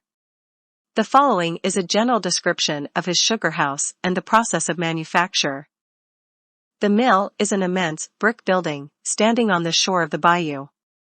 Running out from the building is an open shed, at least 100 feet in length and 40 or 50 feet in width. The boiler in which the steam is generated is situated outside the main building. The machinery and engine rest on a brick pier, 15 feet above the floor, within the body of the building. The machinery turns 2 great iron rollers, between 2 and 3 feet in diameter and 6 or 8 feet in length. They are elevated above the brick pier, and roll in towards each other. An endless carrier, made of chain and wood, like leathern belts used in small mills, extends from the iron rollers out of the main building and through the entire length of the open shed. The carts in which the cane is brought from the field as fast as it is cut, are unloaded at the sides of the shed. All along the endless carrier are ranged slave children, whose business it is to place the cane upon it, when it is conveyed through the shed into the main building, where it falls between the rollers, is crushed, and drops upon another carrier that conveys it out of the main building in an opposite direction, depositing it in the top of a chimney upon a fire beneath, which consumes it. It is necessary to burn it in this manner, because otherwise it would soon fill the building, and more especially because it would soon sour and engender disease. The juice of the cane falls into a conductor underneath the iron rollers, and is carried into a reservoir. Pipes convey it from thence into 5 filterers, holding several hogsheads each. These filterers are filled with bone black, a substance resembling pulverized charcoal. It is made of bones calcinated in close vessels, and is used for the purpose of decolorizing, by filtration, the cane juice before boiling. Through these 5 filters it passes in succession, and then runs into a large reservoir underneath the ground floor, from whence it is carried up, by means of a steam pump, into a clarifier made of sheet iron, where it is heated by steam until it boils. From the first clarifier it is carried in pipes to a second and a third, and thence into close iron pans, through which tubes pass, filled with steam. While in a boiling state it flows through 3 pans in succession, and is then carried in other pipes down to the coolers on the ground floor. Coolers are wooden boxes with sieve bottoms made of the finest wire. As soon as the syrup passes into the coolers, and is met by the air, it grains, and the molasses at once escapes through the sieves into a cistern. It is then white or loaf sugar of the finest kind, clear, clean, and as white as snow. When cool, it is taken out, packed in hogsheads, and is ready for market. The molasses is then carried from the cistern into the upper story again, and by another process, converted into brown sugar. There are larger mills, and those constructed differently from the one thus imperfectly described, but none, perhaps, more celebrated than this anywhere on Bayou Boeuf. Lambert, of New Orleans, is a partner of Hawkins. He is a man of vast wealth, holding, as I have been told, an interest in over 40 different sugar plantations in Louisiana. The only respite from constant labor the slave has through the whole year, is during the Christmas holidays. Epps allowed us 3, others allow 4, 5 and 6 days, according to the measure of their generosity. It is the only time to which they look forward with any interest or pleasure. They are glad when night comes, not only because it brings them a few hours' repose, but because it brings them one day nearer Christmas. It is hailed with equal delight by the old and the young. Even Uncle Abram ceases to glorify Andrew Jackson, and Patsy forgets her many sorrows amid the general hilarity of the holidays. It is the time of feasting, and frolicking, and fiddling, the carnival season with the children of bondage. They are the only days when they are allowed a little restricted liberty, and heartily indeed do they enjoy it. It is the custom for one planter to give a Christmas supper, inviting the shaves from neighboring plantations to join his own on the occasion. For instance, one year it is given by Epps, the next by Marshall, the next by Hawkins, and so on. Usually from 300 to 500 are assembled, coming together on foot, in carts, on horseback, on mules, riding double and triple, sometimes a boy and girl, at others a girl and 2 boys, and at others again a boy, a girl and an old woman. Uncle Abram astride a mule, with Aunt Phoebe and Patsy behind him, trotting towards a Christmas supper, would be no uncommon sight on Bayou Boeuf. Then, too, of all days I the year, they array themselves in their best attire. The cotton coat has been washed clean, the stump of a tallow candle has been applied to the shoes, and if so fortunate as to possess a rimless or a crownless hat, it is placed jauntily on the head. They are welcomed with equal cordiality, however, if they come bareheaded and barefooted to the feast. As a general thing, the women wear handkerchiefs tied about their heads, but if chance has thrown in their way a fiery red ribbon, or a cast-off bonnet of their mistress grandmother, it is sure to be worn on such occasions. Red, the deep blood red, is decidedly the favorite color among the enslaved damsels of my acquaintance. If a red ribbon does not encircle the neck, you will be certain to find all the hair of their woolly heads tied up with red strings of one sort or another. The table is spread in the open air, and loaded with varieties of meat and piles of vegetables. Bacon and corn meal at such times are dispensed with. Sometimes the cooking is performed in the kitchen on the plantation, at others in the shade of wide-branching trees. In the latter case, a ditch is dug in the ground, and wood laid in and burned until it is filled with glowing coals, over which chickens, ducks, turkeys, pigs, and not unfrequently the entire body of a wild ox, are roasted. They are furnished also with flour, of which biscuits are made, and often with peach and other preserves, with tarts, and every manner and description of pies, except the mince, that being an article of pastry as yet unknown among them. Only the slave who has lived all the years on his scanty allowance of meal and bacon can appreciate such suppers. White people in great numbers assemble to witness the gastronomical enjoyments. They seat themselves at the rustic table, the males on one side, the females on the other. The two between whom there may have been an exchange of tenderness, invariably manage to sit opposite, for the omnipresent Cupid disdains not to hurl his arrows into the simple hearts of slaves. Unalloyed and exulting happiness lights up the dark faces of them all. The ivory teeth, contrasting with their black complexions, exhibit two long, white streaks the whole extent of the table. All round the bountiful board a multitude of eyes roll in ecstasy. Giggling and laughter and the clattering of cutlery and crockery succeed. Cuffy's elbow hunches his neighbor's side, impelled by an involuntary impulse of delight. Nellie shakes her finger at Sambo and laughs, she knows not why, and so the fun and merriment flows on. When the viands have disappeared, and the hungry maws of the children of toil are satisfied, then, next in the order of amusement, is the Christmas dance. My business on these gala days always was to play on the violin. The African race is a music-loving one, proverbially, and many there were among my fellow bondsmen whose organs of tune were strikingly developed, and who could thumb the banjo with dexterity, but at the expense of appearing egotistical, I must nevertheless declare that I was considered the old bull of Bayou Boeuf. My master often received letters, sometimes from a distance of 10 miles, requesting him to send me to play at a ball or festival of the whites. He received his compensation, and usually I also returned with many picayunes jingling in my pockets, the extra contributions of those to whose delight I had administered. In this manner I became more acquainted than I otherwise would, up and down the bayou. The young men and maidens of Holmesville always knew there was to be a jollification somewhere, whenever Platt Epps was seen passing through the town with his fiddle in his hand. "Where are you going now, Platt, and what is coming off tonight, Platt?" would be interrogatories issuing from every door and window, and many a time when there was no special hurry, yielding to pressing importunities, Platt would draw his bow, and sitting astride his mule, perhaps, discourse musically to a crowd of delighted children, gathered around him in the street. Alas! Had it not been for my beloved violin, I scarcely can conceive how I could have endured the long years of bondage.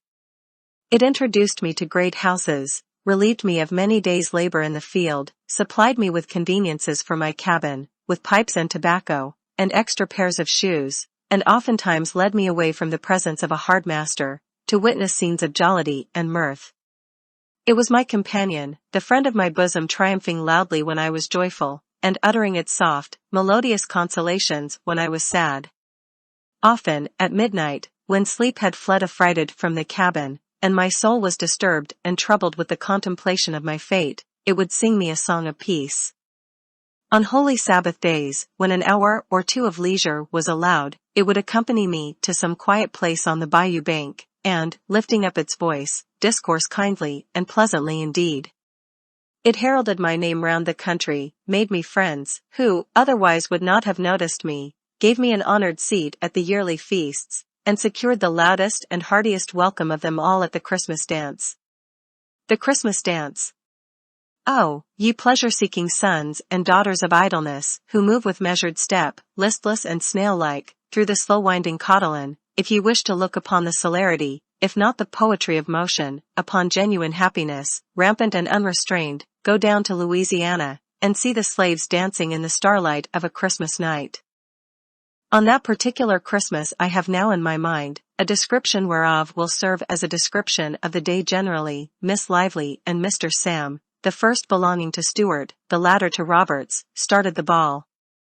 It was well known that Sam cherished an ardent passion for Lively, as also did one of Marshall's and another of Carey's boys, for Lively was lively indeed, and a heartbreaking coquette withal.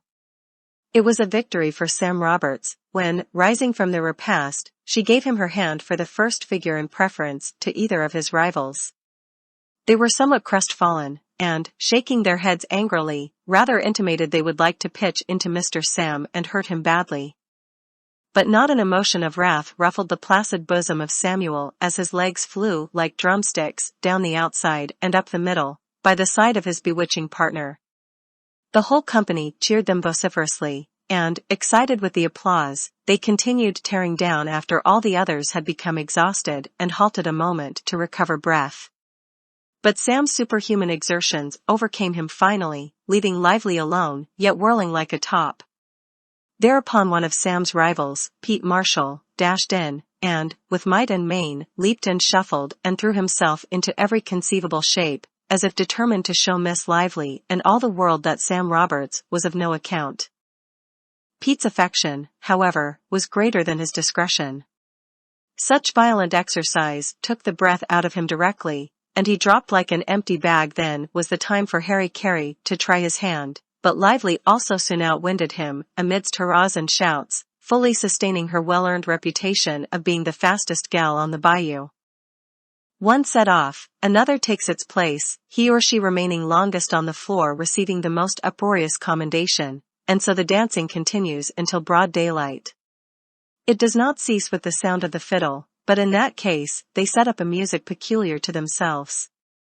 This is called padding, accompanied with one of those unmeaning songs, composed rather for its adaptation to a certain tune or measure, than for the purpose of expressing any distinct idea. The padding is performed by striking the hands on the knees, then striking the hands together, then striking the right shoulder with one hand, the left with the other, all the while keeping time with the feet, and singing, perhaps, this song. Harper's Creek and Roarin' River. Thar, my dear, we'll live forber. Den we'll go to de Injun Nation. All I walls in dis creation is pretty little wife and big plantation. Chorus. Up dat oak and down dat river. 2 overseers and 1 little nigger. Or, if these words are not adapted to the tune called for, it may be that Old Hog-Eye is a rather solemn and startling specimen of versification, not, however, to be appreciated unless heard at the South. It runneth as follows. Who's been here since I've been gone? Pretty little gal would a Josie on. Hog-Eye. Old Hog-Eye. And Hosey too. Never see de like since I was born. Here come a little gal would a Josie on. Hog-Eye. Old Hog-Eye. And Hosey too. Or, maybe the following, perhaps equally nonsensical, but full of melody, nevertheless, as it flows from the Negro's mouth. Ebo Dick and Jordan's Joe. Them 2 niggers stole my yo. Chorus. Hop Jim along. Walk Jim along. Talk Jim along, and see. Old Black Dan, as black as tar. He damn glad he was not dar. Hop Jim along, and see. During the remaining holidays succeeding Christmas, they are provided with passes, and permitted to go where they please within a limited distance, or they may remain and labor on the plantation, in which case they are paid for it. It is very rarely, however, that the latter alternative is accepted. They may be seen at these times hurrying in all directions, as happy-looking mortals as can be found on the face of the earth. They are different beings from what they are in the field, the temporary relaxation, the brief deliverance from fear, and from the lash, producing an entire metamorphosis in their appearance and demeanor. In visiting, writing, renewing old friendships, or, perchance, reviving some old attachment, or pursuing whatever pleasure may suggest itself, the time is occupied. Such is Southern life as it is 3 days in the year, as I found it, the other 362 being days of weariness, and fear, and suffering, and unremitting labor. Marriage is frequently contracted during the holidays, if such an institution may be said to exist among them. The only ceremony required before entering into that holy estate is to obtain the consent of the respective owners. It is usually encouraged by the masters of female slaves. Either party can have as many husbands or wives as the owner will permit, and either is at liberty to discard the other at pleasure. The law in relation to divorce, or to bigamy, and so forth, is not applicable to property, of course. If the wife does not belong on the same plantation with the husband, the latter is permitted to visit her on Saturday nights, if the distance is not too far. Uncle Abram's wife lived 7 miles from Epps, on Bayou Huff Power. He had permission to visit her once a fortnight, but he was growing old, as has been said, and truth to say, had latterly well nigh forgotten her. Uncle Abram had no time to spare from his meditations on General Jackson, connubial dalliance being well enough for the young and thoughtless, but unbecoming a grave and solemn philosopher like himself. Chapter 16. With the exception of my trip to St. Mary's Parish, and my absence during the cane-cutting seasons, I was constantly employed on the plantation of Master Epps. He was considered but a small planter, not having a sufficient number of hands to require the services of an overseer, acting in the latter capacity himself. Not able to increase his force, it was his custom to hire during the hurry of cotton picking. On larger estates, employing 50 or 100, or perhaps 200 hands, an overseer is deemed indispensable.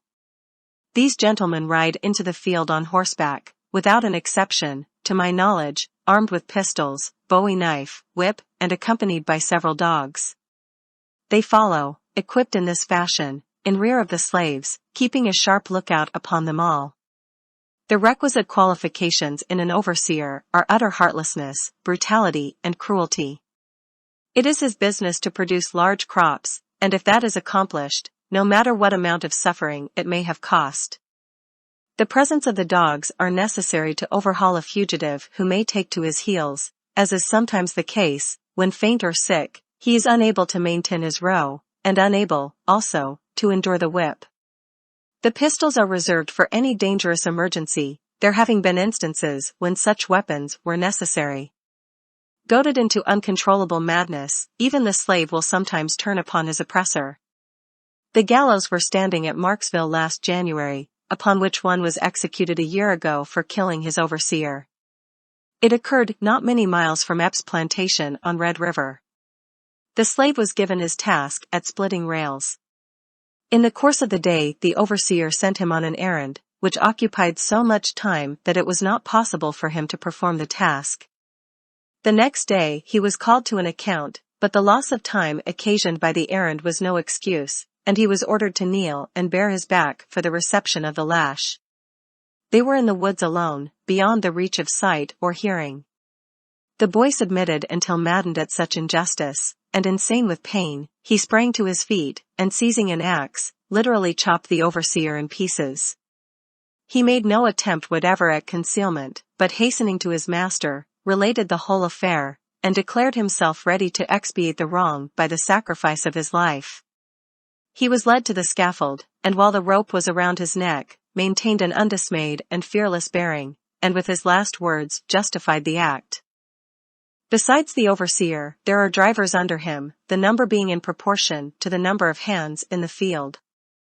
The drivers are black, who, in addition to the performance of their equal share of work, are compelled to do the whipping of their several gangs. Whips hang around their necks, and if they fail to use them thoroughly, are whipped themselves. They have a few privileges, however. For example, in cane-cutting the hands are not allowed to sit down long enough to eat their dinners. Carts filled with corn cake, cooked at the kitchen, are driven into the field at noon. The cake is distributed by the drivers, and must be eaten with the least possible delay. When the slave ceases to perspire, as he often does when taxed beyond his strength, he falls to the ground and becomes entirely helpless. It is then the duty of the driver to drag him into the shade of the standing cotton or cane, or of a neighboring tree, where he dashes buckets of water upon him, and uses other means of bringing out perspiration again, when he is ordered to his place, and compelled to continue his labor. At Huff Power, when I first came to Epps, Tom, one of Robert's Negroes, was driver. He was a burly fellow, and severe in the extreme. After Epps' removal to Bayou Boeuf, that distinguished honor was conferred upon myself. Up to the time of my departure I had to wear a whip about my neck in the field. If Epps was present, I dared not show any lenity, not having the Christian fortitude of a certain well-known Uncle Tom sufficiently to brave his wrath, by refusing to perform the office. In that way, only, I escaped the immediate martyrdom he suffered, and, withal, saved my companions much suffering, as it proved in the end. Epps, I soon found, whether actually in the field or not, had his eyes pretty generally upon us. From the piazza, from behind some adjacent tree, or other concealed point of observation, he was perpetually on the watch. If one of us had been backward or idle through the day, we were apt to be told all about it on returning to the quarters, and as it was a matter of principle with him to reprove every offense of that kind that came within his knowledge, the offender not only was certain of receiving a castigation for his tardiness, but I likewise was punished for permitting it. If, on the other hand, he had seen me use the lash freely, the man was satisfied. Practice makes perfect, truly, and during my 8 years' experience as a driver, I learned to handle the whip with marvelous dexterity and precision, throwing the lash within a hair's breadth of the back, the ear, the nose, without, however, touching either of them. If Epps was observed at a distance, or we had reason to apprehend he was sneaking somewhere in the vicinity, I would commence plying the lash vigorously, when, according to arrangement, they would squirm and screech as if in agony, although not one of them had in fact been even grazed. Patsy would take occasion, if he made his appearance presently, to mumble in his hearing some complaints that Platt was lashing them the whole time, and Uncle Abram, with an appearance of honesty peculiar to himself, would declare roundly I had just whipped them worse than General Jackson whipped the enemy at New Orleans. If Epps was not drunk, and in one of his beastly humors, this was, in general, satisfactory. If he was, some one or more of us must suffer, as a matter of course. Sometimes his violence assumed a dangerous form, placing the lives of his human stock in jeopardy. On one occasion, the drunken madman thought to amuse himself by cutting my throat. He had been absent at Holmesville, in attendance at a shooting match, and none of us were aware of his return. While hoeing by the side of Patsy, she exclaimed in a low voice, suddenly, "Platt, do you see old Hogjaw beckoning me to come to him?" Glancing sideways, I discovered him in the edge of the field, motioning and grimacing, as was his habit when half intoxicated. Aware of his lewd intentions, Patsy began to cry. I whispered her not to look up, and to continue at her work, as if she had not observed him. Suspecting the truth of the matter, however, he soon staggered up to me in a great rage. "What did you say to Pats?" he demanded, with an oath. I made him some evasive answer, which only had the effect of increasing his violence. "How long have you owned this plantation, say, you'd nigger?" he inquired, with a malicious sneer, at the same time taking hold of my shirt collar with one hand, and thrusting the other into his pocket. "Now I'll cut your black throat, that's what I'll do," drawing his knife from his pocket as he said it. But with one hand he was unable to open it, until finally seizing the blade in his teeth, I saw he was about to succeed, and felt the necessity of escaping from him, for in his present reckless state, it was evident he was not joking, by any means. My shirt was open in front, and as I turned round quickly and sprang from him, while he still retained his gripe, it was stripped entirely from my back. There was no difficulty now in eluding him. He would chase me until out of breath, then stop until it was recovered, swear, and renew the chase again. Now he would command me to come to him, now endeavor to coax me, but I was careful to keep at a respectful distance. In this manner we made the circuit of the field several times, he making desperate plunges, and I always dodging them, more amused than frightened, well knowing that when his sober senses returned, he would laugh at his own drunken folly. At length I observed the mistress standing by the yard fence, watching our half-serious, half-comical maneuvers. Shooting past him, I ran directly to her. Epps, on discovering her, did not follow. He remained about the field an hour or more, during which time I stood by the mistress, having related the particulars of what had taken place. Now, she was aroused again, denouncing her husband and Patsy about equally. Finally, Epps came towards the house, by this time nearly sober, walking demurely, with his hands behind his back, and attempting to look as innocent as a child. As he approached, nevertheless, Mistress Epps began to berate him roundly, heaping upon him many rather disrespectful epithets, and demanding for what reason he had attempted to cut my throat. Epps made wondrous strange of it all, and to my surprise, swore by all the saints in the calendar he had not spoken to me that day. "Platt, you lying nigger, have I?" was his brazen appeal to me. It is not safe to contradict a master, even by the assertion of a truth. So I was silent, and when he entered the house I returned to the field, and the affair was never after alluded to. Shortly after this time a circumstance occurred that came nigh divulging the secret of my real name and history, which I had so long and carefully concealed, and upon which I was convinced depended my final escape. Soon after he purchased me, Epps asked me if I could write and read, and on being informed that I had received some instruction in those branches of education, he assured me, with emphasis, if he ever caught me with a book, or with pen and ink, he would give me 100 lashes. He said he wanted me to understand that he bought niggers to work and not to educate.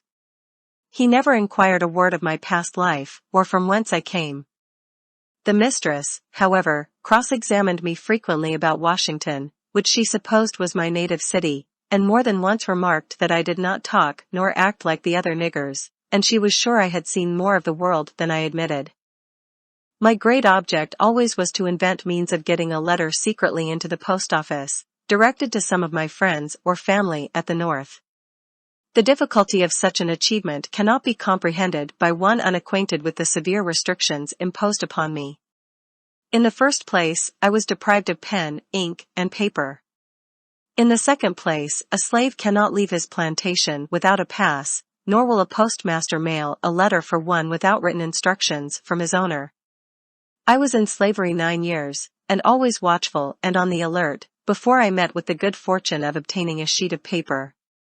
While Epps was in New Orleans, one winter, disposing of his cotton, the mistress sent me to Holmesville, with an order for several articles, and among the rest a quantity of foolscap. I appropriated a sheet, concealing it in the cabin, under the board on which I slept. After various experiments I succeeded in making ink, by boiling white maple bark, and with a feather plucked from the wing of a duck, manufactured a pen. When all were asleep in the cabin, by the light of the coals, lying upon my plank couch, I managed to complete a somewhat lengthy epistle. It was directed to an old acquaintance at Sandy Hill, stating my condition, and urging him to take measures to restore me to liberty.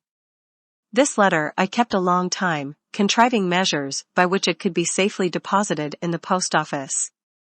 At length, a low fellow, by the name of Armsby, hitherto a stranger, came into the neighborhood, seeking a situation as overseer. He applied to Epps, and was about the plantation for several days. He next went over to Shaw's, nearby, and remained with him several weeks. Shaw was generally surrounded by such worthless characters, being himself noted as a gambler and unprincipled man. He had made a wife of his slave Charlotte, and a brood of young mulattoes were growing up in his house. Armsby became so much reduced at last, that he was compelled to labor with the slaves. A white man working in the field is a rare and unusual spectacle on Bayou Boeuf. I improved every opportunity of cultivating his acquaintance privately, desiring to obtain his confidence so far as to be willing to entrust the letter to his keeping. He visited Marksville repeatedly, he informed me, a town some 20 miles distant, and there, I proposed to myself, the letter should be mailed. Carefully deliberating on the most proper manner of approaching him on the subject, I concluded finally to ask him simply if he would deposit a letter for me in the Marksville post office the next time he visited that place, without disclosing to him that the letter was written, or any of the particulars it contained, for I had fears that he might betray me, and knew that some inducement must be held out to him of a pecuniary nature, before it would be safe to confide in him. As late as 1 o'clock one night I stole noiselessly from my cabin, and, crossing the field to Shaw's, found him sleeping on the piazza. I had but a few picayunes, the proceeds of my fiddling performances, but all I had in the world I promised him if he would do me the favor required. I begged him not to expose me if he could not grant the request. He assured me, upon his honor, he would deposit it in the Marksville post office, and that he would keep it an inviolable secret forever. Though the letter was in my pocket at the time, I dared not then deliver it to him, but stating I would have it written in a day or two, bade him good night, and returned to my cabin. It was impossible for me to expel the suspicions I entertained, and all night I lay awake, revolving in my mind the safest course to pursue. I was willing to risk a great deal to accomplish my purpose, but should the letter by any means fall into the hands of Epps, it would be a death blow to my aspirations. I was perplexed in the extreme. My suspicions were well-founded, as the sequel demonstrated. The next day but one, while scraping cotton in the field, Epps seated himself on the line fence between Shaw's plantation and his own, in such a position as to overlook the scene of our labors. Presently Armsby made his appearance, and, mounting the fence, took a seat beside him. They remained 2 or 3 hours, all of which time I was in an agony of apprehension.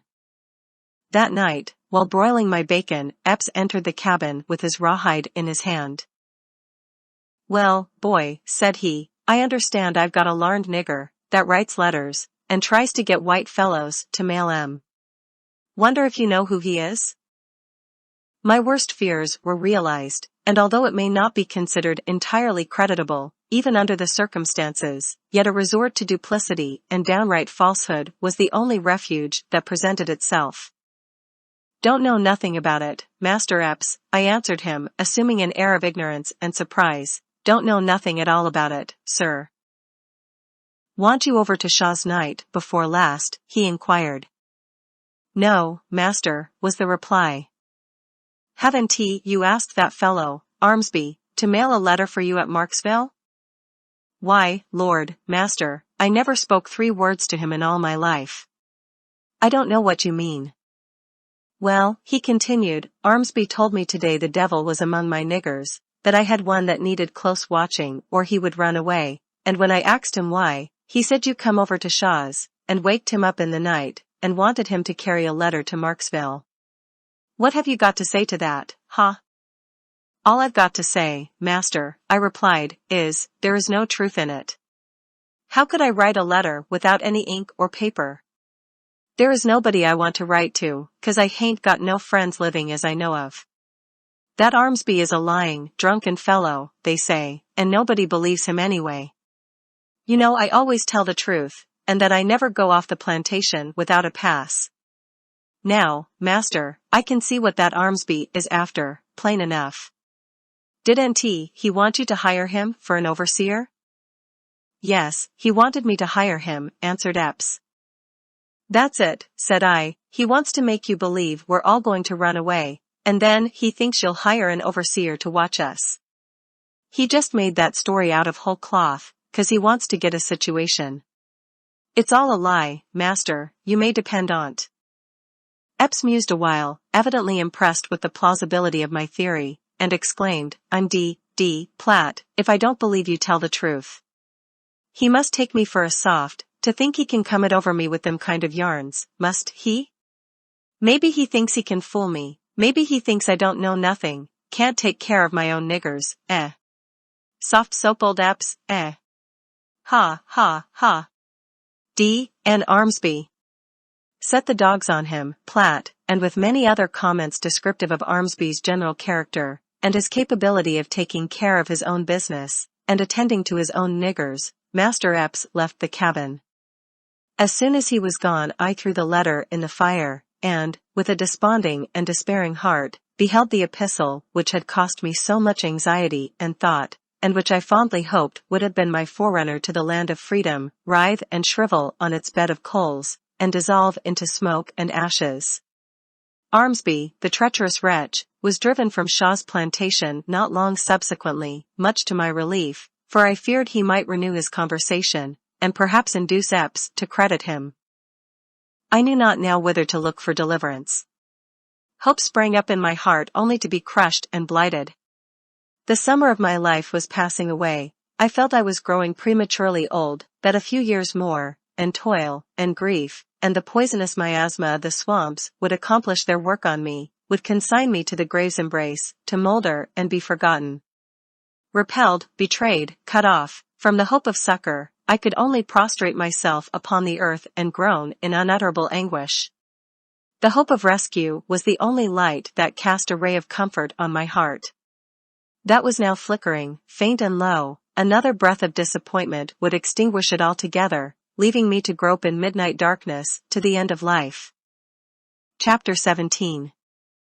The year 1850, down to which time I have now arrived, omitting many occurrences uninteresting to the reader, was an unlucky year for my companion Wiley, the husband of Phoebe, whose taciturn and retiring nature has thus far kept him in the background.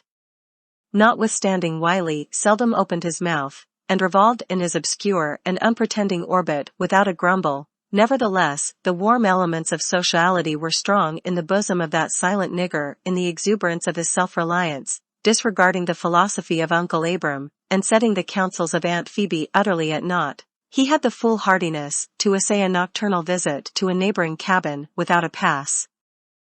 So attractive was the society in which he found himself, that Wiley took little note of the passing hours, and the light began to break in the east before he was aware. Speeding homeward as fast as he could run, he hoped to reach the quarters before the horn would sound, but, unhappily, he was spied on the way by a company of patrollers. How it is in other dark places of slavery, I do not know, but on Bayou Boeuf there is an organization of patrollers, as they are styled, whose business it is to seize and whip any slave they may find wandering from the plantation. They ride on horseback, headed by a captain, armed, and accompanied by dogs. They have the right, either by law, or by general consent, to inflict discretionary chastisement upon a black man caught beyond the boundaries of his master's estate without a pass, and even to shoot him, if he attempts to escape. Each company has a certain distance to ride up and down the bayou. They are compensated by the planters, who contribute in proportion to the number of slaves they own. The clatter of their horses' hoofs dashing by can be heard at all hours of the light, and frequently they may be seen driving a slave before them, or leading him by a rope fastened around his neck, to his owner's plantation. Wiley fled before one of these companies, thinking he could reach his cabin before they could overtake him, but one of their dogs, a great ravenous hound, gripped him by the leg, and held him fast. The patrollers whipped him severely, and brought him, a prisoner, to Epps. From him he received another flagellation still more severe, so that the cuts of the lash and the bites of the dog rendered him sore, stiff, and miserable, insomuch he was scarcely able to move. It was impossible in such a state to keep up his row, and consequently there was not an hour in the day but Wiley felt the sting of his master's rawhide on his raw and bleeding back. His sufferings became intolerable, and finally he resolved to run away. Without disclosing his intentions to run away even to his wife Phoebe, he proceeded to make arrangements for carrying his plan into execution. Having cooked his whole week's allowance, he cautiously left the cabin on a Sunday night, after the inmates of the quarters were asleep. When the horn sounded in the morning, Wiley did not make his appearance. Search was made for him in the cabins, in the corn crib, in the cotton house, and in every nook and corner of the premises. Each of us was examined, touching any knowledge we might have that could throw light upon his sudden disappearance or present whereabouts. Epps raved and stormed, and mounting his horse, galloped to neighboring plantations, making inquiries in all directions. The search was fruitless. Nothing whatever was elicited, going to show what had become of the missing man. The dogs were led to the swamp, but were unable to strike his trail. They would circle away through the forest, their noses to the ground, but invariably returned in a short time to the spot from whence they started. Wiley had escaped, and so secretly and cautiously as to elude and baffle all pursuit. Days and even weeks passed away, and nothing could be heard of him. Epps did nothing but curse and swear. It was the only topic of conversation among us when alone.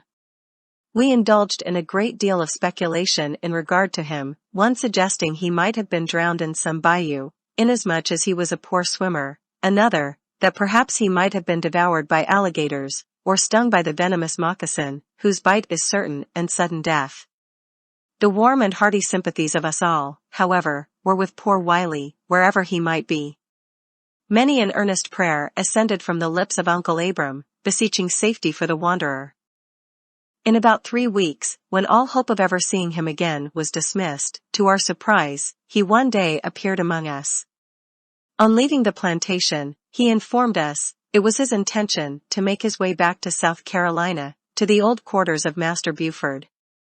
During the day he remained secreted, sometimes in the branches of a tree, and at night pressed forward through the swamps. Finally, one morning, just at dawn, he reached the shore of Red River. While standing on the bank, considering how he could cross it, a white man accosted him and demanded a pass. Without one, and evidently a runaway, he was taken to Alexandria, the shire town of the parish of Rapides, and confined in prison. It happened several days after that Joseph B. Roberts, uncle of Mistress Epps, was in Alexandria, and going into the jail, recognized him. Wiley had worked on his plantation, when Epps resided at Huff Power. Paying the jail fee, and writing him a pass, underneath which was a note to Epps, requesting him not to whip him on his return, Wiley was sent back to Bayou Boeuf. It was the hope that hung upon this request, and which Roberts assured him would be respected by his master, that sustained him as he approached the house. The request, however, as may be readily supposed, was entirely disregarded. After being kept in suspense 3 days, Wiley was stripped, and compelled to endure one of those inhuman floggings to which the poor slave is so often subjected. It was the first and last attempt of Wiley to run away. The long scars upon his back, which he will carry with him to the grave, perpetually remind him of the dangers of such a step. There was not a day throughout the 10 years I belonged to Epps that I did not consult with myself upon the prospect of escape. I laid many plans, which at the time I considered excellent ones, but one after the other they were all abandoned. No man who has never been placed in such a situation can comprehend the 1,000 obstacles thrown in the way of the flying slave. Every white man's hand is raised against him, the patrollers are watching for him, the hounds are ready to follow on his track, and the nature of the country is such as renders it impossible to pass through it with any safety. I thought, however, that the time might come, perhaps, when I should be running through the swamps again. I concluded, in that chase, to be prepared for Epps' dogs, should they pursue me. He possessed several, one of which was a notorious slave hunter, and the most fierce and savage of his breed. While out hunting the coon or the opossum, I never allowed an opportunity to escape, when alone, of whipping them severely. In this manner I succeeded at length in subduing them completely. They feared me, obeying my voice at once when others had no control over them whatever. Had they followed and overtaken me, I doubt not they would have shrank from attacking me. Notwithstanding the certainty of being captured, the woods and swamps are, nevertheless, continually filled with runaways. Many of them, when sick, or so worn out as to be unable to perform their tasks, escape into the swamps, willing to suffer the punishment inflicted for such offenses, in order to obtain a day or two of rest. While I belonged to Ford, I was unwittingly the means of disclosing the hiding place of 6 or 8, who had taken up their residence in the Great Pine Woods. Adam Tatum frequently sent me from the mills over to the opening after provisions. The whole distance was then a thick pine forest. About 10 o'clock of a beautiful moonlight night, while walking along the Texas road, returning to the mills, carrying a dressed pig in a bag swung over my shoulder, I heard footsteps behind me, and turning round, beheld 2 black men in the dress of slaves approaching at a rapid pace. When within a short distance, one of them raised a club, as if intending to strike me, the other snatched at the bag. I managed to dodge them both, and seizing a pine knot, hurled it with such force against the head of one of them that he was prostrated apparently senseless to the ground. Just then 2 more made their appearance from one side of the road. Before they could grapple me, however, I succeeded in passing them and taking to my heels, fled, much affrighted, towards the mills. When Adam was informed of the adventure, he hastened straightway to the Indian village, and arousing Cascalla and several of his tribe, started in pursuit of the highwaymen. I accompanied them to the scene of attack, when we discovered a puddle of blood in the road, where the man whom I had smitten with the pine knot had fallen. After searching carefully through the woods a long time, one of Cascalla's men discovered a smoke curling up through the branches of several prostrate pines, whose tops had fallen together. The rendezvous was cautiously surrounded, and all of them taken prisoners.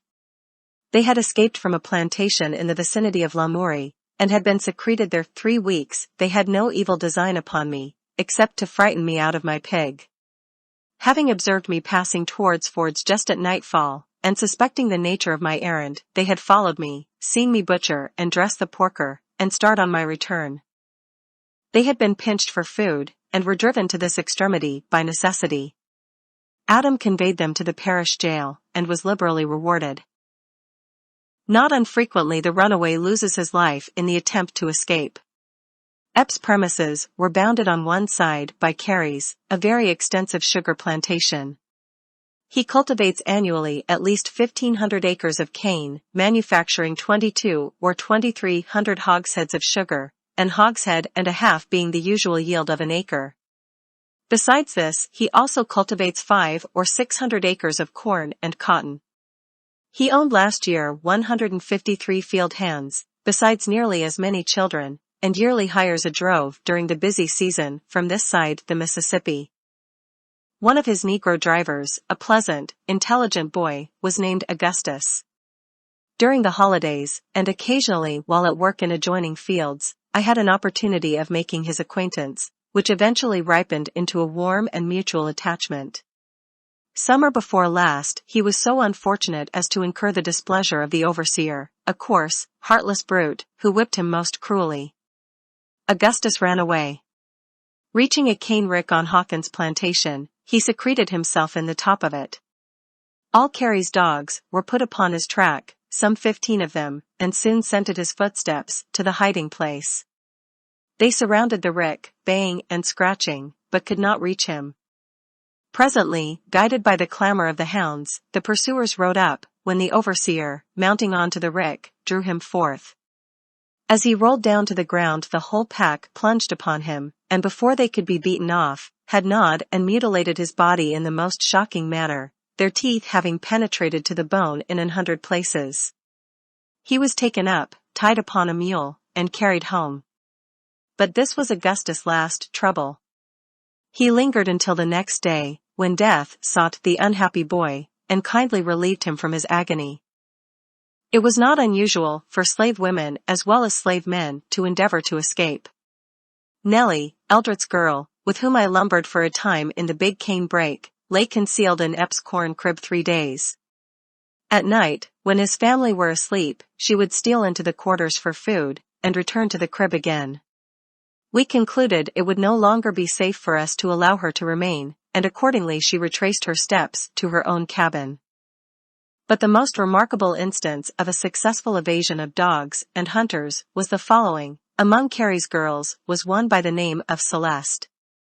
She was 19 or 20, and far whiter than her owner, or any of his offspring. It required a close inspection to distinguish in her features the slightest trace of African blood. A stranger would never have dreamed that she was the descendant of slaves. I was sitting in my cabin late at night, playing a low air on my violin, when the door opened carefully, and Celeste stood before me. She was pale and haggard. Had an apparition arisen from the earth, I could not have been more startled. "Who are you?" I demanded, after gazing at her a moment. "I'm hungry, give me some bacon," was her reply. My first impression was that she was some deranged young mistress, who, escaping from home, was wandering, she knew not whither, and had been attracted to my cabin by the sound of the violin. The coarse cotton slave dress she wore, however, soon dispelled such a supposition. "What is your name?" I again interrogated. "My name is Celeste," she answered. "I belong to Carey, and have been 2 days among the palmettos. I am sick and can't work, and would rather die in the swamp than be whipped to death by the overseer. Carey's dogs won't follow me. They have tried to set them on.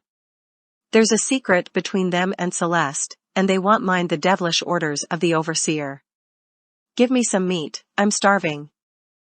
I divided my scanty allowance with her, and while partaking of it, she related how she had managed to escape and described the place of her concealment. In the edge of the swamp, not half a mile from Epp's house, was as a large space, thousands of acres in extent, thickly covered with palmetto. Tall trees, whose long arms interlocked each other, formed a canopy above them, so dense as to exclude the beams of the sun.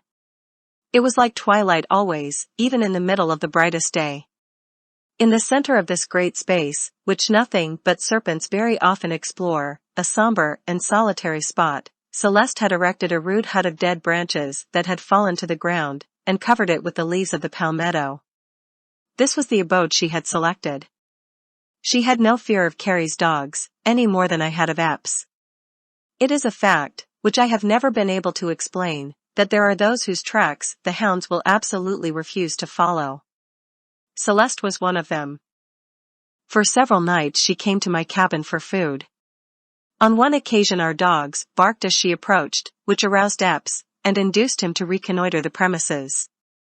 He did not discover her, but after that it was not deemed prudent for her to come to the yard. When all was silent I carried provisions to a certain spot agreed upon, where she would find them. In this manner Celeste passed the greater part of the summer. She regained her health, and became strong and hardy. At all seasons of the year, the howlings of wild animals can be heard at night along the borders of the swamps. Several times they had made her a midnight call, awakening her from slumbers with a growl.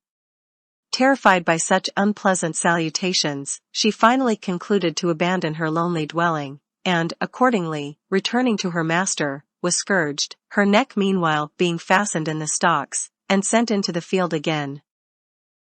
The year before my arrival in the country there was a concerted movement among a number of slaves on Bayou Boeuf, that terminated tragically indeed. It was, I presume, a matter of newspaper notoriety at the time, but all the knowledge I have of it has been derived from the relation of those living at that period in the immediate vicinity of the excitement. It has become a subject of general and unfailing interest in every slave hut on the bayou, and will doubtless go down to succeeding generations as their chief tradition. Lew Cheney, with whom I became acquainted, a shrewd, cunning Negro, more intelligent than the generality of his race, but unscrupulous and full of treachery, conceived the project of organizing a company sufficiently strong to fight their way against all opposition to the neighboring territory of Mexico.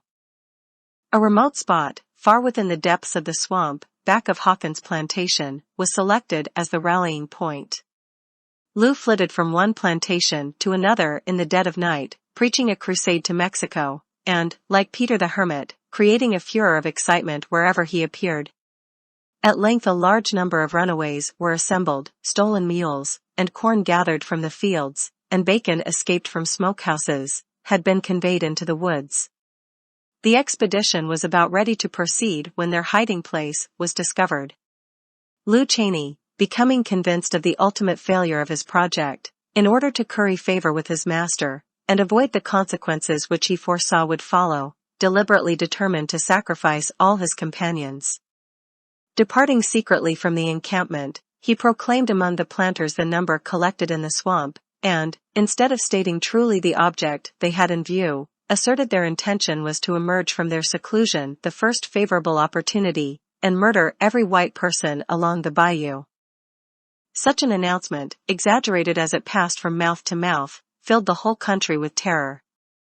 The fugitives were surrounded and taken prisoners, carried in chains to Alexandria, and hung by the populace. Not only those, but many who were suspected, though entirely innocent, were taken from the field and from the cabin, and without the shadow of process or form of trial, hurried to the scaffold. The planters on Bayou Boeuf finally rebelled against such reckless destruction of property, but it was not until a regiment of soldiers had arrived from some fort on the Texan frontier, demolished the gallows, and opened the doors of the Alexandria prison, that the indiscriminate slaughter was stayed. Lew Cheney escaped, and was even rewarded for his treachery. He is still living, but his name is despised and execrated by all his race throughout the parishes of Rapides and of Oils. Such an idea as insurrection, however, is not new among the enslaved population of Bayou Boeuf. More than once I have joined in serious consultation when the subject has been discussed, and there have been times when a word from me would have placed hundreds of my fellow bondsmen in an attitude of defiance. Without arms or ammunition, or even with them, I saw such a step would result in certain defeat, disaster, and death, and always raised my voice against it. During the Mexican War, I well remember the extravagant hopes that were excited. The news of victory filled the great house with rejoicing, but produced only sorrow and disappointment in the cabin. In my opinion, and I have had opportunity to know something of the feeling of which I speak, there are not 50 slaves on the shores of Bayou Boeuf, but would hail with unmeasured delight the approach of an invading army. They are deceived who flatter themselves that the ignorant and debased slave has no conception of the magnitude of his wrongs. They are deceived who imagine that he arises from his knees, with back lacerated and bleeding, cherishing only a spirit of meekness and forgiveness. A day may come, it will come, if his prayer is heard, a terrible day of vengeance, when the master in his turn will cry in vain for mercy. Chapter 18. Wiley suffered severely at the hands of Master Epps, as has been related in the preceding chapter, but in this respect he fared no worse than his unfortunate companions. Spare the rod was an idea scouted by our master. He was constitutionally subject to periods of ill humor, and at such times, however little provocation there might be, a certain amount of punishment was inflicted. The circumstances attending the last flogging, but one that I received, will show how trivial a cause was sufficient with him for resorting to the whip. A Mr. O'Neill, residing in the vicinity of the Big Pine Woods, called upon Epps for the purpose of purchasing me.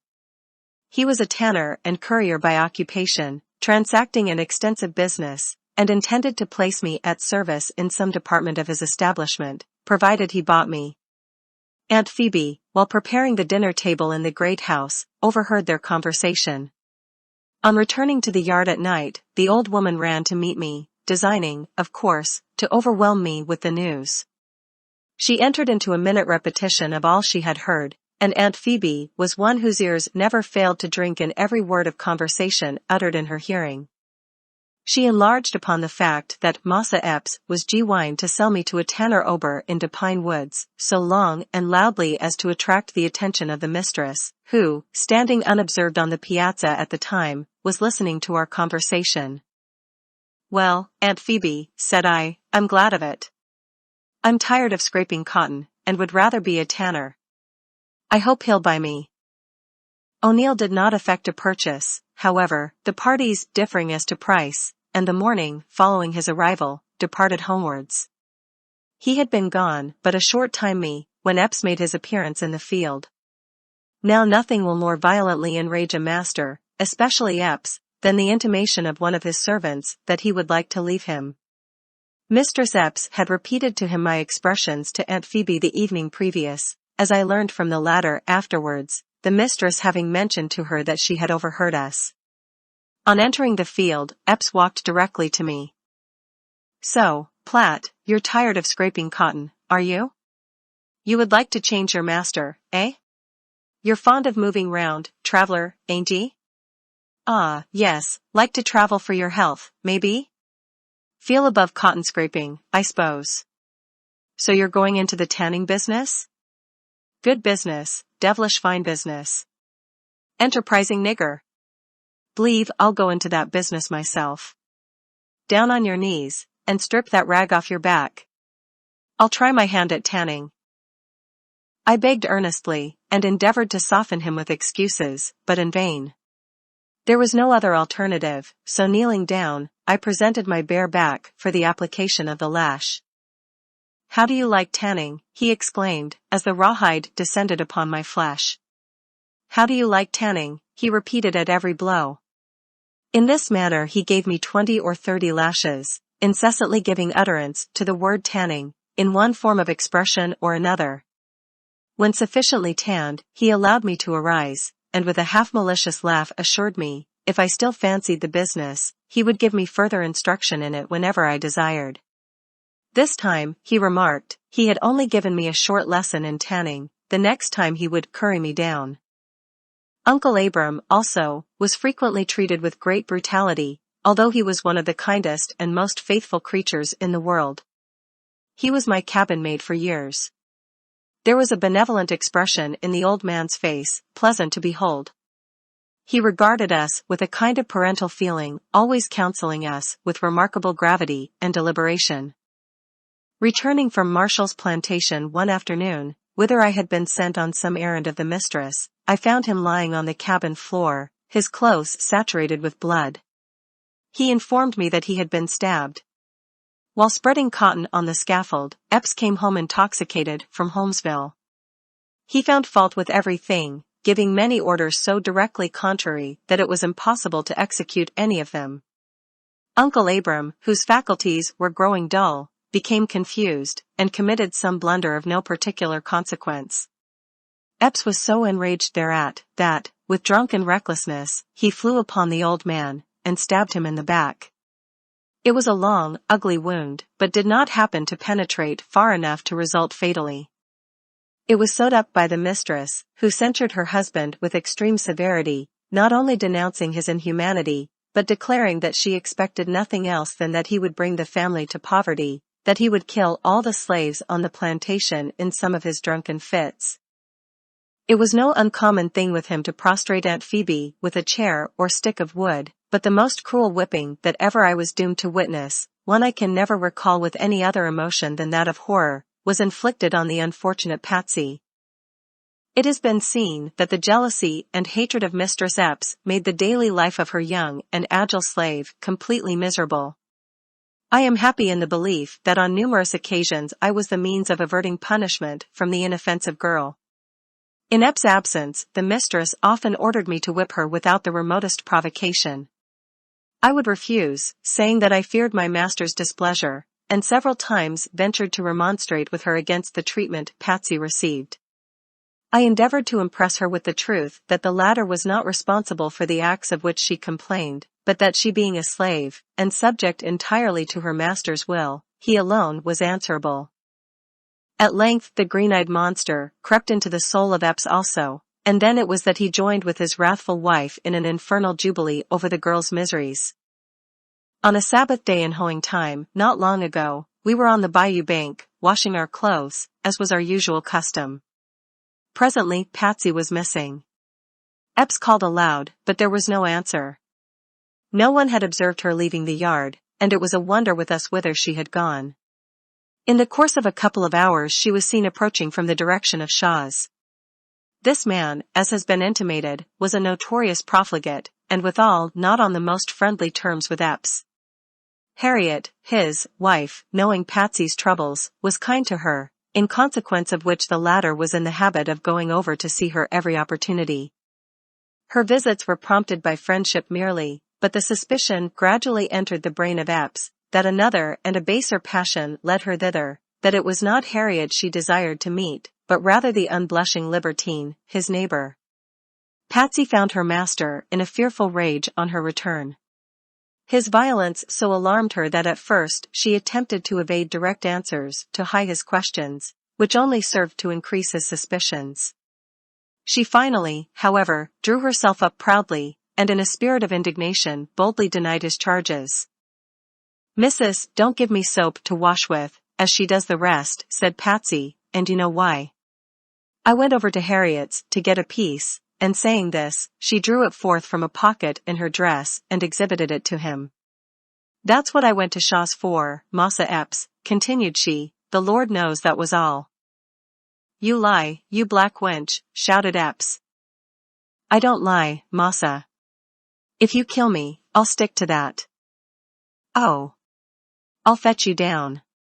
I'll learn you to go to Shaw's. I'll take the starch out of ye," he muttered fiercely through his shut teeth. Then turning to me, he ordered 4 stakes to be driven into the ground, pointing with the toe of his boot to the places where he wanted them. When the stakes were driven down, he ordered her to be stripped of every article of dress. Ropes were then brought, and the naked girl was laid upon her face, her wrists and feet each tied firmly to a stake. Stepping to the piazza, he took down a heavy whip, and placing it in my hands, commanded me to lash her. Unpleasant as it was, I was compelled to obey him. Nowhere that day, on the face of the whole earth, I venture to say, was there such a demoniac exhibition witnessed as then ensued. Mistress Epps stood on the piazza among her children, gazing on the scene with an air of heartless satisfaction. The slaves were huddled together at a little distance, their countenances indicating the sorrow of their hearts. Poor Patsy prayed piteously for mercy, but her prayers were vain.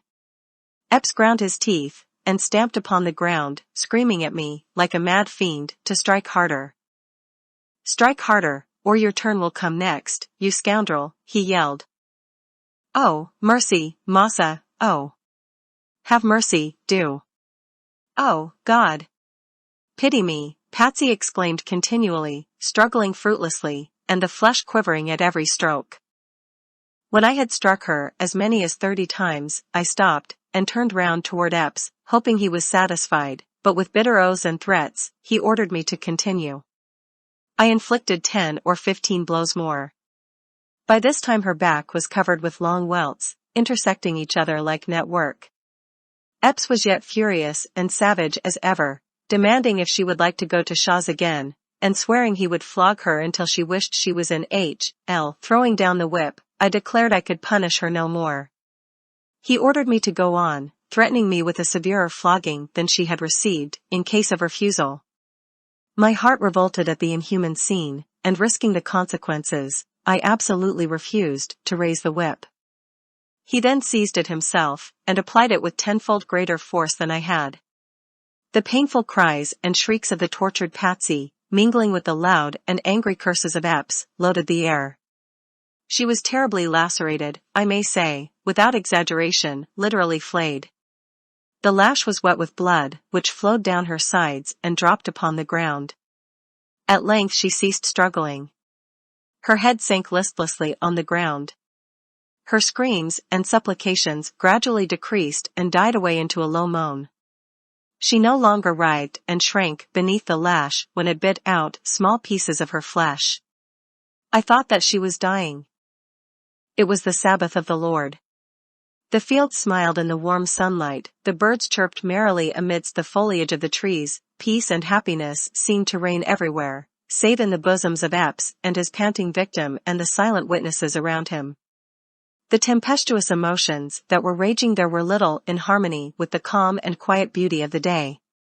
I could look on Epps only with unutterable loathing and abhorrence, and thought within myself, "Thou devil, sooner or later, somewhere in the course of eternal justice, thou shalt answer for this sin." Finally, he ceased whipping from mere exhaustion, and ordered Phoebe to bring a bucket of salt and water. After washing her thoroughly with this, I was told to take her to her cabin. Untying the ropes, I raised her in my arms. She was unable to stand, and as her head rested on my shoulder, she repeated many times, in a faint voice scarcely perceptible, "Oh, Platt, oh, Platt," but nothing further. Her dress was replaced, but it clung to her back, and was soon stiff with blood. We laid her on some boards in the hut, where she remained a long time, with eyes closed and groaning in agony. At night Phoebe applied melted tallow to her wounds, and so far as we were able, all endeavored to assist and console her. Day after day she lay in her cabin upon her face, the sores preventing her resting in any other position. A blessed thing it would have been for her, days and weeks and months of misery it would have saved her, had she never lifted up her head in life again. Indeed, from that time forward she was not what she had been. The burden of a deep melancholy weighed heavily on her spirits. She no longer moved with that buoyant and elastic step, there was not that mirthful sparkle in her eyes that formerly distinguished her. The bounding vigor, the sprightly, laughter-loving spirit of her youth, were gone. She fell into a mournful and desponding mood, and oftentimes would start up in her sleep, and with raised hands, plead for mercy. She became more silent than she was, toiling all day in our midst, not uttering a word. A careworn, pitiful expression settled on her face, and it was her humor now to weep, rather than rejoice. If ever there was a broken heart, one crushed and blighted by the rude grasp of suffering misfortune, it was Patsy's. She had been reared no better than her master's beast, looked upon merely as a valuable and handsome animal, and consequently possessed but a limited amount of knowledge. And yet a faint light cast its rays over her intellect, so that it was not wholly dark. She had a dim perception of God and of eternity, and a still more dim perception of a Savior who had died even for such as her. She entertained but confused notions of a future life, not comprehending the distinction between the corporeal and spiritual existence. Happiness, in her mind, was exemption from stripes, from labor, from the cruelty of masters and overseers. Her idea of the joy of heaven was simply rest, and is fully expressed in these of a melancholy bard. I ask no paradise on high, with cares on earth oppressed. The only heaven for which I sigh is rest, eternal rest. It is a mistaken opinion that prevails in some quarters that the slave does not understand the term, does not comprehend the idea of freedom. Even on Bayou Boeuf, where I conceive slavery exists in its most abject and cruel form, where it exhibits features altogether unknown in more northern states, the most ignorant of them generally know full well its meaning. They understand the privileges and exemptions that belong to it, that it would bestow upon them the fruits of their own labors, and that it would secure to them the enjoyment of domestic happiness. They do not fail to observe the difference between their own condition and the meanest white man's, and to realize the injustice of the laws which place it in his power not only to appropriate the profits of their industry, but to subject them to unmerited and unprovoked punishment, without remedy, or the right to resist or to remonstrate. Patsy's life, especially after her whipping, was one long dream of liberty. Far away, to her fancy an immeasurable distance, she knew there was a land of freedom. 1,000 times she had heard that somewhere in the distant north there were no slaves, no masters. In her imagination it was an enchanted region, the paradise of the earth. To dwell where the black man may work for himself, live in his own cabin, till his own soil, was a blissful dream of Patsy's, a dream, alas, the fulfillment of which she can never realize. The effect of these exhibitions of brutality on the household of the slaveholder is apparent.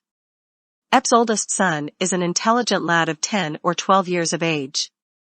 It is pitiable, sometimes, to see him chastising, for instance, the venerable Uncle Abram. He will call the old man to account, and if in his childish judgment it is necessary, sentence him to a certain number of lashes, which he proceeds to inflict with much gravity and deliberation. Mounted on his pony, he often rides into the field with his whip, playing the overseer, greatly to his father's delight. Without discrimination, at such times, he applies the rawhide, urging the slaves forward with shouts, and occasional expressions of profanity, while the old man laughs, and commends him as a thoroughgoing boy. The child is father to the man, and with such training, whatever may be his natural disposition, it cannot well be otherwise than that, on arriving at maturity, the sufferings and miseries of the slave will be looked upon with entire indifference. The influence of the iniquitous system necessarily fosters an unfeeling and cruel spirit, even in the bosoms of those who, among their equals, are regarded as humane and generous. Young Master Epps possessed some noble qualities, yet no process of reasoning could lead him to comprehend that in the eye of the Almighty there is no distinction of color.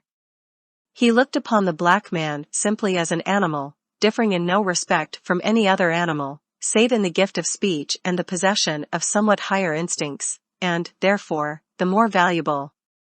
To work like his father's mules, to be whipped and kicked and scourged through life, to address the white man with hat in hand, and eyes bent servilely on the earth, in his mind, was the natural and proper destiny of the slave.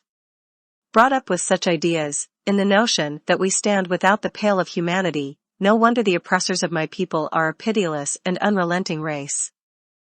Chapter 19.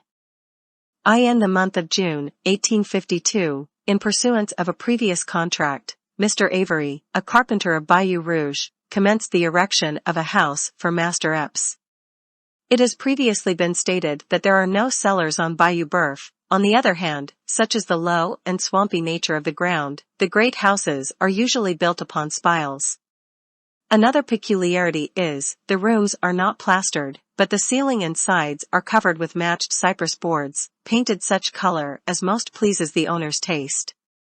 Generally, the plank and boards are sawed by slaves with whipsaws, there being no water power upon which mills might be built within many miles. When the planter erects for himself a dwelling, therefore, there is plenty of extra work for his slaves.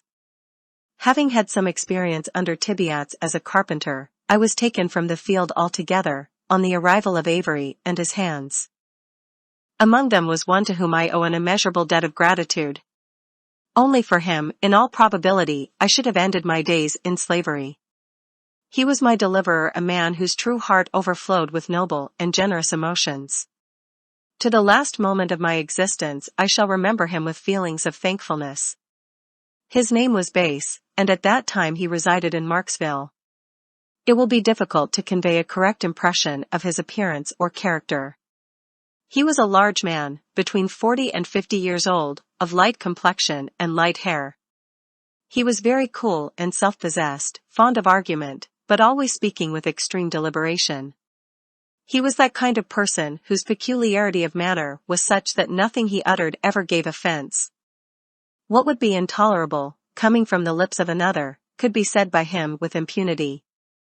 There was not a man on Red River, perhaps, that agreed with him on the subject of politics or religion, and not a man, I venture to say, who discussed either of those subjects half as much.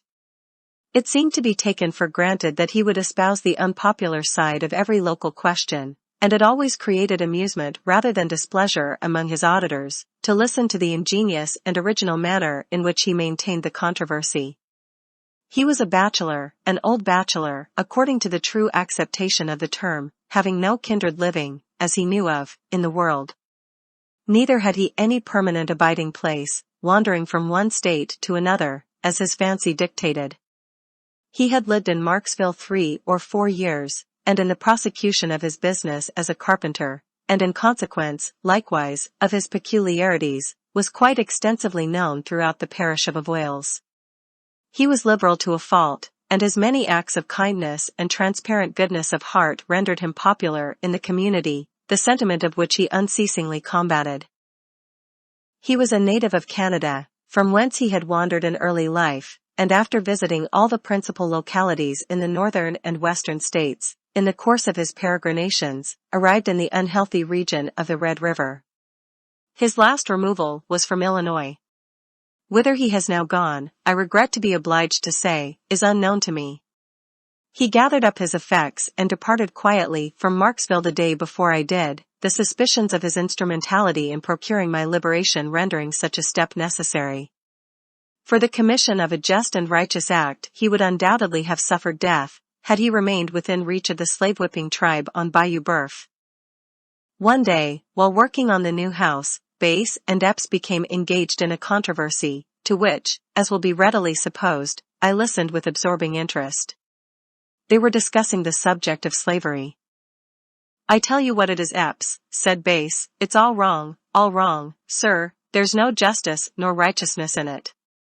I wouldn't own a slave if I was rich as Croesus, which I am not, as is perfectly well understood, more particularly among my creditors. There's another humbug, the credit system, humbug, sir, no credit, no debt. Credit leads a man into temptation. Cash down is the only thing that will deliver him from evil. But this question of slavery, what right have you to your niggers when you come down to the point?" "What right?" said Epps, laughing. "Why, I bought M and paid for M." "Of course you did, the law says you have the right to hold a nigger, but begging the law's pardon, it leaves."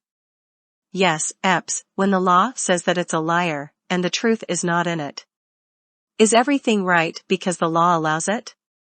Suppose they'd pass a law taking away your liberty and making you a slave?" "Oh, that ain't a supposable case," said Epps, still laughing. "Hope you don't compare me to a nigger, Bass." "Well," Bass answered gravely, "no, not exactly.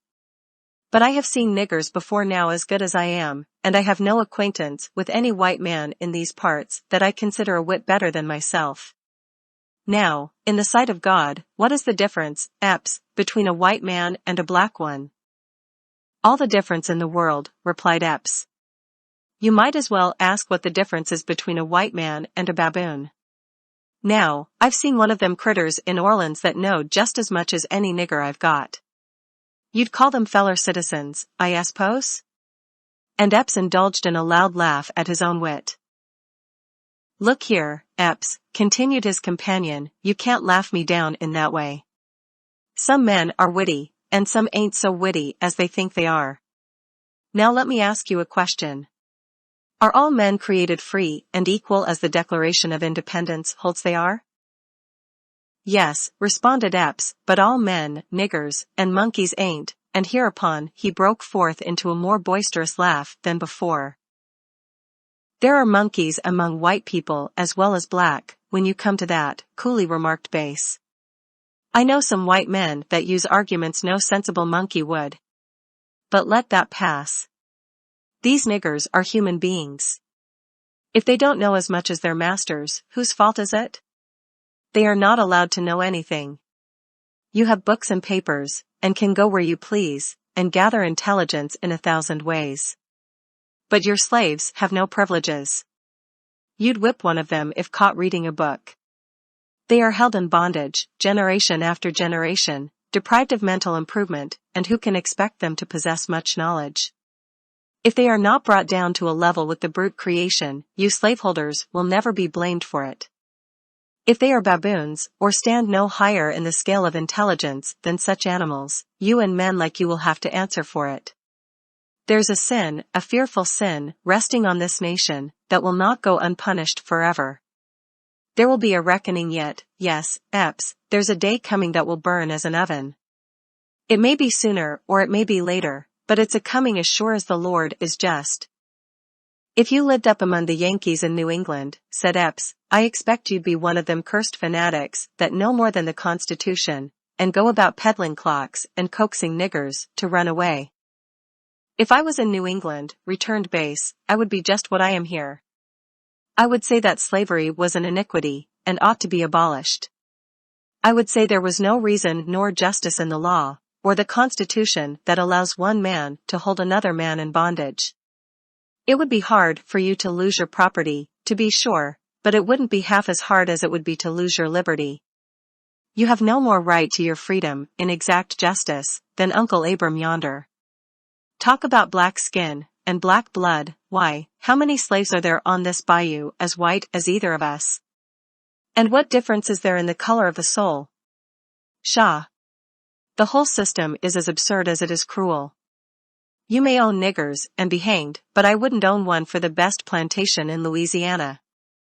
You like to hear yourself talk, Bass, better than any man I know of.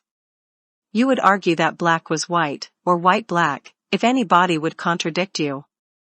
Nothing suits you in this world, and I don't believe you will be satisfied with the next, if you should have your choice in them.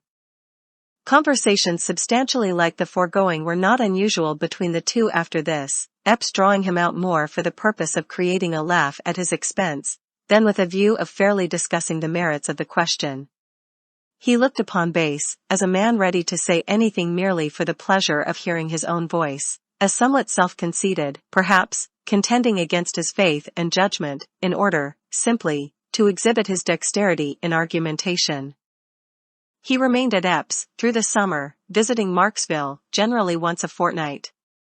The more I saw of him, the more I became convinced he was a man in whom I could confide. Nevertheless, my previous ill fortune had taught me to be extremely cautious. It was not my place to speak to a white man except when spoken to, but I omitted no opportunity of throwing myself in his way, and endeavored constantly in every possible manner to attract his attention. In the early part of August he and myself were at work alone in the house, the other carpenters having left, and Epps being absent in the field. Now was the time, if ever, to broach the subject, and I resolved to do it, and submit to whatever consequences might ensue. We were busily at work in the afternoon, when I stopped suddenly, and said, Master Bass, I want to ask you what part of the country you came from. Why, Platt, what put that into your head? He answered. You wouldn't know if I should tell you. After a moment or two, he added, I was born in Canada, now guess where that is. Oh, I know where Canada is, said I have been there myself. Yes, I expect you are well acquainted all through that country, he remarked, laughing incredulously. As sure as I live, Master Bass, I replied, I have been there. I have been in Montreal and Kingston, and Queenston, and a great many places in Canada, and I have been in York State, too, in Buffalo, and Rochester, and Albany, and can tell you the names of the villages on the Erie Canal and the Champlain Canal. Bass turned round and gazed at me a long time without uttering a syllable. How came you here? He inquired, at length. Master Bass, I answered, if justice had been done, I never would have been here. Well, how's this? Said he. Who are you? You have been in Canada sure enough, I know all the places you mention. How did you happen to get here? Come, tell me all about it. I have no friends here, was my reply, that I can put confidence in. I am afraid to tell you, though I don't believe you would tell Master Epps if I should. He assured me earnestly he would keep every word I might speak to him a profound secret, and his curiosity was evidently strongly excited. It was a long story, I informed him, and would take some time to relate it. Master Epps would be back soon, but if he would see me that night after all were asleep, I would repeat it to him. He consented readily to the arrangement, and directed me to come into the building where we were then at work, and I would find him there. About midnight, when all was still and quiet, I crept cautiously from my cabin, and silently entering the unfinished building, found him awaiting me. After further assurances on his part that I should not be betrayed, I began a relation of the history of my life and misfortunes. He was deeply interested, asking numerous questions in reference to localities and events. Having ended my story, I besought him to write to some of my friends at the North, acquainting them with my situation, and begging them to forward free papers, or take such steps as they might consider proper to secure my release. He promised to do so, but dwelt upon the danger of such an act in case of detection, and now impressed upon me the great necessity of strict silence and secrecy. Before we parted, our plan of operation was arranged. We agreed to meet the next night at a specified place among the high weeds on the bank of the bayou, some distance from Master's dwelling. There he was write down on paper the names and address of several persons, old friends in the North, to whom he would direct letters during his next visit to Marksville. It was not deemed prudent to meet in the new house, inasmuch as the light it would be necessary to use might possibly be discovered.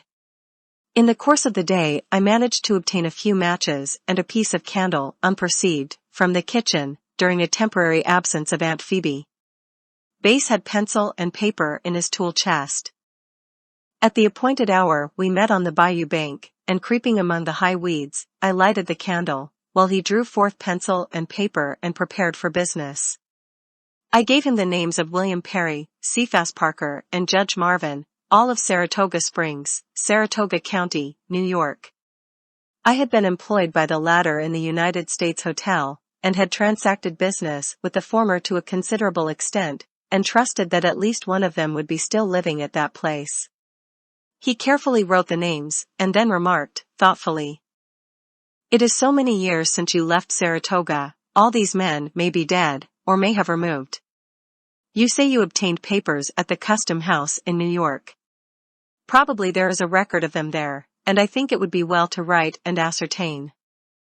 I agreed with him, and again repeated the circumstances related heretofore, connected with my visit to the Custom House with Brown and Hamilton. We lingered on the bank of the bayou an hour or more, conversing upon the subject which now engrossed our thoughts. I could no longer doubt his fidelity, and freely spoke to him of the many sorrows I had borne in silence, and so long. I spoke of my wife and children, mentioning their names and ages, and dwelling upon the unspeakable happiness it would be to clasp them to my heart once more before I died. I caught him by the hand, and with tears and passionate entreaties implored him to befriend me, to restore me to my kindred and to liberty, promising I would weary heaven the remainder of my life with prayers that it would bless and prosper him. In the enjoyment of freedom, surrounded by the associations of youth, and restored to the bosom of my family, that promise is not yet forgotten, nor shall it ever be so long as I have strength to raise my imploring eyes on high. Oh, blessings on his kindly voice and on his silver hair, and blessings on his whole life long, until he meet me there. He overwhelmed me with assurances of friendship and faithfulness, saying he had never before taken so deep an interest in the fate of anyone.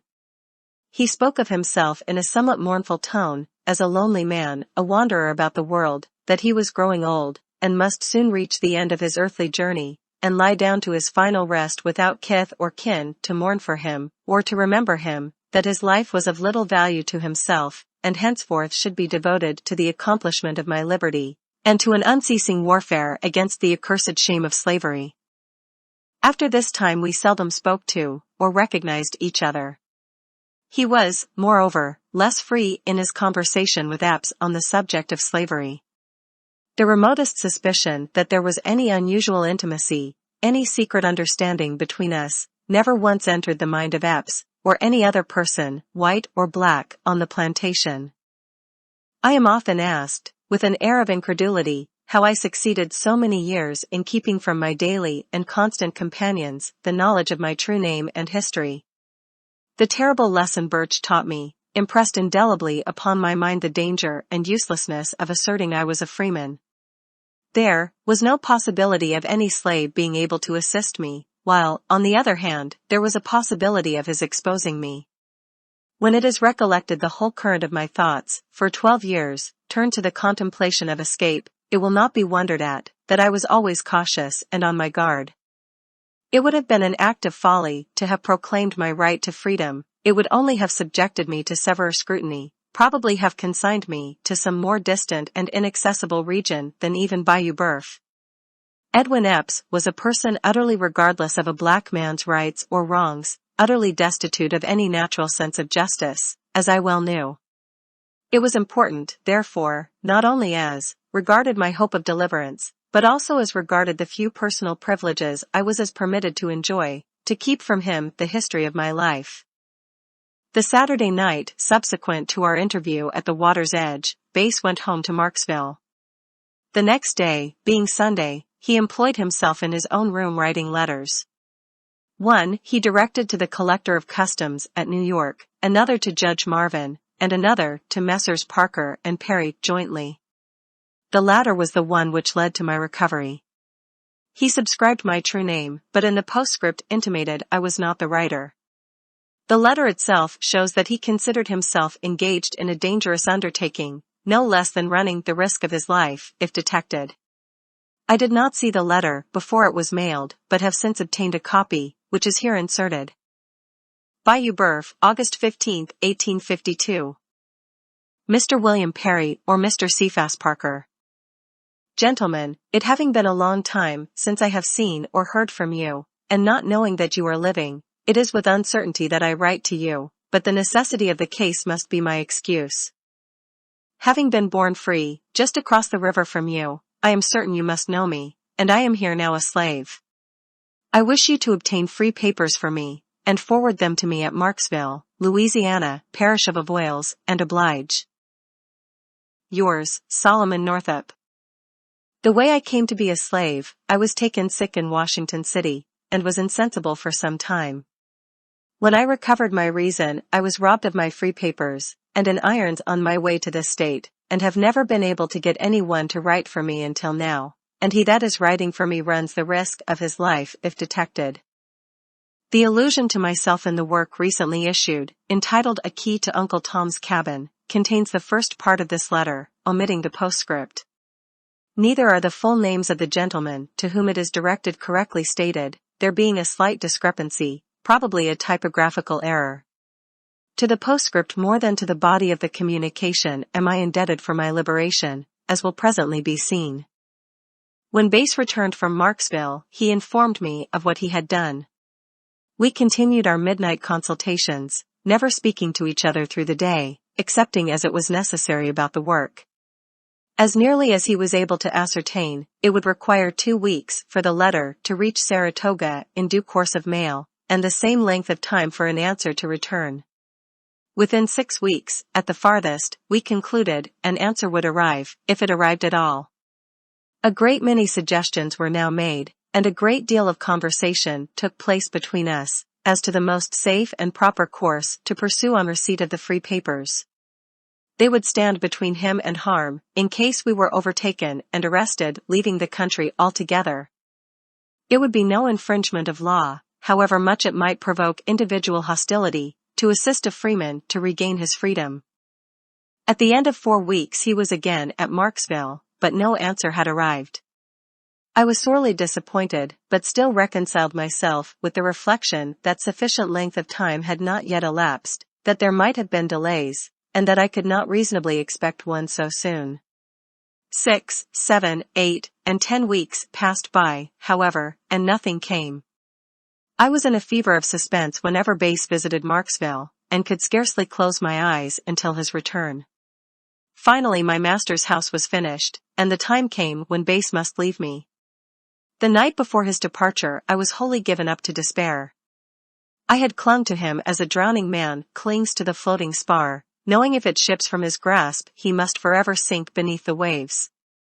The all-glorious hope, upon which I had laid such eager hold, was crumbling to ashes in my hands.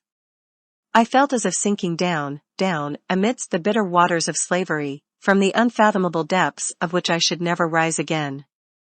The generous heart of my friend and benefactor was touched with pity at the sight of my distress. He endeavored to cheer me up, promising to return the day before Christmas, and if no intelligence was received in the meantime, some further step would be undertaken to effect our design. He exhorted me to keep up my spirits, to rely upon his continued efforts in my behalf, assuring me, in most earnest and impressive language, that my liberation should, from thenceforth, be the chief object of his thoughts. In his absence, the time passed slowly indeed. I looked forward to Christmas with intense anxiety and impatience. I had about given up the expectation of receiving any answer to the letters. They might have miscarried, or might have been misdirected. Perhaps those at Saratoga, to whom they had been addressed, were all dead. Perhaps, engaged in their pursuits, they did not consider the fate of an obscure, unhappy black man of sufficient importance to be noticed. My whole reliance was in Base. The faith I had in him was continually reassuring me, and enabled me to stand up against the tide of disappointment that had overwhelmed me. So wholly was I absorbed in reflecting upon my situation and prospects, that the hands with whom I labored in the field often observed it. Patsy would ask me if I was sick, and Uncle Abram and Bob and Wiley frequently expressed a curiosity to know what I could be thinking about so steadily. But I evaded their inquiries with some light remark, and kept my thoughts locked closely in my breast. Chapter 20. Faithful to his word, the day before Christmas, just at nightfall, Base came riding into the yard. "How are you?" said Epps, shaking him by the hand, "glad to see you." He would not have been very glad had he known the object of his errand. Quite well," answered Base. "Had some business out on the bayou, and concluded to call and see you, and stay overnight."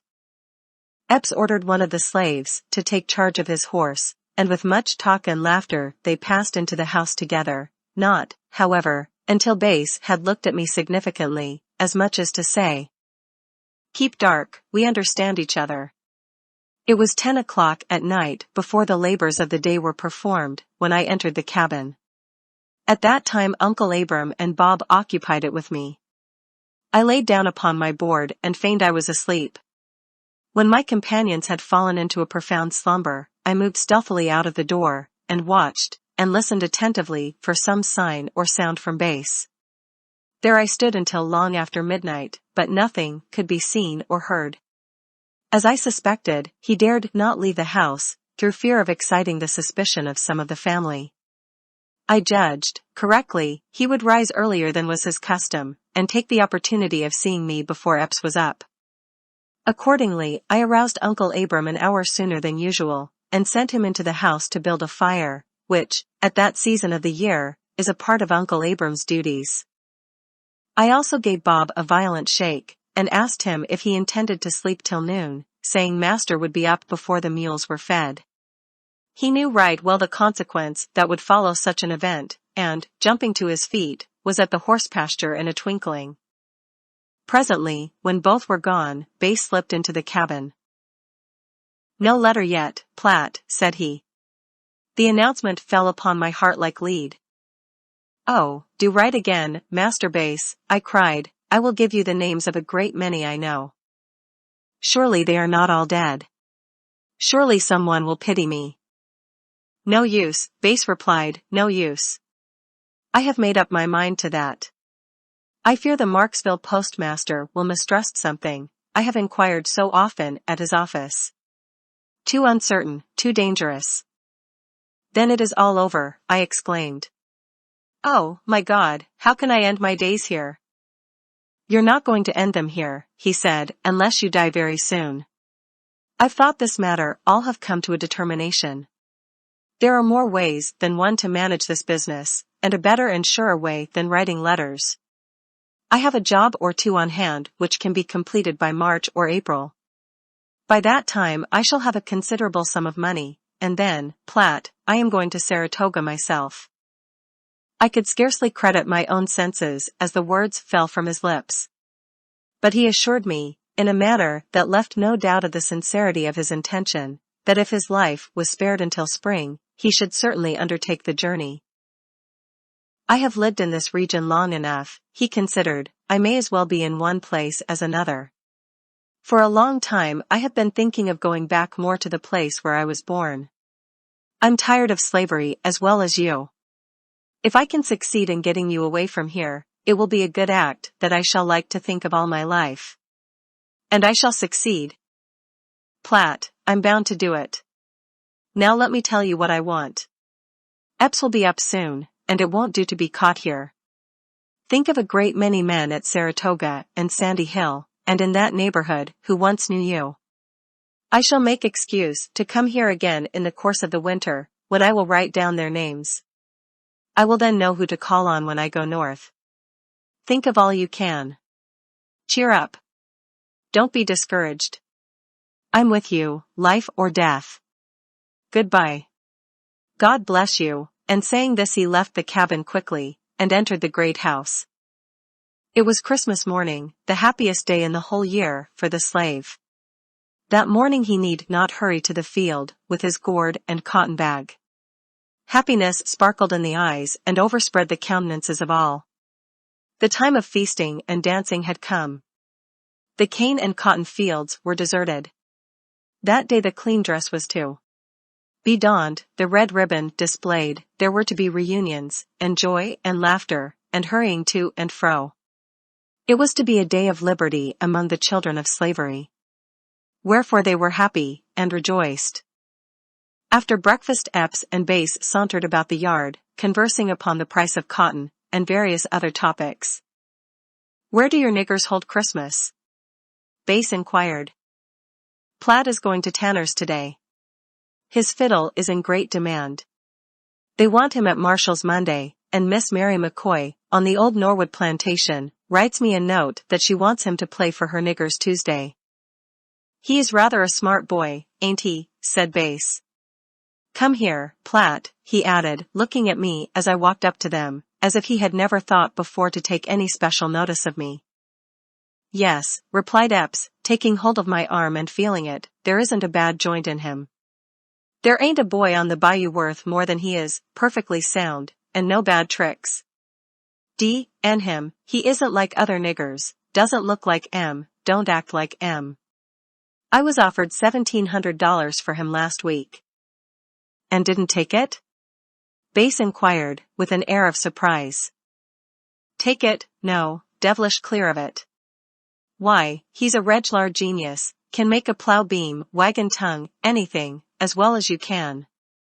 Marshall wanted to put up one of his niggers' egg in him and raffle for them, but I told him I would see the devil have him first. I don't see anything remarkable about him, Bass observed. Why, just feel of him, no, Epps rejoined. You don't see a boy very often put together any closer than he is. He's a thin-skinned cuss, and won't bear as much whipping as some, but he's got the muscle in him, and no mistake.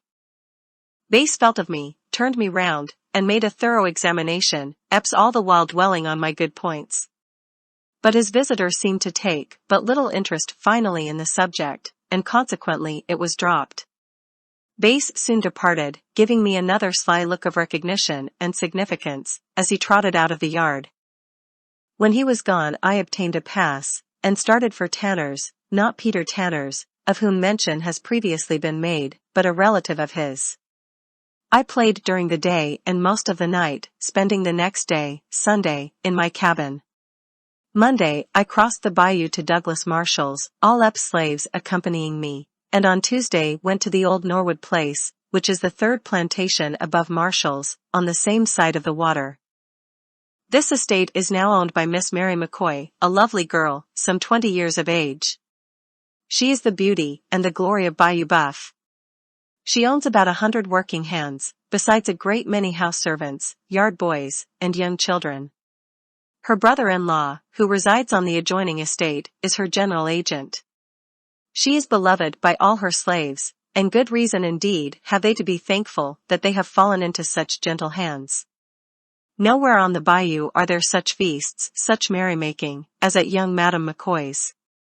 Thither, more than to any other place, do the old and the young for miles around love to repair in the time of the Christmas holiday, for nowhere else can they find such delicious repasts, nowhere else can they hear a voice speaking to them so pleasantly. No one is so well beloved, no one fills so large a space in the hearts of 1,000 slaves, as young Madame McCoy, the orphan mistress of the old Norwood estate. On my arrival at her place, I found 200 or 300 had assembled. The table was prepared in a long building, which she had erected expressly for her slaves to dance in. It was covered with every variety of food the country afforded, and was pronounced by general acclamation to be the rarest of dinners. Roast turkey, pig, chicken, duck, and all kinds of meat, baked, boiled, and broiled, formed a line the whole length of the extended table, while the vacant spaces were filled with tarts, jellies, and frosted cake, and pastry of many kinds. The young mistress walked around the table, smiling and saying a kind word to each one, and seemed to enjoy the scene exceedingly. When the dinner was over, the tables were removed to make room for the dancers. I tuned my violin and struck up a lively air, while some joined in a nimble reel, others patted and sang their simple but melodious songs, filling the great room with music mingled with the sound of human voices and the clatter of many feet. In the evening the mistress returned, and stood in the door a long time, looking at us. She was magnificently arrayed. Her dark hair and eyes contrasted strongly with her clear and delicate complexion. Her form was slender but commanding, and her movement was a combination of unaffected dignity and grace.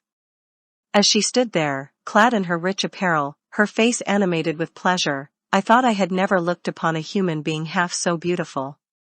I dwell with delight upon the description of this fair and gentle lady, not only because she inspired me with emotions of gratitude and admiration, but because I would have the reader understand that all slave owners on Bayou Boeuf are not like Epps, or Tibiats, or Jim Burns.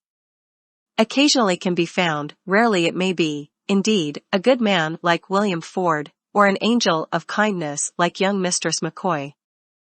Tuesday concluded the 3 holidays Epps yearly allowed us.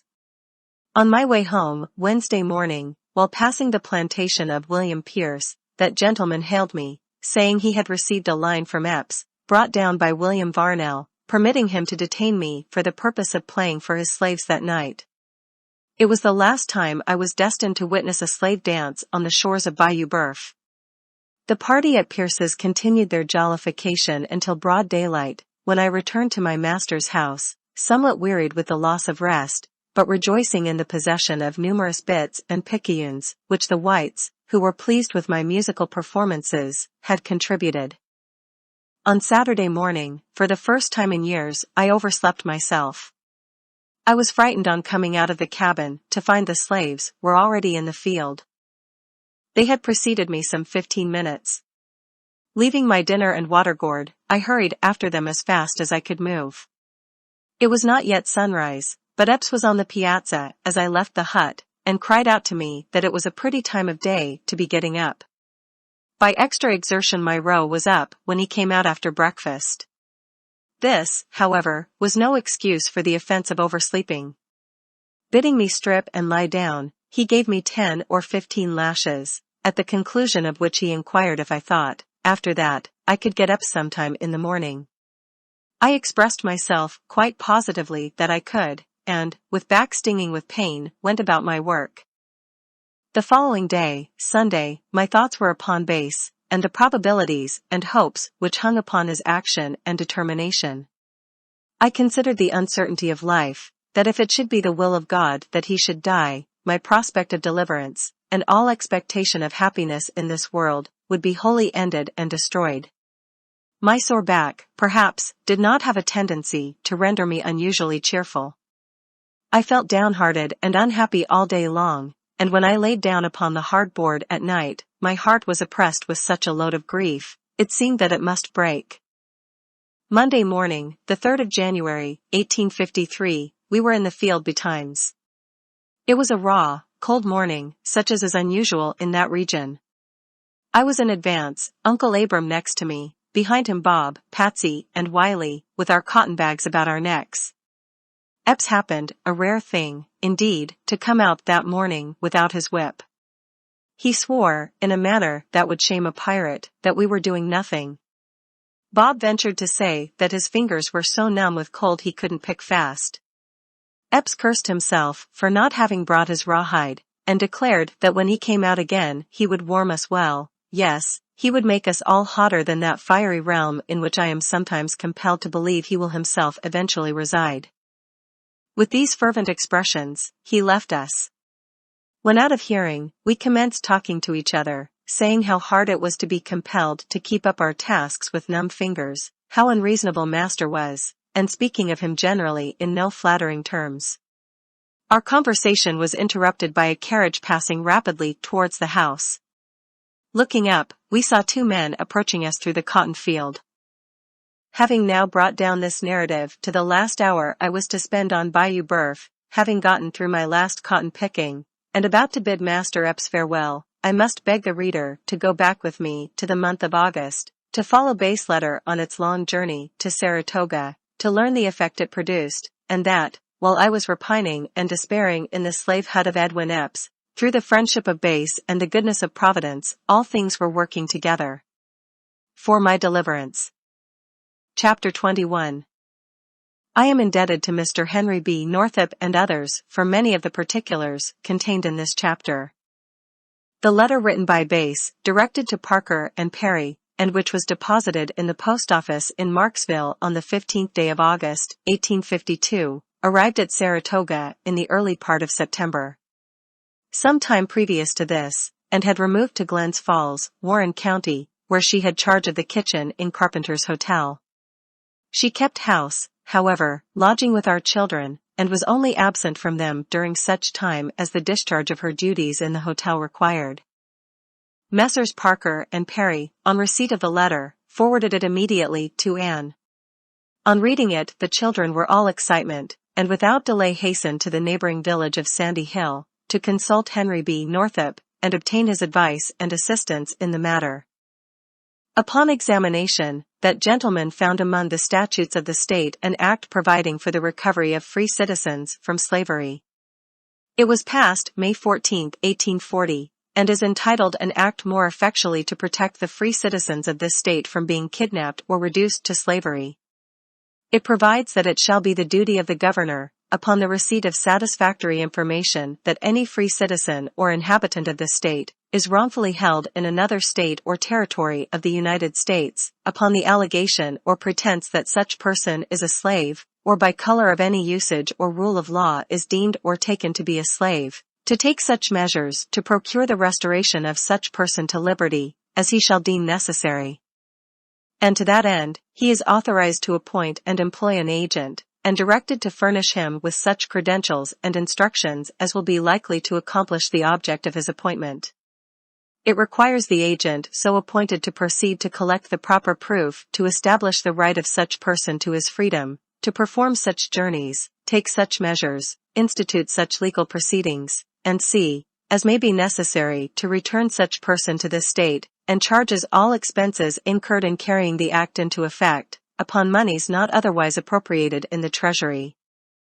It was necessary to establish two facts to the satisfaction of the governor: first, that I was a free citizen of New York, and secondly, that I was wrongfully held in bondage.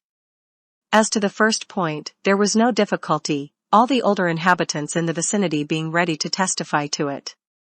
The second point rested entirely upon the letter to Parker and Perry, written in an unknown hand, and upon the letter penned on board the brig Orleans, which, unfortunately, had been mislaid or lost.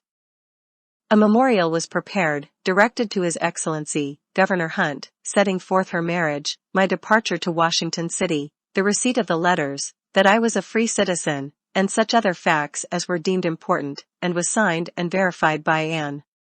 Accompanying this memorial were several affidavits of prominent citizens of Sandy Hill and Fort Edward, corroborating fully the statements it contained, and also a request of several well-known gentlemen to the governor, that Henry B. Northup be appointed agent under the legislative act.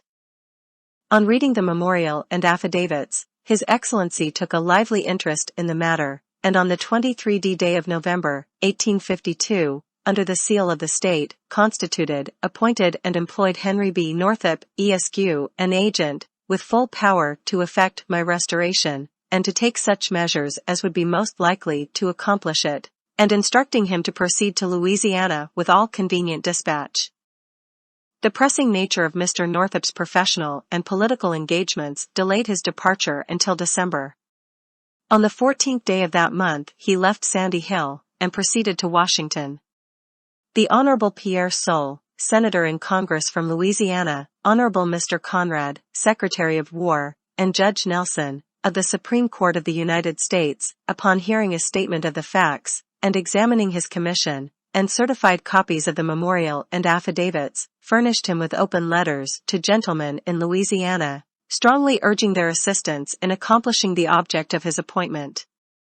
Senator Soule especially interested himself in the matter, insisting, in forcible language, that it was the duty and interest of every planter in his state to aid in restoring me to freedom, and trusted the sentiments of honor and justice in the bosom of every citizen of the Commonwealth would enlist him at once in my behalf. Having obtained these valuable letters, Mr. Northup returned to Baltimore, and proceeded from thence to Pittsburgh. It was his original intention, under advice of friends at Washington, to go directly to New Orleans, and consult the authorities of that city. Providentially, however, on arriving at the mouth of Red River, he changed his mind. Had he continued on, he would not have met with Bass, in which case the search for me would probably have been fruitless. Taking passage on the first steamer that arrived, he pursued his journey up Red River, a sluggish, winding stream, flowing through a vast region of primitive forests and impenetrable swamps, almost wholly destitute of inhabitants. About 9 o'clock in the forenoon, January 1, 1853, he left the steamboat at Marksville, and proceeded directly to Marksville Courthouse, a small village 4 miles in the interior. From the fact that the letter to Messrs. Parker and Perry was postmarked at Marksville, it was supposed by him that I was in that place or its immediate vicinity. On reaching this town, he at once laid his business before the Honorable John P. Waddell, a legal gentleman of distinction, and a man of fine genius and most noble impulses. After reading the letters and documents presented him, and listening to a representation of the circumstances under which I had been carried away into captivity, Mr. Waddell at once proffered his services, and entered into the affair with great zeal and earnestness. He, in common with others of like elevated character, looked upon the kidnapped with abhorrence. The title of his fellow parishioners and clients to the property which constituted the larger proportion of their wealth, not only depended upon the good faith in which slave sales were transacted, but he was a man in whose honorable heart emotions of indignation were aroused by such an instance of injustice. Marksville, although occupying a prominent position, and standing out in impressive italics on the map of Louisiana, is, in fact, but a small and insignificant hamlet. Aside from the tavern, kept by a jolly and generous Boniface, the courthouse, inhabited by lawless cows and swine in the seasons of vacation, and a high gallows, with its dissevered rope dangling in the air, there is little to attract the attention of the stranger. Solomon Northup was a name Mr. Waddell had never heard, but he was confident that if there was a slave bearing that appellation in Marksville or vicinity, his black boy Tom would know him. Tom was accordingly called, but in all his extensive circle of acquaintances, there was no such personage. The letter to Parker and Perry was dated at Bayou Boeuf. At this place, therefore, the conclusion was, I must be sought. But here a difficulty suggested itself, of a very grave character indeed. Bayou Boeuf, at its nearest point, was 23 miles distant, and was the name applied to the section of country extending between 50 and 100 miles, on both sides of that stream. Thousands and thousands of slaves resided upon its shores, the remarkable richness and fertility of the soil having attracted thither a great number of planters. The information in the letter was so vague and indefinite as to render it difficult to conclude upon any specific course of proceeding. It was finally determined, however, as the only plan that presented any prospect of success, that Northup and the brother of Waddell, a student in the office of the latter, should repair to the bayou, and traveling up one side and down the other its whole length, inquire at each plantation for me. Mr. Waddell tendered the use of his carriage, and it was definitely arranged that they should start upon the excursion early Monday morning. It will be seen at once that this course, in all probability, would have resulted unsuccessfully. It would have been impossible for them to have gone into the fields and examine all the gangs at work. They were not aware that I was known only as Platt, and had they inquired of Epps himself, he would have stated truly that he knew nothing of Solomon Northup. The arrangement being adopted, however, there was nothing further to be done until Sunday had elapsed. The conversation between Messrs. Northup and Waddell, in the course of the afternoon, turned upon New York politics. I can scarcely comprehend the nice distinctions and shades of political parties in your state, observed Mr. Waddell. I read of soft shells and hard shells, hunkers and barn burners, woolly heads and silver greys, and am unable to understand the precise difference between them. Pray, what is it?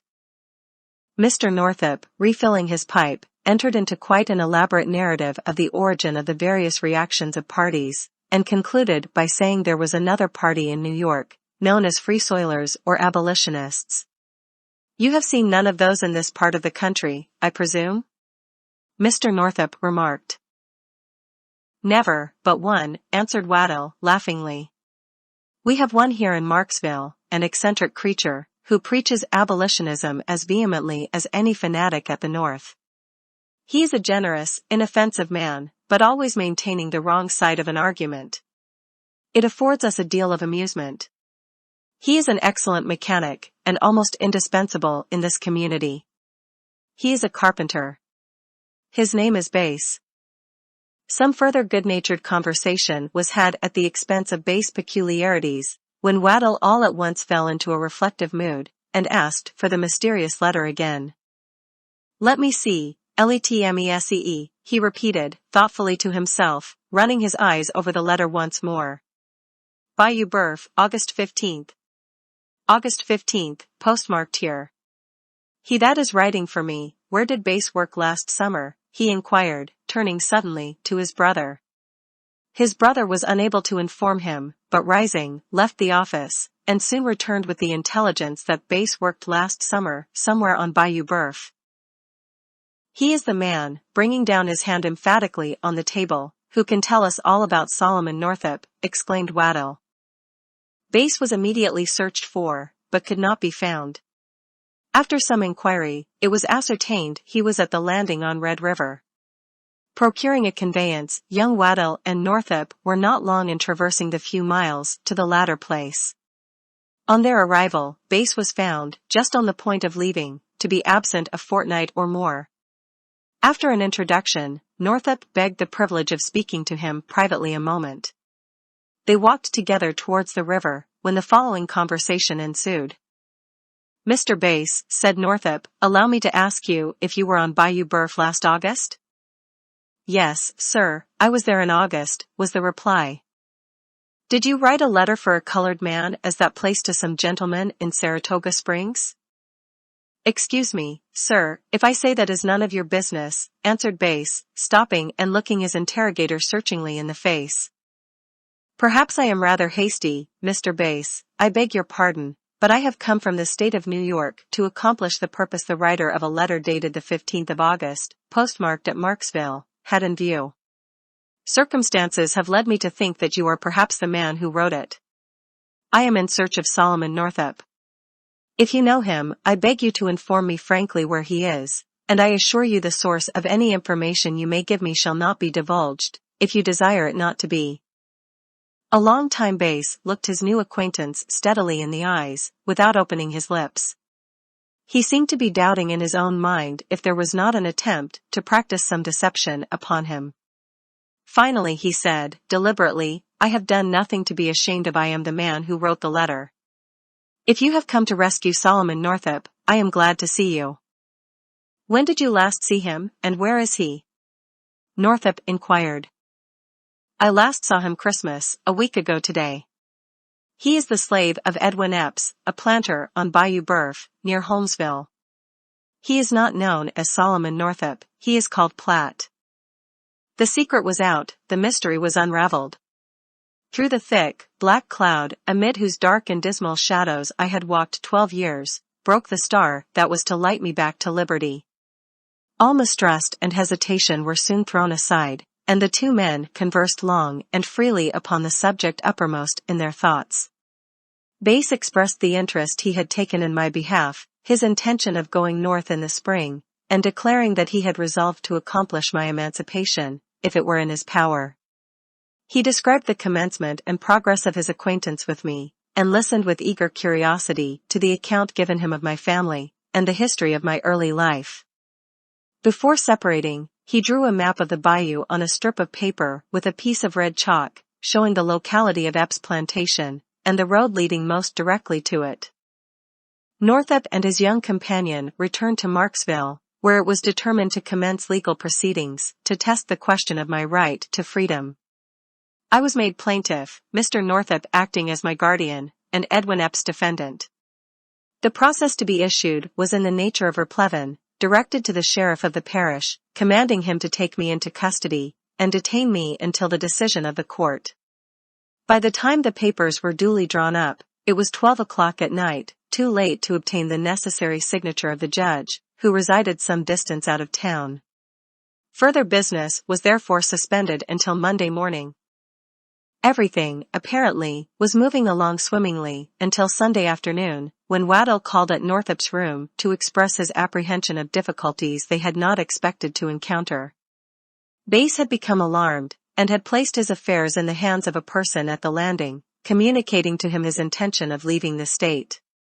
This person had betrayed the confidence reposed in him to a certain extent, and a rumor began to float about the town, that the stranger at the hotel, who had been observed in the company of lawyer Waddell, was after one of old Epps' slaves, over on the bayou.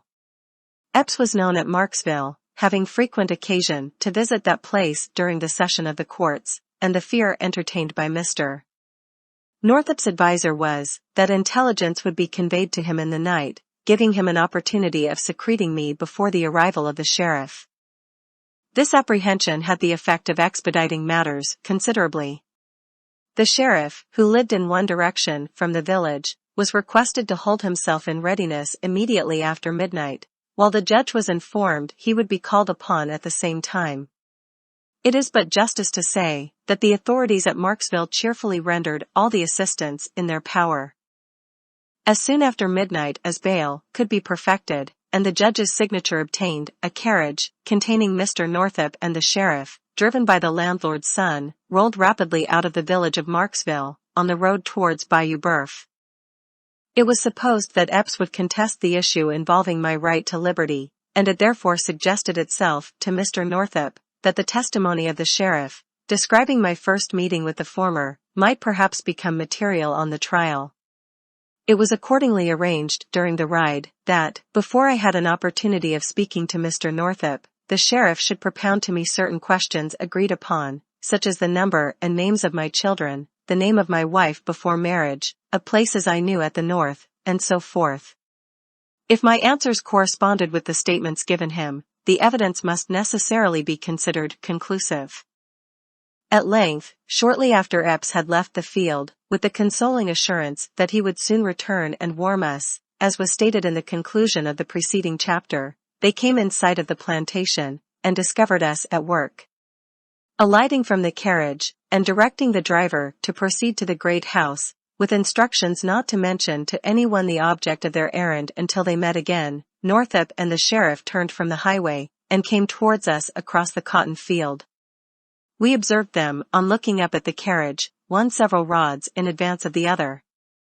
It was a singular and unusual thing to see white men approaching us in that manner, and especially at that early hour in the morning, and Uncle Abram and Patsy made some remarks, expressive of their astonishment. Walking up to Bob, the sheriff inquired, "Where's the boy they call Platt?" "Thar he is, Massa," answered Bob, pointing to me, and twitching off his hat. I wondered to myself what business he could possibly have with me, and turning round, gazed at him until he had approached within a step. During my long residence on the bayou, I had become familiar with the face of every planter within many miles, but this man was an utter stranger, certainly I had never seen him before. "Your name is Platt, is it?" he asked. "Yes, master," I responded. Pointing towards Northup, standing a few rods distant, he demanded, "Do you know that man?" I looked in the direction indicated, and as my eyes rested on his countenance, a world of images thronged my brain, a multitude of well-known faces, Anne's, and the dear children's, and my old dead father's, all the scenes and associations of childhood and youth, all the friends of other and happier days, appeared and disappeared, flitting and floating like dissolving shadows before the vision of my imagination, until at last the perfect memory of the man recurred to me, and throwing up my hands towards heaven, I exclaimed, in a voice louder than I could utter in a less exciting moment, "Henry B. Northup! Thank God, thank God!" In an instant I comprehended the nature of his business, and felt that the hour of my deliverance was at hand. I started towards him, but the sheriff stepped before me. "Stop a moment," said he, "have you any other name than Platt?" "Solomon Northup is my name, master," I replied. "Have you a family?" he inquired. "I had a wife and 3 children." "What were your children's names?" "Elizabeth, Margaret and Alonzo." "And your wife's name before her marriage?" "And Hampton." "Who married you?" "Timothy Eddy, of Fort Edward."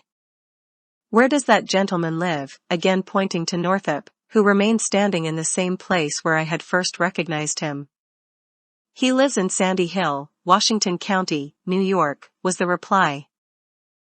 He was proceeding to ask further questions, but I pushed past him, unable longer to restrain myself. I seized my old acquaintance by both hands. I could not speak. I could not refrain from tears. "Sol," he said at length, "I'm glad to see you." I essayed to make some answer, but emotion choked all utterance, and I was silent. The slaves, utterly confounded, stood gazing upon the scene, their open mouths and rolling eyes indicating the utmost wonder and astonishment. For 10 years I had dwelt among them, in the field and in the cabin, borne the same hardships, partaken the same fare, mingled my griefs with theirs, participated in the same scanty joys. Nevertheless, not until this hour, the last I was to remain among them, had the remotest suspicion of my true name, or the slightest knowledge of my real history been entertained by any one of them. Not a word was spoken for several minutes, during which time I clung fast to Northup, looking up into his face, fearful I should awake and find it all a dream. "Throw down that sack," Northup added, finally, "your cotton-picking days are over. Come with us to the man you live with." I obeyed him, and walking between him and the sheriff, we moved towards the great house. It was not until we had proceeded some distance that I had recovered my voice sufficiently to ask if my family were all living. He informed me he had seen Anne, Margaret and Elizabeth but a short time previously, that Alonzo was also living, and all were well. My mother, however, I could never see again. As I began to recover in some measure from the sudden and great excitement which so overwhelmed me, I grew faint and weak, insomuch it was with difficulty I could walk. The sheriff took hold of my arm and assisted me, or I think I should have fallen. As we entered the yard, Epp stood by the gate, conversing with the driver. That young man, faithful to his instructions, was entirely unable to give him the least information in answer to his repeated inquiries of what was going on. By the time we reached him, he was almost as much amazed and puzzled as Bob or Uncle Abram. Shaking hands with the sheriff, and receiving an introduction to Mr. Northup, he invited them into house, ordering me, at the same time, to bring in some wood.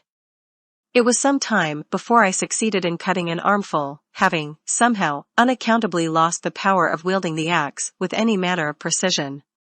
When I entered with it at last, the table was strewn with papers, from one of which Northup was reading. I was probably longer than necessity required, in placing the sticks upon the fire, being particular as to the exact position of each individual one of them. I heard the words, the said Solomon Northup, and the deponent further says, and free citizen of New York, repeated frequently, and from these expressions understood that the secret I had so long retained from Master and Mistress Epps was finally developing. I lingered as long as prudence permitted, and was about leaving the room, when Epps inquired. "Platt, do you know this gentleman?" "Yes, master," I replied, "I have known him as long as I can remember." "Where does he live?" "He lives in New York." "Did you ever live there?" "Yes, master, born and bred there." "You was free, then?" "Now you'd, nigger," he exclaimed, "why did you not tell me that when I bought you?" "Master Epps," I answered, in a somewhat different tone than the one in which I had been accustomed to address him. "Master Epps, you did not take the trouble to ask me. Besides, I told one of my owners, the man that kidnapped me, that I was free, and was whipped almost to death for it. It seems there has been a letter written for you by somebody." "Now, who is it?" he demanded, authoritatively. I made no reply. "I say, who wrote that letter?" he demanded again. "Perhaps I wrote it myself," I said. "You haven't been to Marksville post office and back before light, I know." He insisted upon my informing him, and I insisted I would not. He made many vehement threats against the man, whoever he might be, and intimated the bloody and savage vengeance he would wreak upon him, when he found him out. His whole manner and language exhibited a feeling of anger towards the unknown person who had written for me, and of fretfulness at the idea of losing so much property. Addressing Mr. Northup, he swore if he had only had an hour's notice of his coming, he would have saved him the trouble of taking me back to New York, that he would have run me into the swamp, or some other place out of the way, where all the sheriffs on earth couldn't have found me. I walked out into the yard, and was entering the kitchen door, when something struck me in the back. Aunt Phoebe, emerging from the back door of the great house with a pan of potatoes, had thrown one of them with unnecessary violence, thereby giving me to understand that she wished to speak to me a moment confidentially. Running up to me, she whispered in my ear with great earnestness, "Lor' a'mighty, Platt. What d'ye think? Damned 2 men come after ye. Heard 'em tell mash you free, got wife and 3 children back thar war you come from. Goin' wid 'em? Fool if you don't, wish I could go," and Aunt Phoebe ran on in this manner at a rapid rate. Presently Mistress Epps made her appearance in the kitchen. She said many things to me, and wondered why I had not told her who I was. She expressed her regret, complimenting me by saying she had rather lose any other servant on the plantation. Had Patsy that day stood in my place, the measure of my mistress' joy would have overflowed. Now there was no one left who could mend a chair or a piece of furniture, no one who was of any use about the house, no one who could play for her on the violin, and Mistress Epps was actually affected to tears. Epps had called to Bob to bring up his saddle horse. The other slaves, also, overcoming their fear of the penalty, had left their work and come to the yard. They were standing behind the cabins, out of sight of Epps. They beckoned me to come to them, and with all the eagerness of curiosity, excited to the highest pitch, conversed with and questioned me. If I could repeat the exact words they uttered, with the same emphasis, if I could paint their several attitudes, and the expression of their countenances, it would be indeed an interesting picture. In their estimation, I had suddenly arisen to an immeasurable height, had become a being of immense importance. The legal papers having been served, and arrangements made with Epps to meet them the next day at Marksville, Northup and the sheriff entered the carriage to return to the latter place. As I was about mounting to the driver's seat, the sheriff said I ought to bid Mr. and Mrs. Epps goodbye. I ran back to the piazza where they were standing, and taking off my hat, said, "Goodbye, Mrs." "Goodbye, Platt," said Mrs. Epps, kindly. "Goodbye, master." "Ah. You'd, nigger," muttered Epps, in a surly, malicious tone of voice, "you needn't feel so cussed tickled, you ain't gone yet. I'll see about this business at Marksville tomorrow." I was only a nigger and knew my place, but felt as strongly as if I had been a white man, that it would have been an inward comfort, had I dared to have given him a parting kick. On my way back toward the carriage, Patsy ran from behind a cabin and threw her arms about my neck. "Oh, Platt," she cried, tears streaming down her face, "you're goin' to be free, you're goin' way off yonder where we'll never see ye any more. You've saved me a good many whipping, Platt. I'm glad you're goin' to be free, but oh. De Lord. What'll become of me? I disengaged myself from her, and entered the carriage.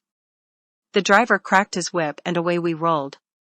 I looked back and saw Patsy, with drooping head, half reclining on the ground. Mrs. Epps was on the piazza, Uncle Abram, and Bob, and Wiley, and Aunt Phoebe stood by the gate, gazing after me. I waved my hand, but the carriage turned a bend of the bayou, hiding them from my eyes forever. We stopped a moment at Carey's sugar house, where a great number of slaves were at work, such an establishment being a curiosity to a northern man. Epps dashed by us on horseback at full speed, on the way, as we learned next day, to the Pine Woods, to see William Ford, who had brought me into the country. Tuesday, the 4th of January, Epps and his counsel, the Honorable E. Taylor, Northup, Waddell, the judge and sheriff of Avoyelles, and myself, met in a room in the village of Marksville. Mr. Northup stated the facts in regard to me, and presented his commission, and the affidavits accompanying it. The sheriff described the scene in the cotton field. I was also interrogated at great length. Finally, Mr. Taylor assured his client that he was satisfied, and that litigation would not only be expensive, but utterly useless. In accordance with his advice, a paper was drawn up and signed by the proper parties, wherein Epps acknowledged he was satisfied of my right to freedom, and formally surrendered me to the authorities of New York. It was also stipulated that it be entered of record in the recorder's office of Avoyelles. Mr. Northup and myself immediately hastened to the landing, and taking passage on the first steamer that arrived, were soon floating down Red River, up which, with such desponding thoughts, I had been borne 12 years before. Chapter 22.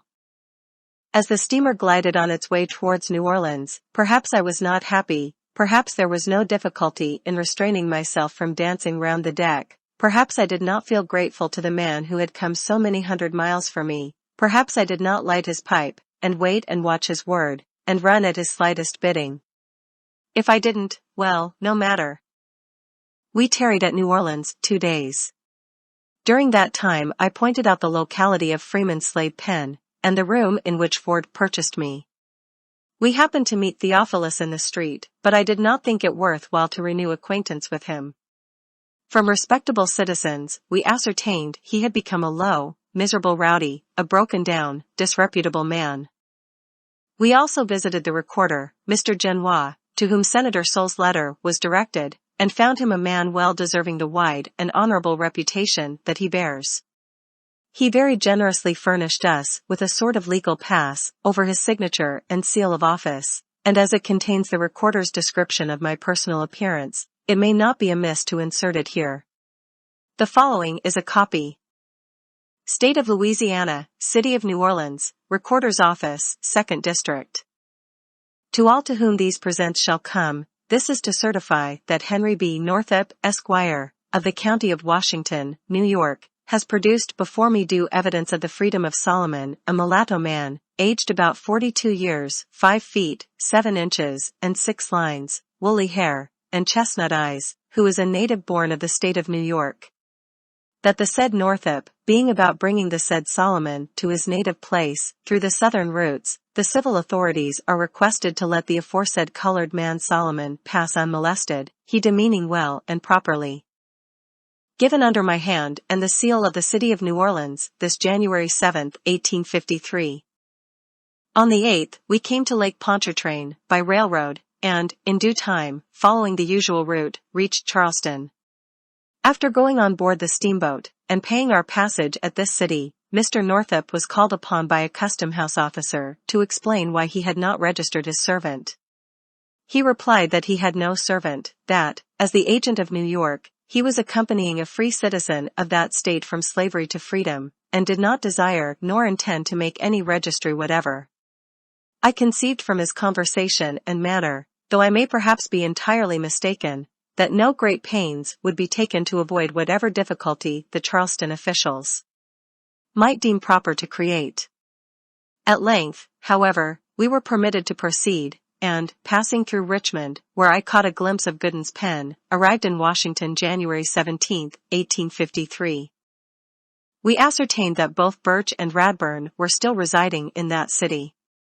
Immediately a complaint was entered with a police magistrate of Washington against James H. Birch for kidnapping and selling me into slavery. He was arrested upon a warrant issued by Justice Goddard and returned before Justice Mansell and held to bail in the sum of $3,000. When first arrested, Birch was much excited, exhibiting the utmost fear and alarm, and before reaching the justice's office on Louisiana Avenue, and before knowing the precise nature of the complaint, begged the police to permit him to consult Benjamin O. Shekels, a slave trader of 17 years, standing, and his former partner. The latter became his bail. At 10 o'clock, the 18th of January, both parties appeared before the magistrate. Senator Chase, of Ohio, Honorable Orville Clark, of Sandy Hill, and Mr. Northup acted as counsel for the prosecution, and Joseph H. Bradley for the defense. General Orville Clark was called and sworn as a witness, and testified that he had known me from childhood, and that I was a free man, as was my father before me. Mr. Northup then testified to the same, and proved the facts connected with his mission to Avoyelles. Ebenezer Radburn was then sworn for the prosecution, and testified he was 48 years old, that he was a resident of Washington, and had known Birch 14 years, that in 1841 he was keeper of William's slave pen, that he remembered the fact of my confinement in the pen that year. At this point it was admitted by the defendant's counsel, that I had been placed in the pen by Birch in the spring of 1841, and hereupon the prosecution rested. Benjamin O. Shekels was then offered as a witness by the prisoner. Benjamin is a large, coarse-featured man, and the reader may perhaps get a somewhat correct conception of him by reading the exact language he used in answer to the first question of defendant's lawyer.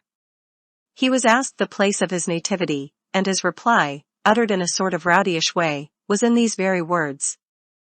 I was born in Ontario County, New York, and weighed 14 pounds. Benjamin was a prodigious baby. He further testified that he kept the Steamboat Hotel in Washington in 1841, and saw me there in the spring of that year. He was proceeding to state what he had heard two men say, when Senator Chase raised a legal objection, to wit, that the sayings of third persons, being hearsay, was improper evidence. The objection was overruled by the justice, and Shekels continued, stating that two men came to his hotel and represented they had a colored man for sale, that they had an interview with Birch, that they stated they came from Georgia, but he did not remember the county, that they gave a full history of the boy, saying he was a bricklayer, and played on the violin, that Birch remarked he would purchase if they could agree, that they went out and brought the boy in, and that I was the same person. He further testified, with as much unconcern as if it was the truth, that I represented I was born and bred in Georgia, that one of the young men with me was my master, that I exhibited a great deal of regret at parting with him, and he believed, got into tears. Nevertheless, that I insisted my master had a right to sell me, that he ought to sell me, and the remarkable reason I gave was, according to Shekels, because he, my master, had been gambling and on a spree. He continued, in these words, copied from the minutes taken on the examination. Birch interrogated the boy in the usual manner, told him if he purchased him he should send him south. The boy said he had no objection, that in fact he would like to go south. Birch paid $650 for him, to my knowledge. I don't know what name was given him, but think it was not Solomon. Did not know the name of either of the two men. They were in my tavern 2 or 3 hours, during which time the boy played on the violin. The bill of sale was signed in my barroom. It was a printed blank, filled up by Birch. Before 1838 Birch was my partner. Our business was buying and selling slaves. After that time he was a partner of Theophilus Freeman, of New Orleans. Birch bought here, Freeman sold there. Shekels, before testifying, had heard my relation of the circumstances connected with the visit to Washington with Brown and Hamilton, and therefore, it was, undoubtedly, he spoke of two men, and of my playing on the violin. Such was his fabrication, utterly untrue, and yet there was found in Washington a man who endeavored to corroborate him. Benjamin A. Thorne testified he was at Shekels in 1841, and saw a colored boy playing on a fiddle.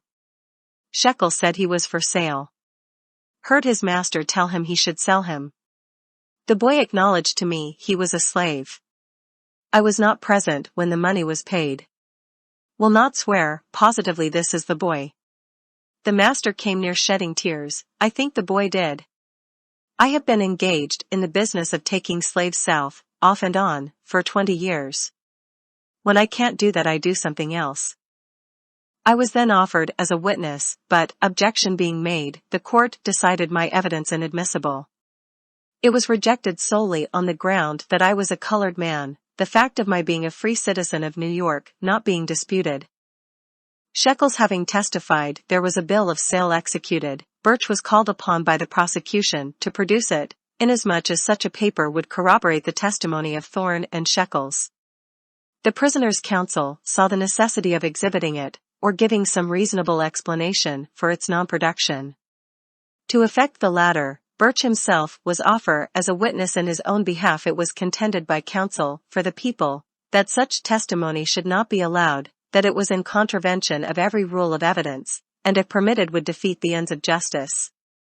His testimony, however, was received by the court. He made oath that such a bill of sale had been drawn up and signed, but he had lost it, and did not know what had become of it.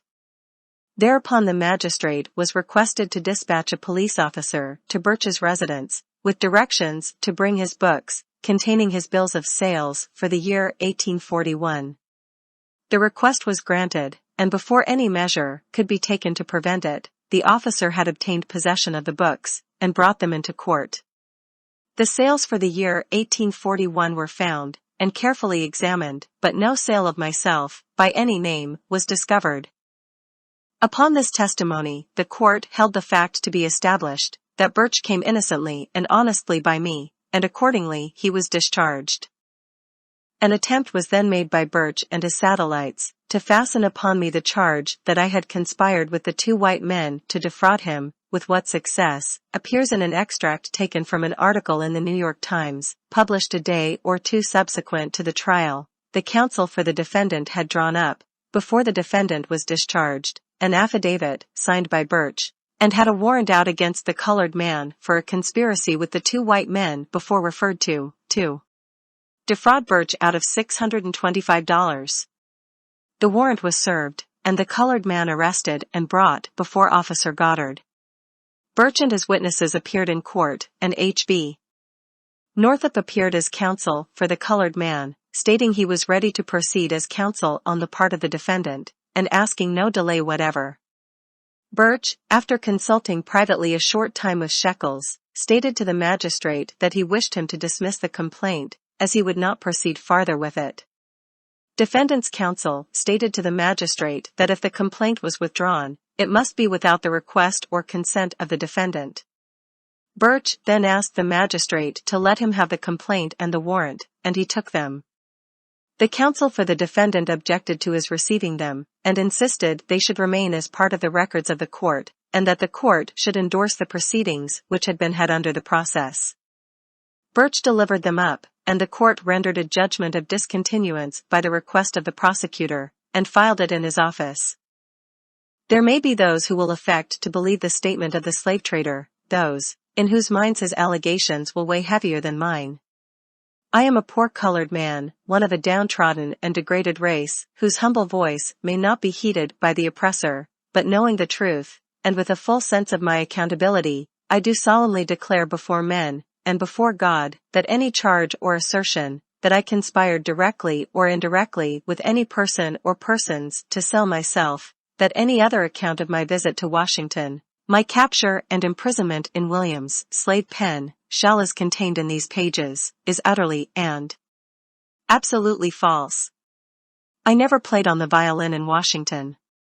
I never was in the Steamboat Hotel, and never saw Thorne or Shekels, to my knowledge, in my life, until last January.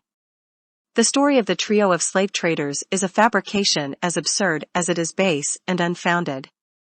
Were it true, I should not have turned aside on my way back to liberty for the purpose of prosecuting Birch.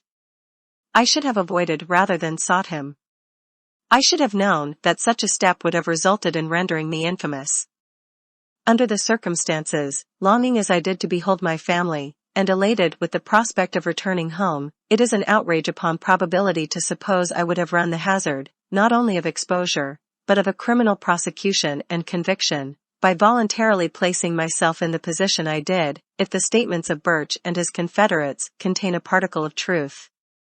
I took pains to seek him out, to confront him in a court of law, charging him with the crime of kidnapping, and the only motive that impelled me to this step was a burning sense of the wrong he had inflicted upon me, and a desire to bring him to justice.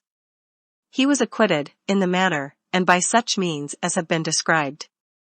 A human tribunal has permitted him to escape, but there is another and a higher tribunal, where false testimony will not prevail, and where I am willing, so far at least as these statements are concerned, to be judged at last. We left Washington on the 20th of January, and proceeding by the way of Philadelphia, New York, and Albany, reached Sandy Hill in the night of the 21st. My heart overflowed with happiness as I looked around upon old familiar scenes, and found myself in the midst of friends of other days. The following morning I started, in company with several acquaintances, for Glens Falls, the residence of Anne and our children. As I entered their comfortable cottage, Margaret was the first that met me. She did not recognize me. When I left her, she was but 7 years old, a little prattling girl, playing with her toys. Now she was grown to womanhood, was married, with a bright-eyed boy standing by her side. Not forgetful of his enslaved, unfortunate grandfather, she had named the child Solomon Northup Staunton. When told who I was, she was overcome with emotion, and unable to speak. Presently Elizabeth entered the room, and came running from the hotel, having been informed of my arrival. They embraced me, and with tears flowing down their cheeks, hung upon my neck. But I draw a veil over a scene which can better be imagined than described. When the violence of our emotions had subsided to a sacred joy, when the household gathered round the fire, that sent out its warm and crackling comfort through the room, we conversed of the 1,000 events that had occurred, the hopes and fears, the joys and sorrows, the trials and troubles we had each experienced during the long separation. Alonzo was absent in the western part of the state. The boy had written to his mother a short time previous, of the prospect of his obtaining sufficient money to purchase my freedom. From his earliest years, that had been the chief object of his thoughts and his ambition. They knew I was in bondage. The letter written on board the brig, and Clem Ray himself, had given them that information. But where I was, until the arrival of Bay's letter, was a matter of conjecture. Elizabeth and Margaret once returned from school, and informed me, weeping bitterly. On inquiring the cause of the children's sorrow, it was found that, while studying geography, their attention had been attracted to the picture of slaves working in the cotton field, and an overseer following them with his whip. It reminded them of the sufferings father might be, and, as it happened, actually was, enduring in the South. Numerous incidents, such as these, were related, incidents showing they still held me in constant remembrance, but not, perhaps, of sufficient interest to the reader, to be recounted. My narrative is at an end. I have no comments to make upon the subject of slavery. Those who read this book may form their own opinions of the peculiar institution. What it may be in other states, I do not profess to know. What it is in the region of Red River, is truly and faithfully delineated in these pages. This is no fiction, no exaggeration. If I have failed in anything, it has been in presenting to the reader too prominently the bright side of the picture. I doubt not hundreds have been as unfortunate as myself, that hundreds of free citizens have been kidnapped and sold into slavery, and are at this moment wearing out their lives on plantations in Texas and Louisiana. But I forbear. Chastened and subdued in spirit by the sufferings I have borne, and thankful to that good being through whose mercy I have been restored to happiness and liberty, I hope henceforward to lead an upright though lowly life, and rest at last in the churchyard where my Father sleeps. The end. Make sure to subscribe and turn on notifications so you can watch more videos like this. Thanks for watching.